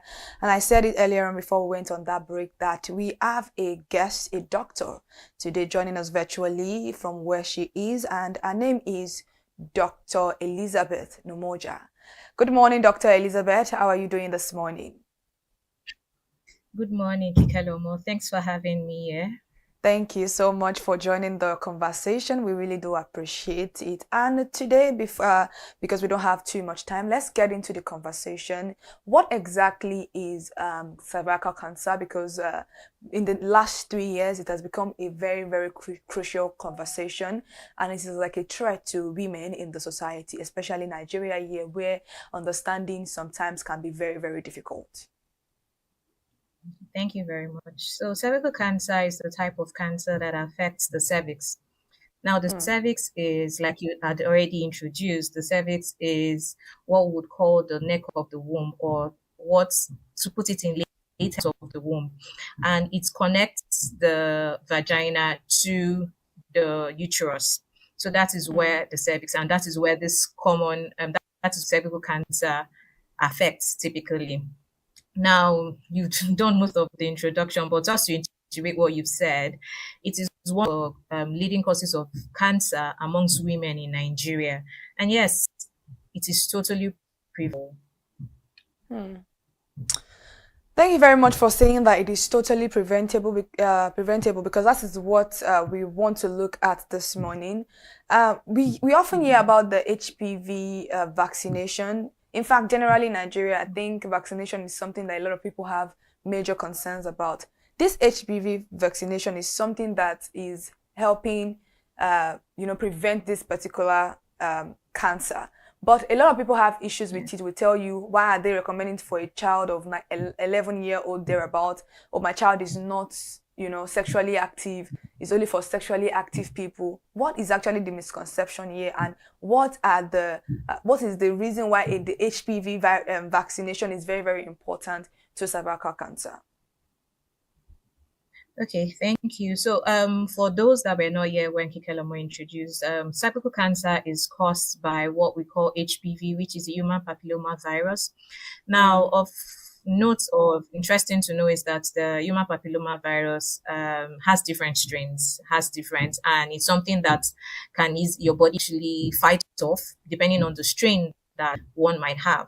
But why this is very important is that there are strains of the HPV virus that leads to cervical cancer. Now, cervical cancer is something that is long acting, that takes a long time to, and ways where this is being introduced is by sexual intercourse. What age group is being targeted is said that at that time, between the ages of 9 to 12 is when we recommend that this vaccine is being administered.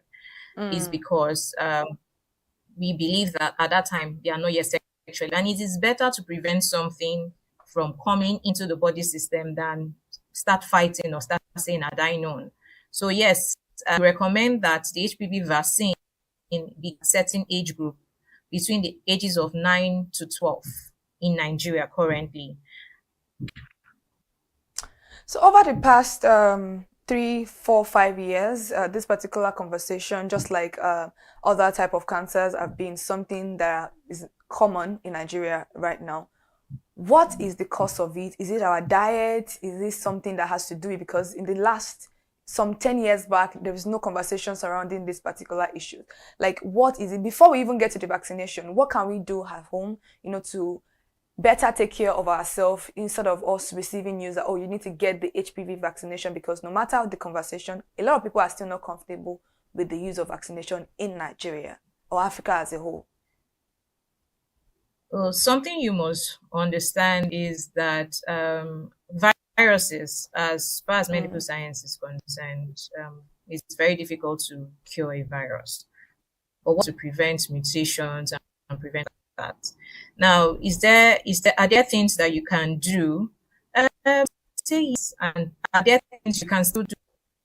You course, I would still say yes. But the things you can do before you get that exposure to any of this, particularly HPV, is to prevent it from even coming into your body system. But what are the ways you can also still do? Oh, limit partners, have limit smoking, have healthy lifestyle. Just practice healthy lifestyle, and things that I would say, if your immune system is feeding right, eating balanced diet, those are common things that we would say typically can help one. But now, for the other set of people that will say, oh, I've been sexually active, I'm already we would say at risk. There are still things you can. Now we are saying that this vaccine, and if you watch, particularly not saying targeted towards women. I am not gender biased in this case. I'm saying sexually active. The reason being that typically the trend was that, oh, it is from the male folks that this virus are being transmitted. So the vaccination is not for females only; it is for males and females. So that's why I'm particular about the term sexually active. So the vaccination is not just for females. The vaccination is everyone, because I mean you can actually prevent something from the source, and you can prevent something at the source. Meaning you can give males the vaccine to prevent them from transmitting it to their unsuspecting female partners or anyone, or to their sexual partners. I mean, we just need to be that open and to just say, well, this is a male thing, but it is not gender specific, but gender general. I mean, males and females need to know of this. Oh, okay, I've been sexually active. What can I do? Oh, I'll say, limit the number of sexual partners you have, and practice lifestyle, limit social vices, reduce it as much as possible, and all of that. And the vaccine that we are speaking on is not gender specific. It is not gender specific. Anyone can have the vaccine. All right, and that is a very, very good insight. I don't think people have that conversation often, because most of it is bring your female children for HPV vaccination. So does that mean that even for young boys at that age, they also need to go for the vaccine, or there's a specific age for them? Young boys at that same age too. So one thing we should know is that types of vaccine currently available in Nigeria. There's the Cervarix and there's the Gardasil. Cervarix, as the name implies, specifically covers the strains that causes cervical cancer. And the Gardasil, although there are also still various forms of the Gardasil, there's multivalent, there's the Gardasil 4, there's the Gardasil 9, but typically what we have readily available is Gardasil 4. So like the name implies, it has the cervical cancer component and some other components of certain things that currently might not be of public health importance, but is on the androgenic. So that's. All right, thank you for that. Let's quickly look at this. There's a saying currently that cervical cancer, the HPV vaccine, causes or has been linked to infertility by some people. What is your take on that, and how true is that, please? Okay, that's a misconception, and it's something that would need cervical cancer does not have any the HPV vaccine, does not have anything to affect one's fertility. It has its own different pathway. So does the cervical cancer or the HPV vaccine pathway. So they don't interrelate. So it's not something that's going to affect fertility in the long run or anything. So it's a myth, it's a misconception. It's not true. Thank you very much. Now, there is an age limit for the HPV vaccine, right? Yes. Okay. Yes, there is. So when I think it's around 26. Once you're 26, you can't get the vaccine anymore. Okay, so there's something we call first contact, and that's between the ages of 9 to 12.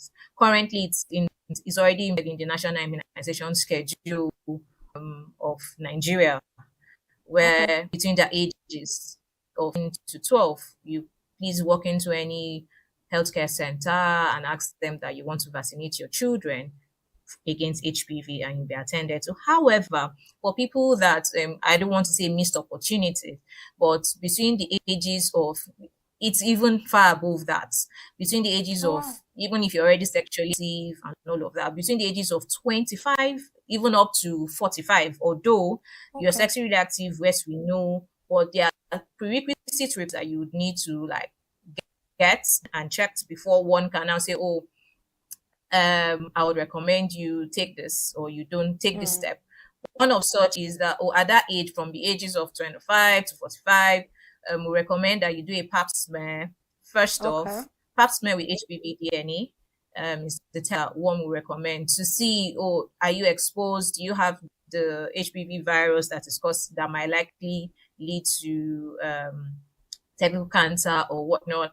If that result comes back negative, yes, you can now go ahead and take the vaccine. For one, and most healthcare prevention experts would say, it's better to prevent something, give somebody a fighting chance. But you actually have to explain to the people that despite the fact that I'm just giving you it's 50-50. But now the difference in dosing is that taking 2 vaccines while you were just 9 to 13, 9 to 12, you now get to take 3 vaccines at each. So the age specific thing is, so we're giving more people chance to fight for, giving more people a chance for survival in this case, and to reduce the incidence of cervical cancer. Okay, so the age of 26 is not something that is just a fixed age. We can exit that, because that's that's the huge conversation right now about, once you're 26, you can't get the vaccination anymore because of the age limit that has been placed on it. But thank you so much for bringing in that particular insight. But now let's quickly look into pap smear, because when you get to some certain age, you do a pap smear, to check before you recommended this particular vaccine. But a lot of people also have issues with pap smear. They say it's too invasive, or that it's not good to regularly do a pap smear because it can also cause issue. Please, can you quickly clarify what that particular conversation is, and if it is true that frequent pap smear can cause issues? Because a lot of people that have come to come out and say, they did pap smear and this and this happened to them, and this has created a lot of fear in the women society, the women community as a whole. Okay, so thank you very much. So pap smear is, it's an invasive procedure, but it's not. A lot of people shy away from pap smear because they believe that, painful procedure. But we need to get cells, or we need to get the cell from the cervix to actually test it to now know what lies there. There are 8 recommendations for pap smear, and an age recommendation with frequency with pap smear. However, there are certain people that would need to do smear more frequently than others. It's not the same for everyone. People that are at risk, people that have a familiar history, or people that after doing a pap smear had issues with their pap smear, they might need to go back for another pap smear. But if between 22 to 25, you do a pap smear wrong, it's not something you get to do every year. I'm not so sure that people that did pap smear, of the emission of people that did pap smear, something. It's just maybe because of the way the sample for the pap smear is being collected might feel a little bit intrusive. That's why people don't feel comfortable. It's not a painful procedure, but it's also not so comfortable considering how the test is being carried out. But it is something that is like something that. Who is at risk of developing cervical cancer in Nigeria? Because a lot of people say, God forbid, though, it can never be me. It can't be my generation. These are things that we do say in this country, and it's so funny. Oh Lord. Okay. So because females are the ones that have sex, so would say females are the one at risk for cervical cancer. But in a general term, everyone can be at risk. But because it's only females that have cervix is why we are saying, it's mostly related to females. But like I said, I was saying that HPV is not just cervical cancer that is being caused by HPV. I mentioned that there are other cancers, but currently maybe not of public health importance. That is still very important. Androgenital warts or genital warts and all of that. So everyone that is sexually active is at risk of getting HPV. But in this case, I would say the females are at risk of getting cervical cancer. Now, also a previous family history of somebody that maybe your mom, grandmother, somebody close to you, first relative, close relative might have suffered from cervical cancer. It is actually a pointer for us to want and check if we are exposed or at risk of this virus. Then some social events or some social characters or habits that we have. Multiple sexual partners, use of some medications or stimulants and all of that might just predispose one. That is more of like reducing your immune system and predisposing one to getting or being at risk of HPV, which can maybe the strain causing cervical cancer. All right, now let's quickly ask this because I want to let you go right now. The thing is that there is a lot of resistance to vaccination in general. It's not even about HPV alone right now.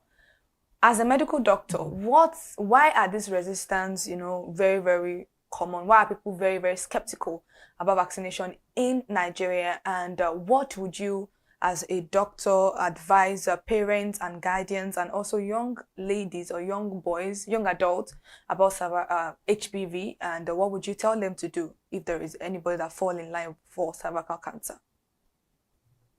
Okay, one thing we should know is that there are different kinds and there are different forms of vaccines. And vaccines do different things and act differently. So there's no one vaccine that would say, acts the same way or works the same way. There's live attenuated. In short, there are just a whole bunch of different active ingredients in this vaccine. But because one common thing that we have seen is maybe in terms of live attenuated, we see, they had this vaccine, they fell sick, but they forget not all vaccines act the same way and not all vaccines are the same. So in general, they use one experience and generalize the rest. But vaccines are good.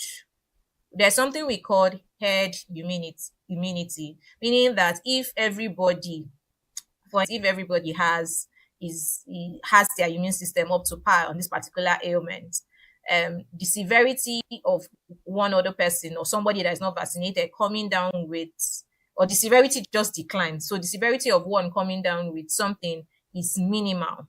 What do I mean by, if, for instance, everyone around our vicinity is vaccinated for, let's say, smallpox, or let's say, chickenpox.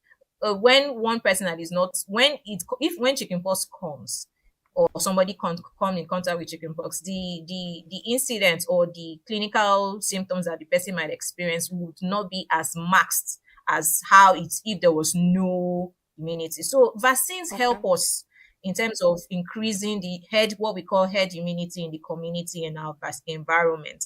So vaccine is not just because we want to preach vaccine. For collective good, individual good, it is something that we should look into. And the fact that somebody had a bad experience with one vaccine does not necessarily mean that is the same experience everybody's going to have. And that we should also know that there are different forms of vaccine and there are different molecules or different ways these vaccines act in our body systems. All right, thank you so much, Dr. Elizabeth Nomoja. I think I've been, rehearsing your name. Did I get it correctly? Because I've been rehearsing it. So I'm like, okay, thank you so much for joining us for LD Living. And that is a very, very insightful one. The explanation you gave were very, very simple for everybody to actually understand and digest. And maybe next time we'll have you back on other episodes of the program. Thank you so much for, honoring our invitation. Thanks for having me. All right. You just heard from Dr. Elizabeth Nomoja, and a medical doctor, talking about cervical cancer, myths and misconceptions of vaccines in Nigeria. And know that cervical cancer is pretty much preventable. The vaccine is available and the knowledge is here, and that is what has been shared with us this morning. And what remains is actions with parents, guardians, and young women and men, like she mentioned. This is your opportunity to protect the future. Don't let myths and misconception make decisions for you. And know that you need to speak to a qualified healthcare provider, visit a health center, ask questions, get vaccinated, and that conversation right there just now prove everything that you actually need to understand before going to the hospital to actually make you research yourself. And thank you so much for joining us today on LD Living. Remember, your health is your greatest wealth. Cervical cancer right now is causing a whole lot in the community, especially with women. This is not a death sentence. Before it becomes so, try as much as possible to actually research and also go for checkup. And before we go, follow us on all our social media platforms: Instagram, Facebook, X, and TikTok at ConsumerHalla TV. Until next time, stay informed, stay safe, and stay healthy. I'm Kike Lomo Ajibola. Good morning.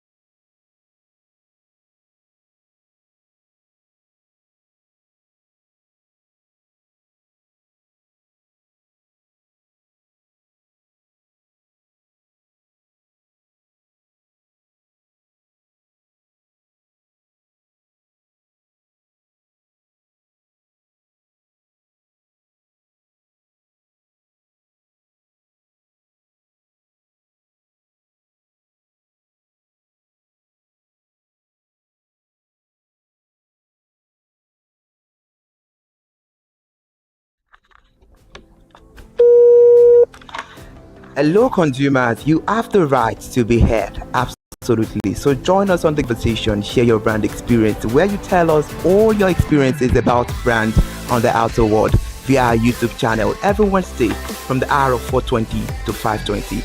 You can watch us via our YouTube channel, ConsumerHallaTV, and subscription is free. Follow us on all our social media platforms, ConsumerHallaTV. Share your brand experience. It's about storytelling. It's about experiences. Hello, consumers. You're welcome to another exciting episode of Consumer Voice on ConsumerHallaTV. I am Matilda Omenai. As you already know, Consumer Voice is a show where we'll be visiting different places in Lagos to check out people's preferences, hear what the consumers have to say about different leading brands that they make use of. Hello, it's your boy here, Iremofe Koforola, and you know what? They call me the AUF General Overseer. Every day is a blessing and it is meant to be enjoyed maximally with AUF packages that put a smile on our faces. And guess what? That is why this show AUF is for you. You can get to know about trendy market slashes, promos, offers, and juicy deals that put a smile on your faces, and you can always enjoy them maximally. And you know one thing that is so interesting about this show? It is a blend of English and Pidgin. As I dey run you English, now I go dey marry am with Pidgin, make am spicy. So catch me every time on the show to enjoy more about trendy AUF packages.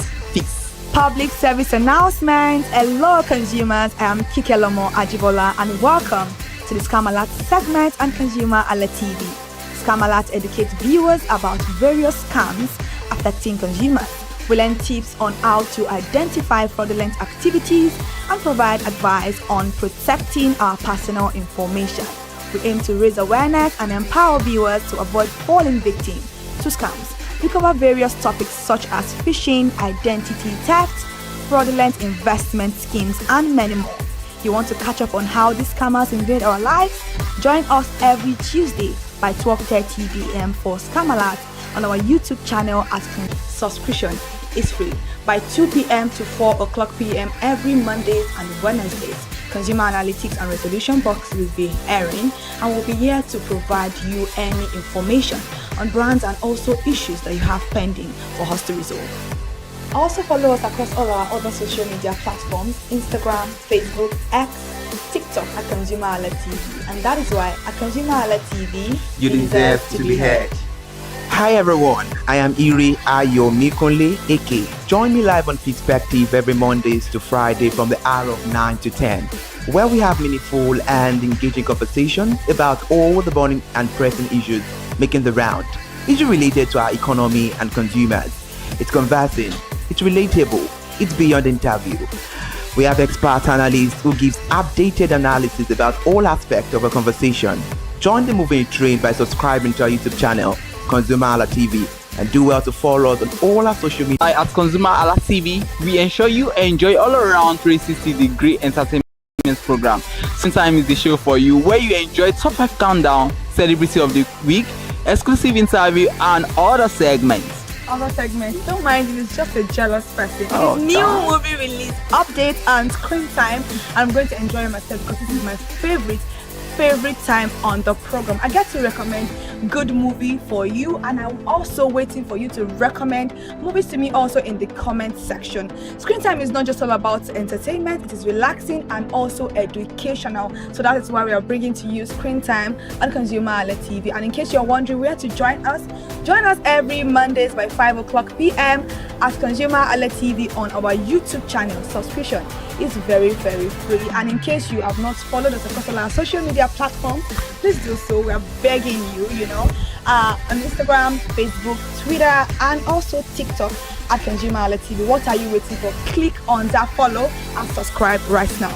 And from the I to the R to the E to the M to the F to the E, my name is Iremofe Koforola, the man always clothed in wealth and strength. And I'm Kikelomo Ajibola. Toodles!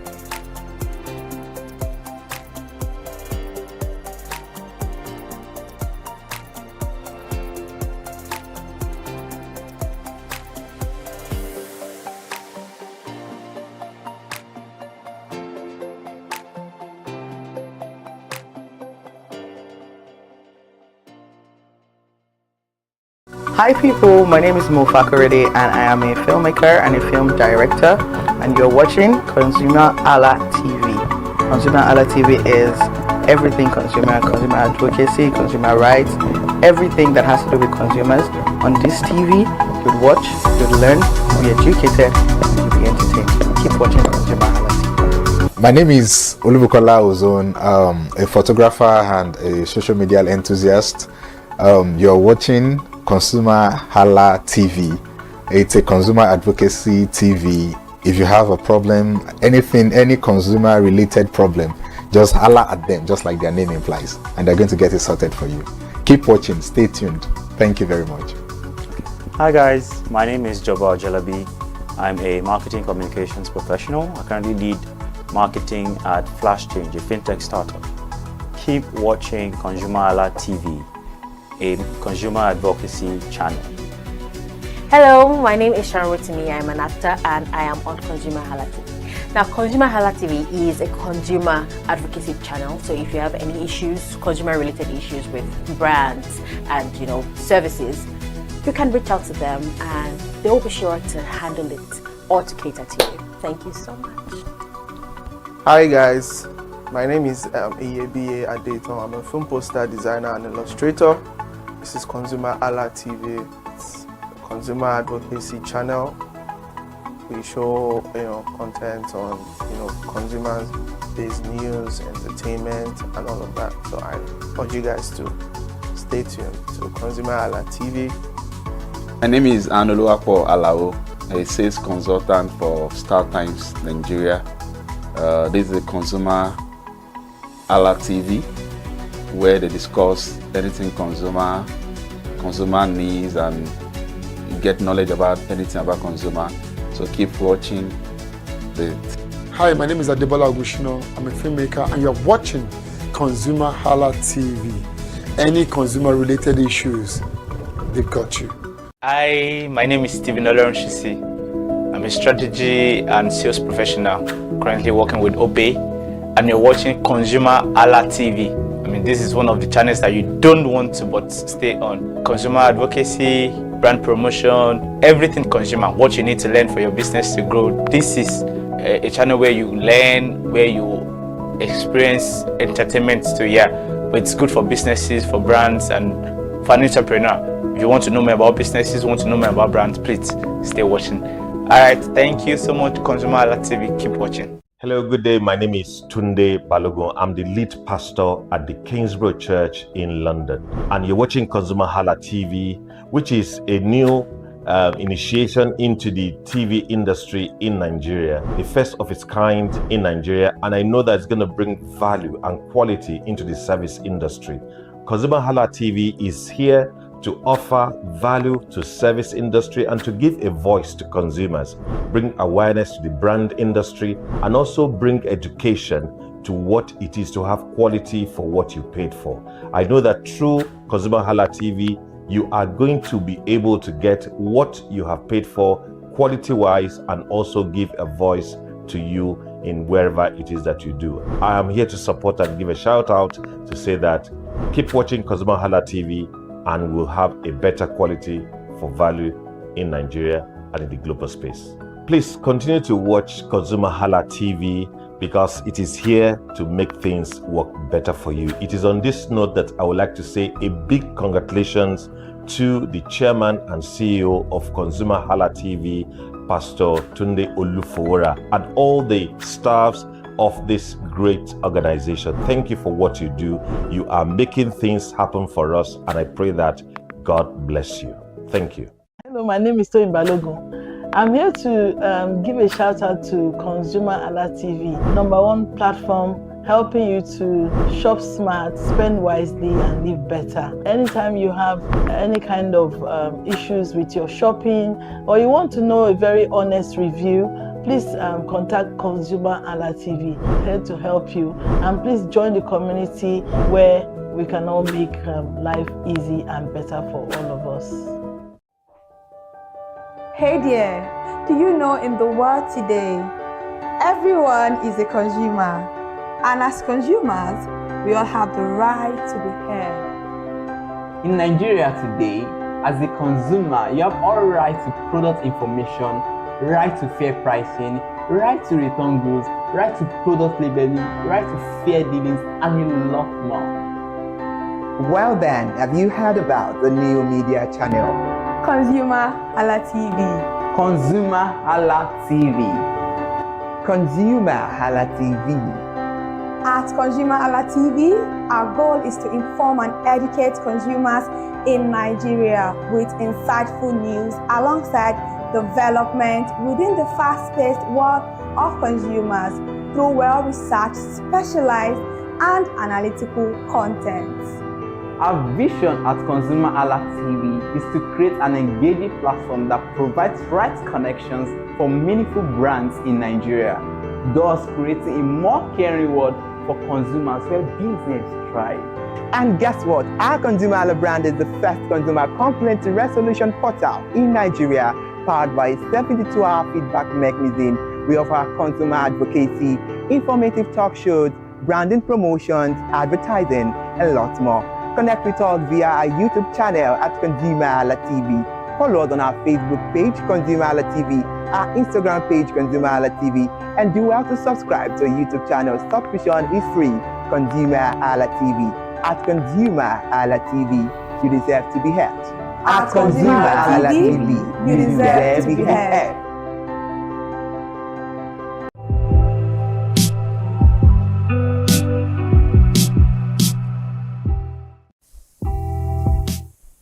Good afternoon and welcome to Real Estate Today on ConsumerHalla TV. You already know this platform is where we give you real estate insights, real estate policy updates, and consumer protection in Nigeria.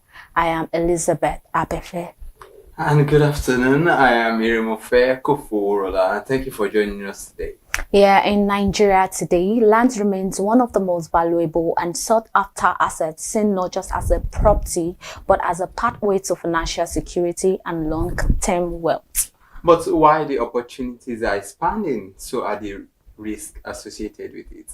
From unclear land titles to shifting government policies and questionable promo offers, navigating the real estate market is becoming increasingly complex. And that is why Real Estate Today goes beyond the surface, bringing you verified information, expert insight, and practical guidance to help you make smarter property decisions. And not just that, because today's conversation is one every investor, aspiring landowner, and everyday Nigerian needs to pay attention to. And before we dive into today's topic, which is land policy and profit, like that is understanding Nigeria real estate markets, we will be taking the news surrounding the real estate today. Nigeria housing market struggles with costs despite strong demand. The Nigeria real estate sector continues to face intense pressure from rising inflation, high interest rates, and escalating building material costs, particularly cement, steel, and imported fittings. Developer says project costs have surged significantly over the past year, forcing many to delay or scale down construction. However, demand remains resilient, especially in urban centers like Lagos and Abuja, driven by rapid population growth, rural-urban migration, and a housing deficit estimated in the tens of millions. Analysts note a shift in investor behavior from speculative and banking to rental income and short-let investments, particularly in high-demand areas like Lekki, Ibeju-Lekki, and the Abuja city outskirts. Also on the news this afternoon is real estate experts project that residential property prices in Nigeria could rise between 5% and 15% in 2026, depending on the location and property type. Prime areas in Lagos, such as Ikoyi, Victoria Island, and Lekki, are expected to see the highest increases due to limited land availability and sustained demand from high-income earners and diaspora investors. In the mid-income segments, rising costs are gradually pushing buyers toward suburban areas like Mowe and Ekpe, where land remains relatively affordable. Rent prices are also climbing sharply, with tenants bearing the brunt of inflation, and supply shortages, raising concerns about affordability for average Nigerians. Now, moving on to the tax reform, the expansion reshaped the property landscape. Ongoing tax reforms and policy adjustments are beginning to reshape Nigeria's real estate sector. Developers are grappling with increased levies, land charges, and compliance costs, which are often transferred to end users through higher property prices and rents.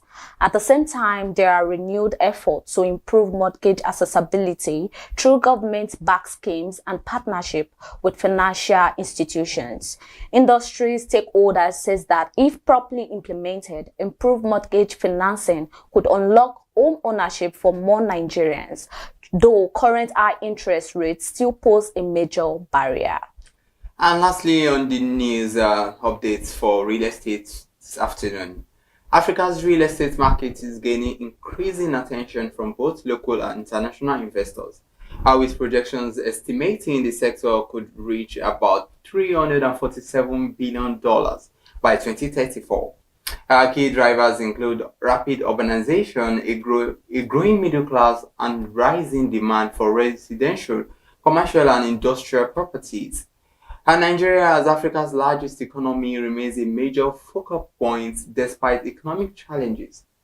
Investors are particularly interested in mixed-use development, logistic hub, and affordable housing projects. Experts say Nigeria's real estate sector remains one of the most active investment spaces in the economy, driven by rapid population growth, urban expansion, and increasing housing demand. So according to a recent report, the real estate sector is valued at about 58.16 trillion naira, while the construction sector stands at approximately 19.36 trillion naira, highlighting the scale and economic importance of the industry. However, despite this high valuation, growth in actual output has slowed, largely due to inflation, rising construction costs, and infrastructure challenges. And this brings critical questions to the forefront. How do land policies affect ownership? What truly determines land values? And most importantly, where does this real profit lie in today's market? And to help us unpack these issues, we are joined by a real estate advisor with practical hands-on experience in the industry. But before we bring her in today, let's go on a short break.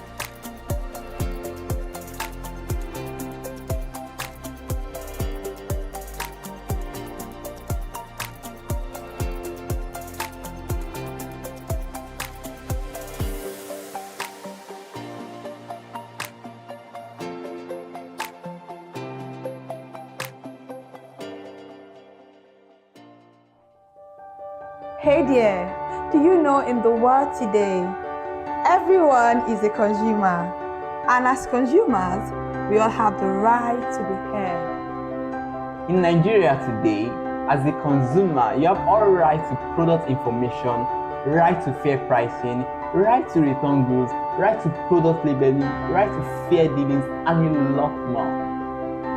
Well then, have you heard about the new media channel? ConsumerHalla TV. ConsumerHallaTV. ConsumerHalla TV.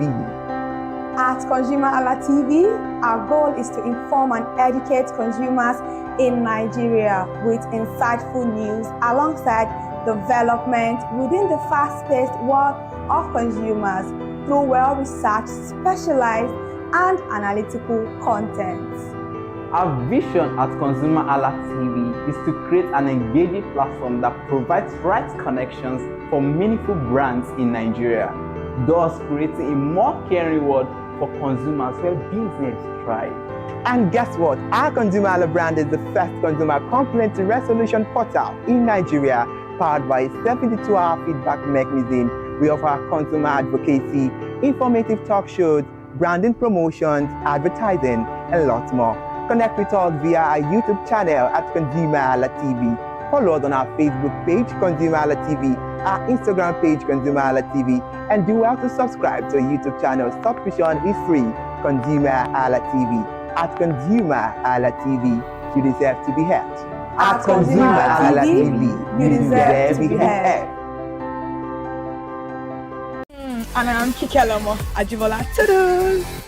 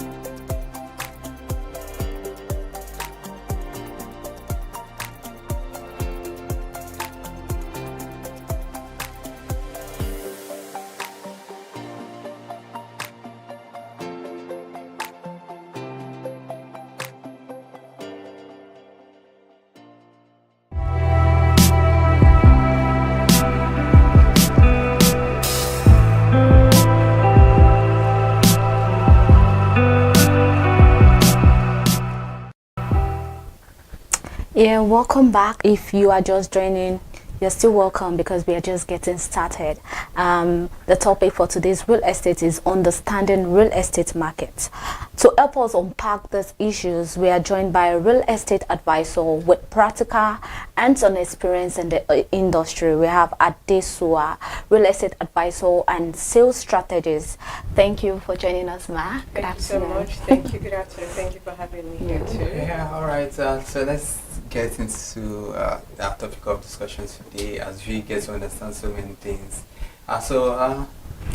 It's very important we understand and lay emphasis on something. So this is a very okay. Now, Ma, from your experience as an advisor, what are the biggest misconceptions Nigeria have about real estate investments? Okay. So there are quite a couple of them, okay. But I would say the first biggest misconception rather is the fact that there is no knowledge out there. There's not enough knowledge. So people think that you either have to be extremely wealthy for you to invest in real estate, or that is like a whole Pandora's box that if you open, there's something there. And then there's another part where there is not enough information. So of course, and then for those people who do not feel like they need to have all of the money, you want to get into real estate through the entry level point where, okay, if land is in all those locations where it's cheap and all of that, there's still not accurate information about how to invest. So sometimes, to be honest, real estate investment comes in different levels and in different categories. If you're entering into real estate, you don't have to just enter through land, which is land banking. Okay. Because the way that your funds and your finances are set up can either be that, yes, it's an entry level, if you buy it to leave it for many years, you're going to make your money. But if you're not doing it the right way, the right information, the right strategy, it's going to be one of the biggest mistakes that you can make as an investor. So I'll say that those are two of the biggest misconceptions in the real estate market or investing. Yeah, I think I could agree with you with the fact that you said, the very first one you said, people are always waiting till they are financially buoyant. Which I think it is very reasonable, because most people will be like, where did I want to get money from? They don't know. You just have to like start. It's a gradual process. It is a gradual process. So let's look at land ownership now and investment, because there are several trends that shape how people, that look. There are a lot of trends at the moment. Exactly. So people just see a lot of trends and they're just like, okay, I want to invest in it, probably without even having full information about it. So let's look at the major trends that shape the demand and investments in land and property. Okay, so I will do two. Okay. I'll do the one that is I'll just say what the trends, and then I'll say what the advantages are, and then if there are downsides to it. So I'll say one of the very first trends right now, is we all know this one. Everybody is moving to the urban areas. And the funny thing is, since I've been in primary school, they've always talked about rural urban migration, but it has not stopped. It is still continuing. So, and that's why there seems to be like a shortage of, housing in Lagos and, major cities in Nigeria. And it's not even just the shortage of housing right now, shortage of affordable housing. Now, which now brings us to another trend to the trend where there is an increase or demand for short-let market now, because over how the Nigerian dirty December economy has grown, and everybody's looking to cash out, and that industry just bags and collects a lot of money during those periods. So that is also a trend that people are looking to invest. Developers are hopping on the trend. Clients also, investors also want to get some of that short-let money. Another trend that is not so great is the increased rents. Like I already mentioned that there is really a need for housing. There is a huge demand for housing, but we do not have affordable housing. And that also now leads us to the part where, of course, certain things that are beyond the developer's control everything is expensive in Nigeria. So of course, cost of construction is also expensive. So those are some of the trends. Another one is back in the days, you had only few estates, but now there's a huge demand for estates. Everybody wants to live in an estate.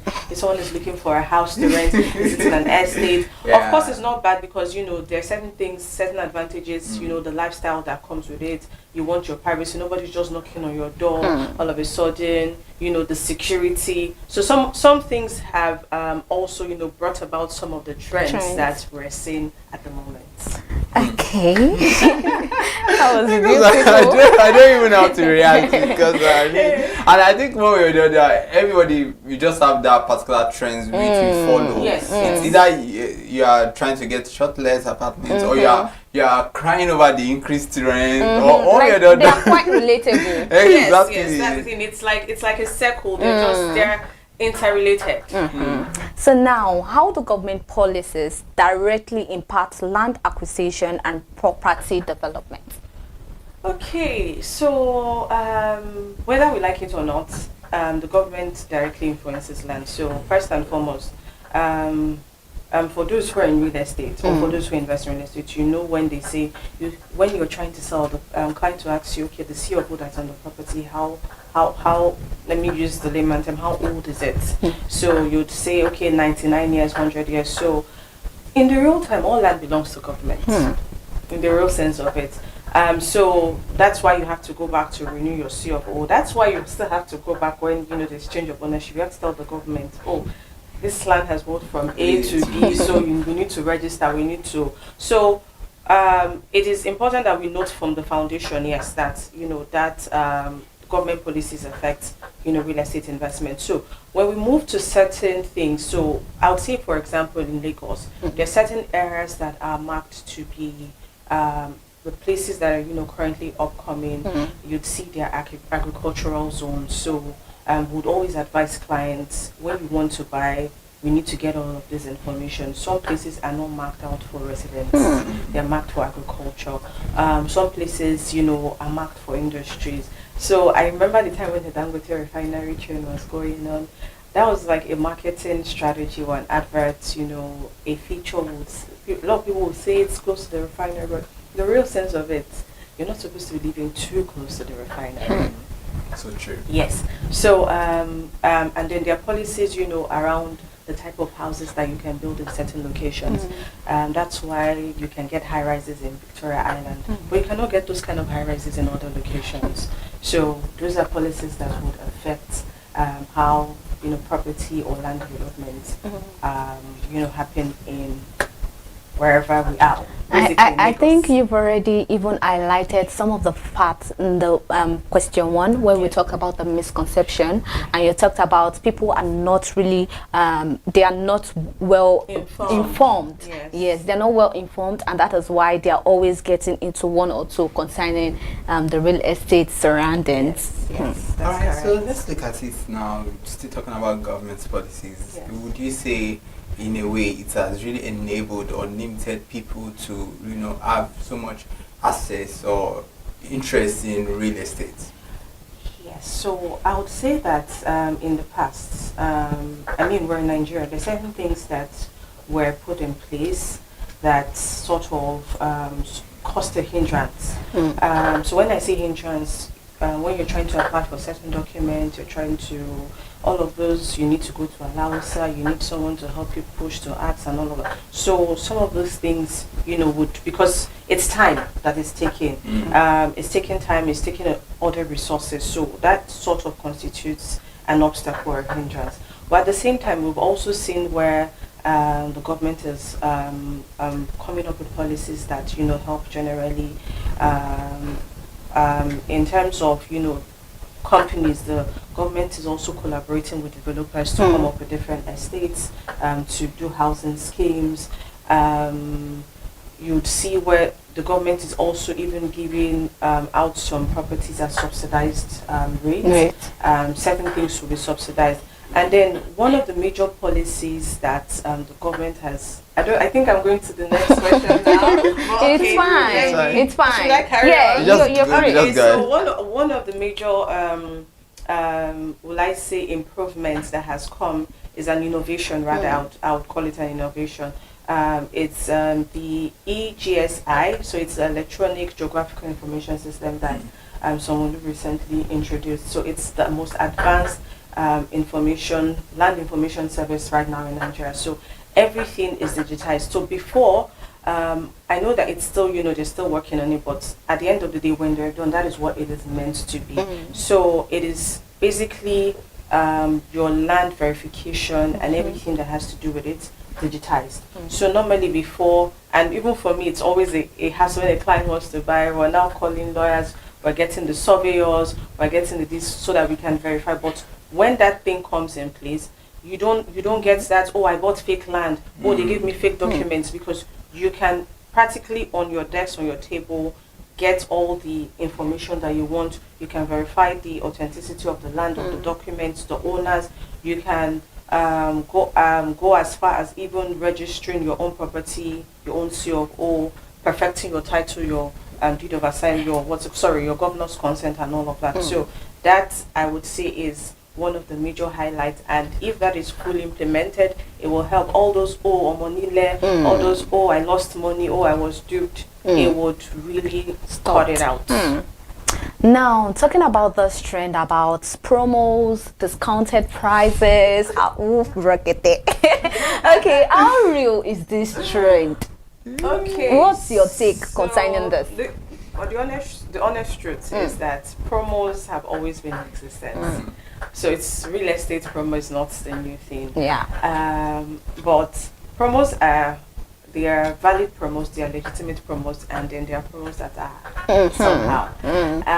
So promos have always been in existence, like I said. So if you just have to, and that's one of the things you would always hear in real estate, find out, do your research, investigate. And so yes, promos are a thing in the real estate industry. What affects, or what is the reason for the promo now will not differ. You'd see things like if a project is recently launched, in order to push it out there for the developer to get people in, they would sell at a discounted rate.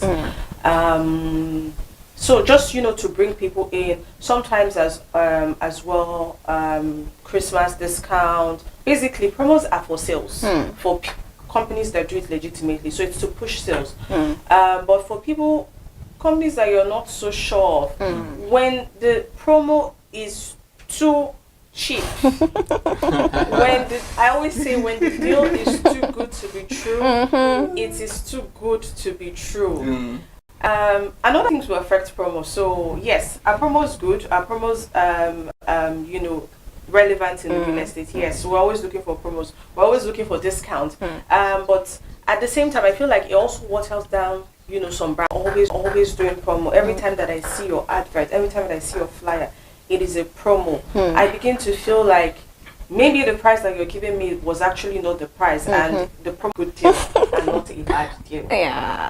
Still talking about good deal or bad deal. Because at the end of the day, there was a time a friend of mine, we were having a discussion, and I was like, all this promo, like if you say 50% discount off, because I've seen cases like that, and buyers are interested, they just want to know, and then they keep buying. So the question he was asking then was, how did they then make the money if you could make 50% of that moment? So that means, is that the actual price, or just because promo, or what's the underlying factor there? Okay, so for example, when a project is recently launched, it's bare land. Nothing has happened. You'd hear things like introductory price. So at that point, because they're also trying to sell to people, they're trying to market. They move. The company moves the sites. They do the gatehouses. They start doing the road networks. They have already started investing some form of the money there. So of course they're not going to bear that. Development has happened. So in a case where 50% off, to be honest, if I hear 50% off, I will look twice. I would like, oh, so it means that your project was really overpriced at first. But like I said, sometimes it's also a way to bring in money really fast.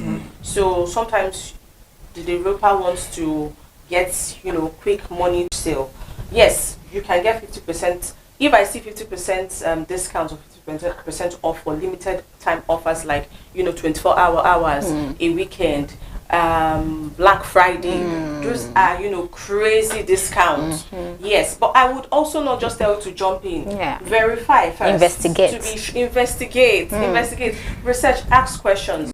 But is it possible? Yes, it is possible. But at the same time, when it's now overdone, that's when I now start feeling like there's some vendors, even out of real estate, there's some vendors that they're always doing one sale or the other. It is either birthday sales, it's either coming out sales, Thanksgiving sales, Easter sales. So almost every time that I see them, it is for them. It can be a bad thing, because at the end of the day, they can actually even give you the regular price and tell me it's sales, and you will buy because in your head you've been conditioned to feel like this is sales. So there are other things that would now make you look. It's so true.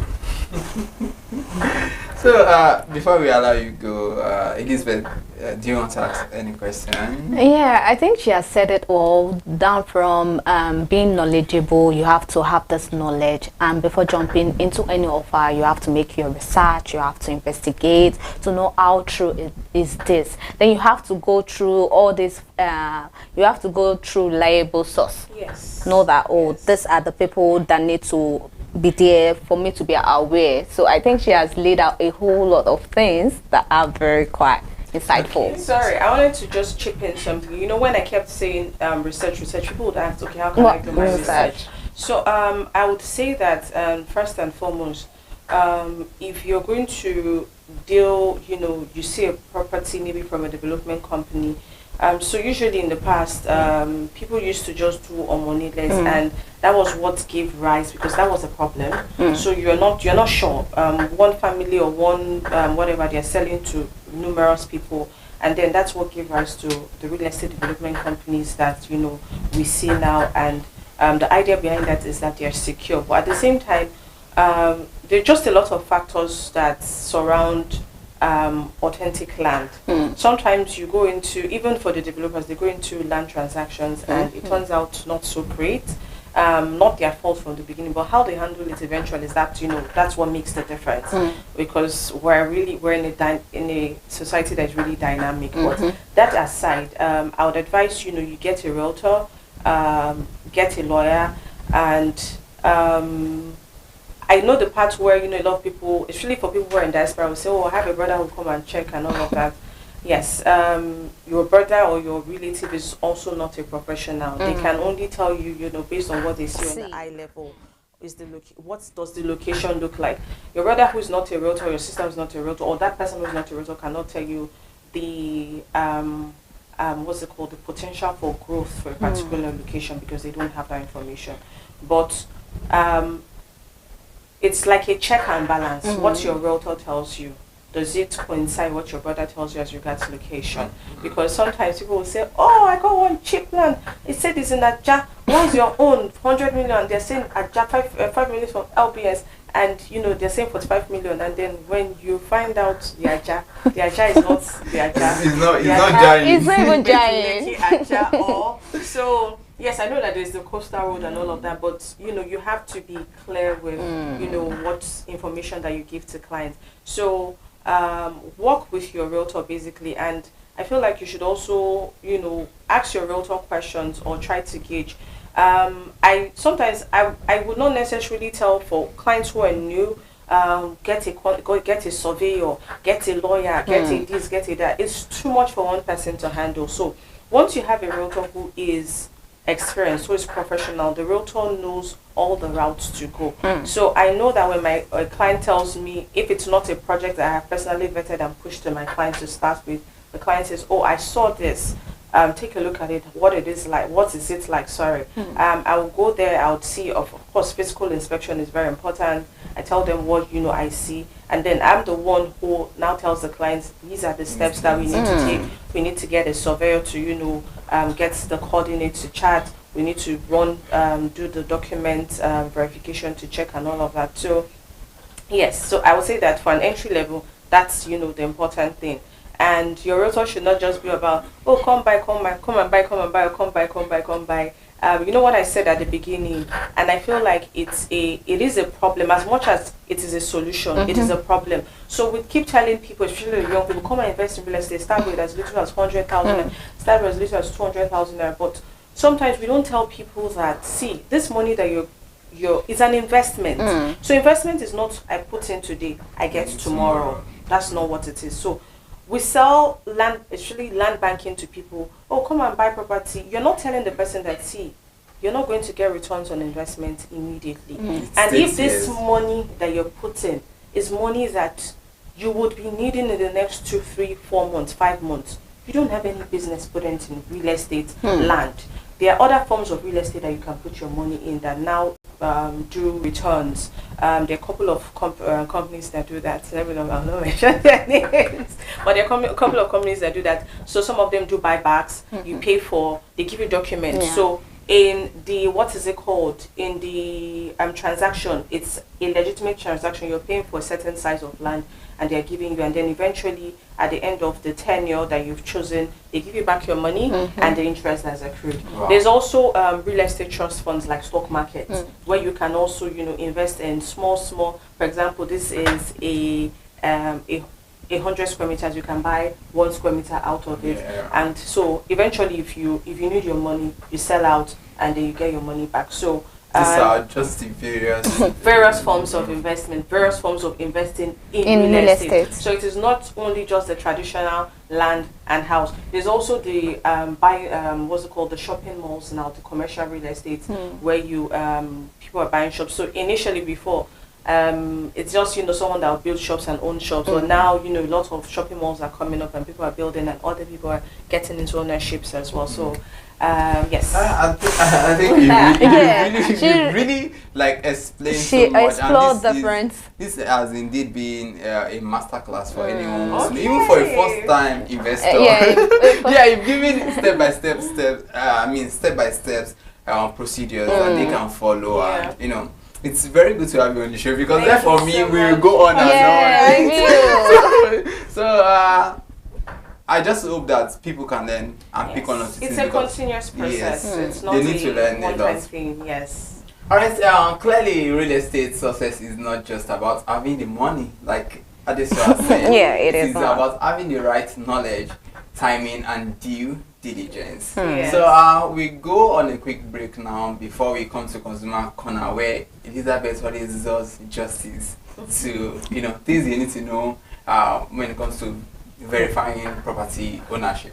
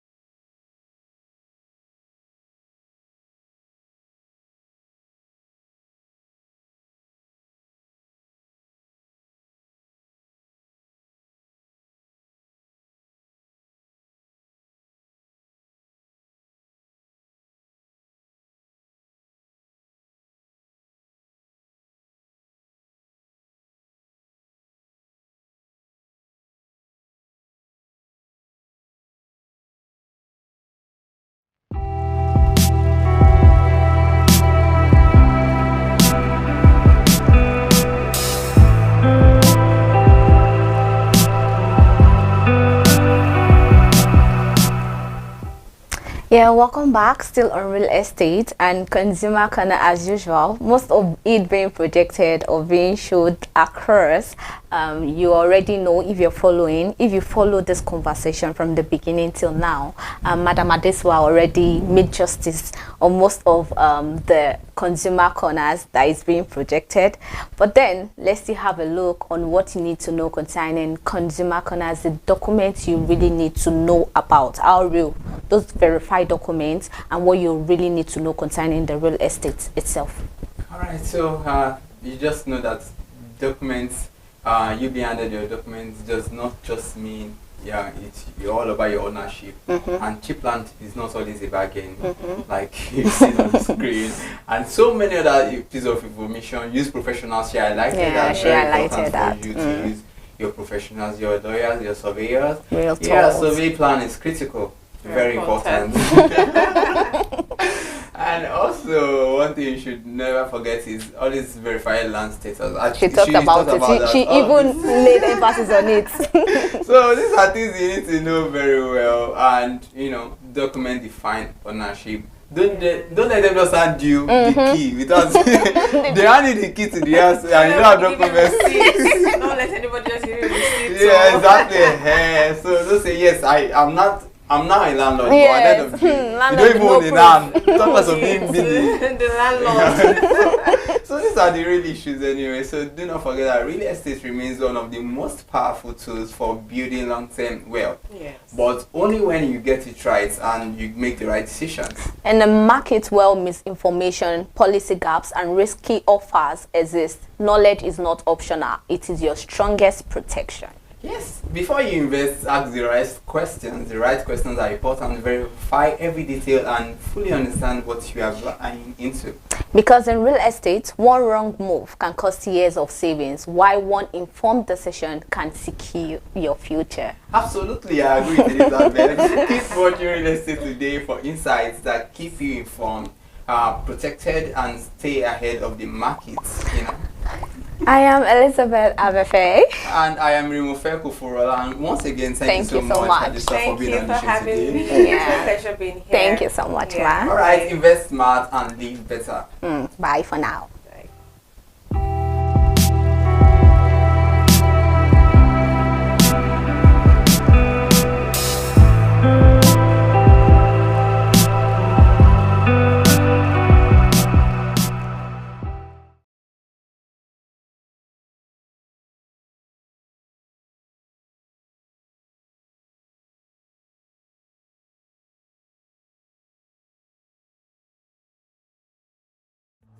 My name is Tunde Olufowora. I'm the CEO of Van Eyck Communications. We are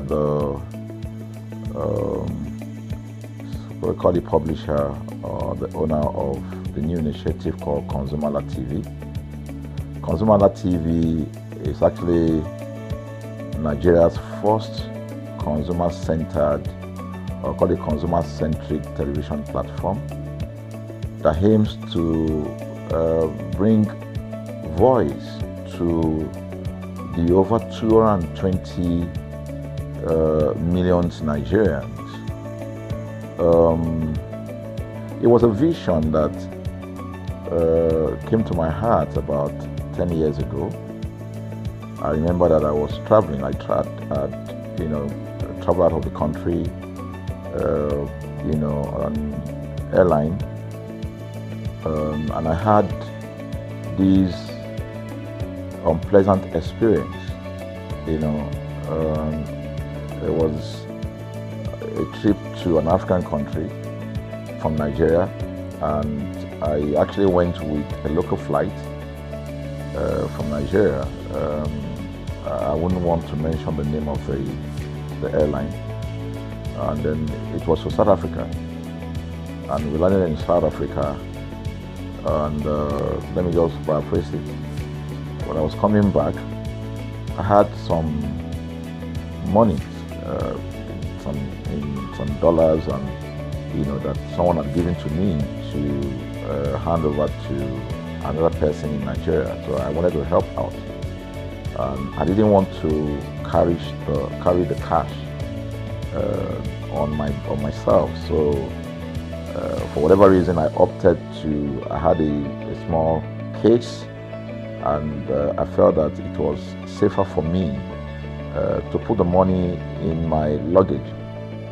So I put it in a safe place in my luggage, got everything intact, and I checked in my luggage. My arrival in Nigeria, I was standing and was waiting about the carousel just so that I could pick up my luggage, and then I was there for 1 hour and waiting for my luggage. I didn't know that my luggage already arrived, and it was one of the luggage that was moving around on the carousel. So after about 1 hour wait, I looked to my left and my right. Almost everybody had gone. I think there were just about 2 or 3 left. So I beckoned on the woman that was on my side, and I noticed she was really in tears. Madam, what happened? She said, her bag has just been torn and a lot of things stolen. So I said, well, I've also been waiting for my own. She said, you better go and check those, those luggages there. Maybe yours is one of them. And lo and behold, I went around there. Mine was one of them. By the time I got it, everything inside my luggage was gone. All the valuable things there were gone.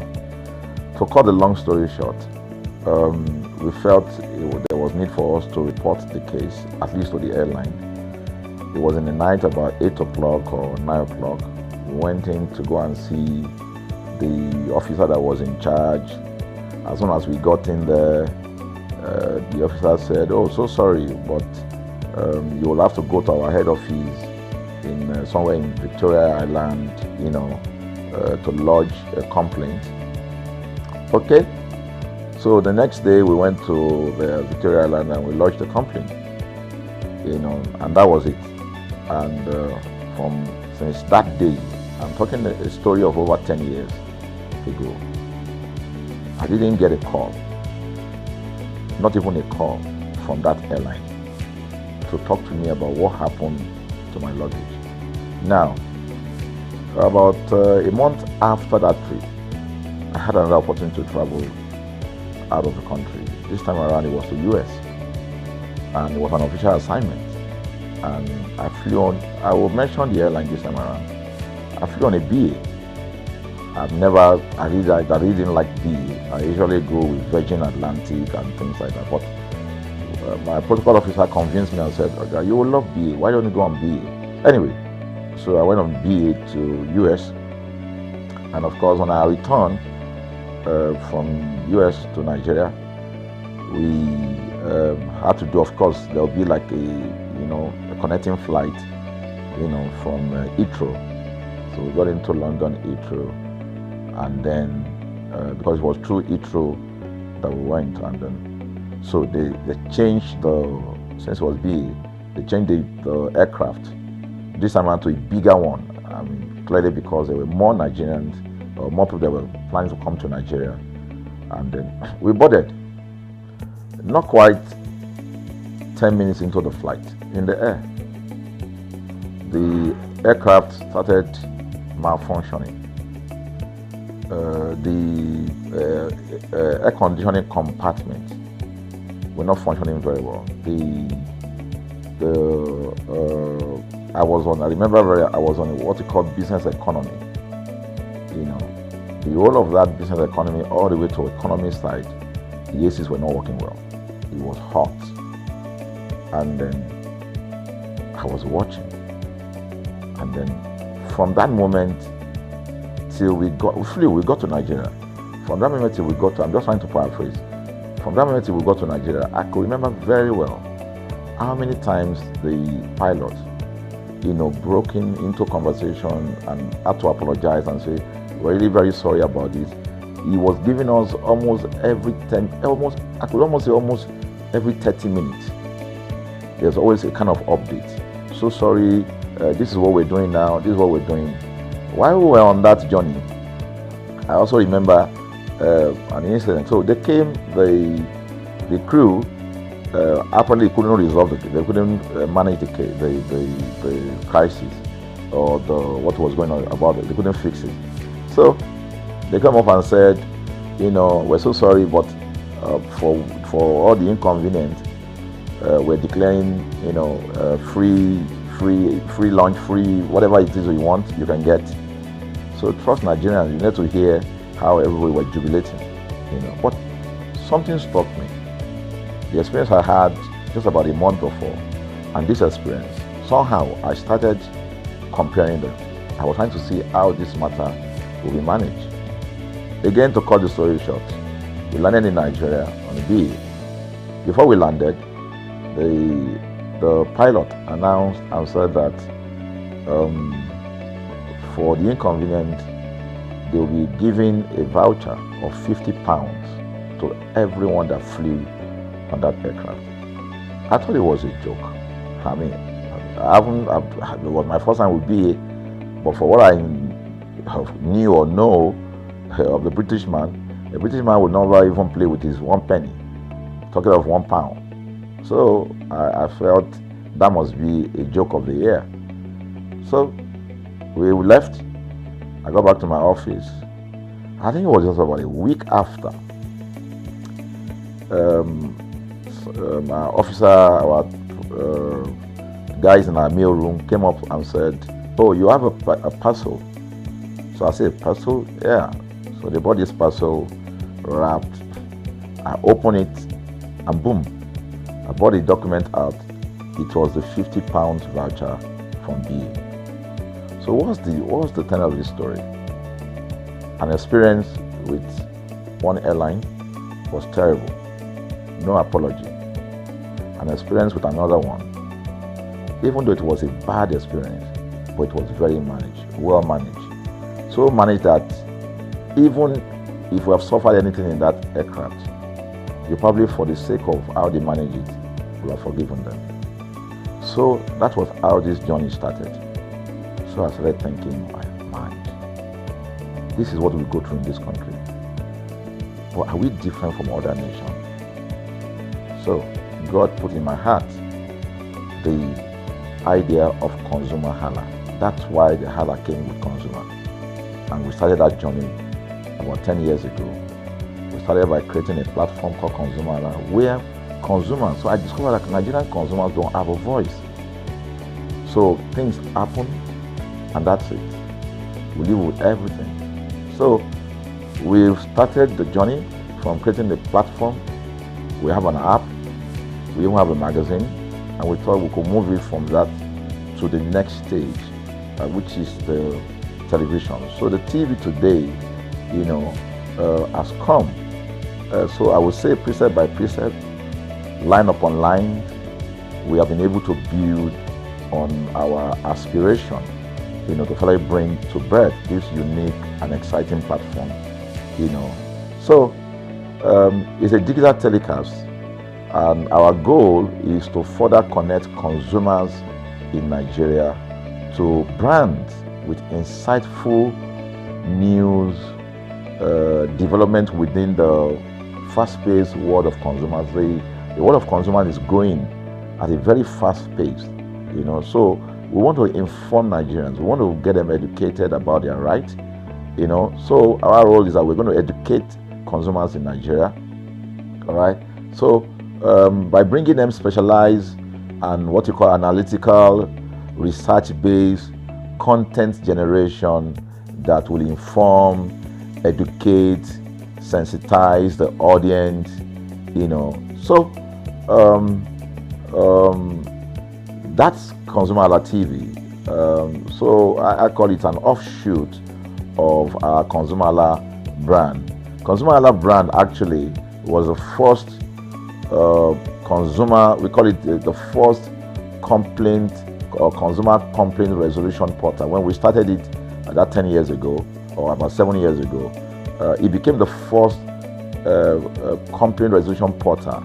We created it so that Nigerians can actually lodge complaint on that portal. We spent a lot of resources to build a very robust platform where today, if you have any complaint, about any brand, any leading brands in Nigeria, and you go on that platform, you can actually click, just a click, you can find the brand, you can actually lodge your complaint, and once you submit it, that complaint will be routed to that organization, and within 72 hours, we will obtain feedback for you.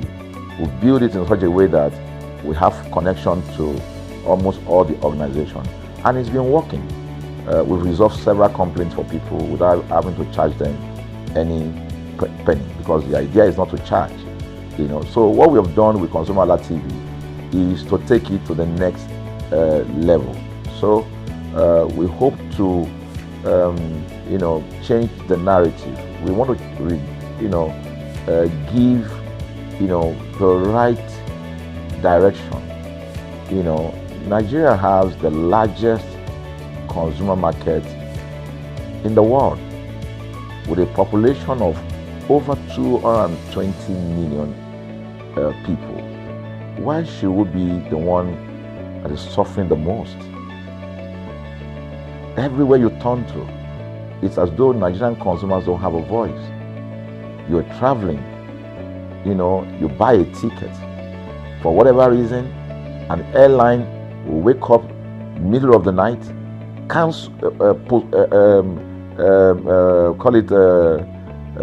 delay the flight for whatever reason, and then you'll be waiting at the airport for hours. You'll be there for 2 hours, 3 hours, no any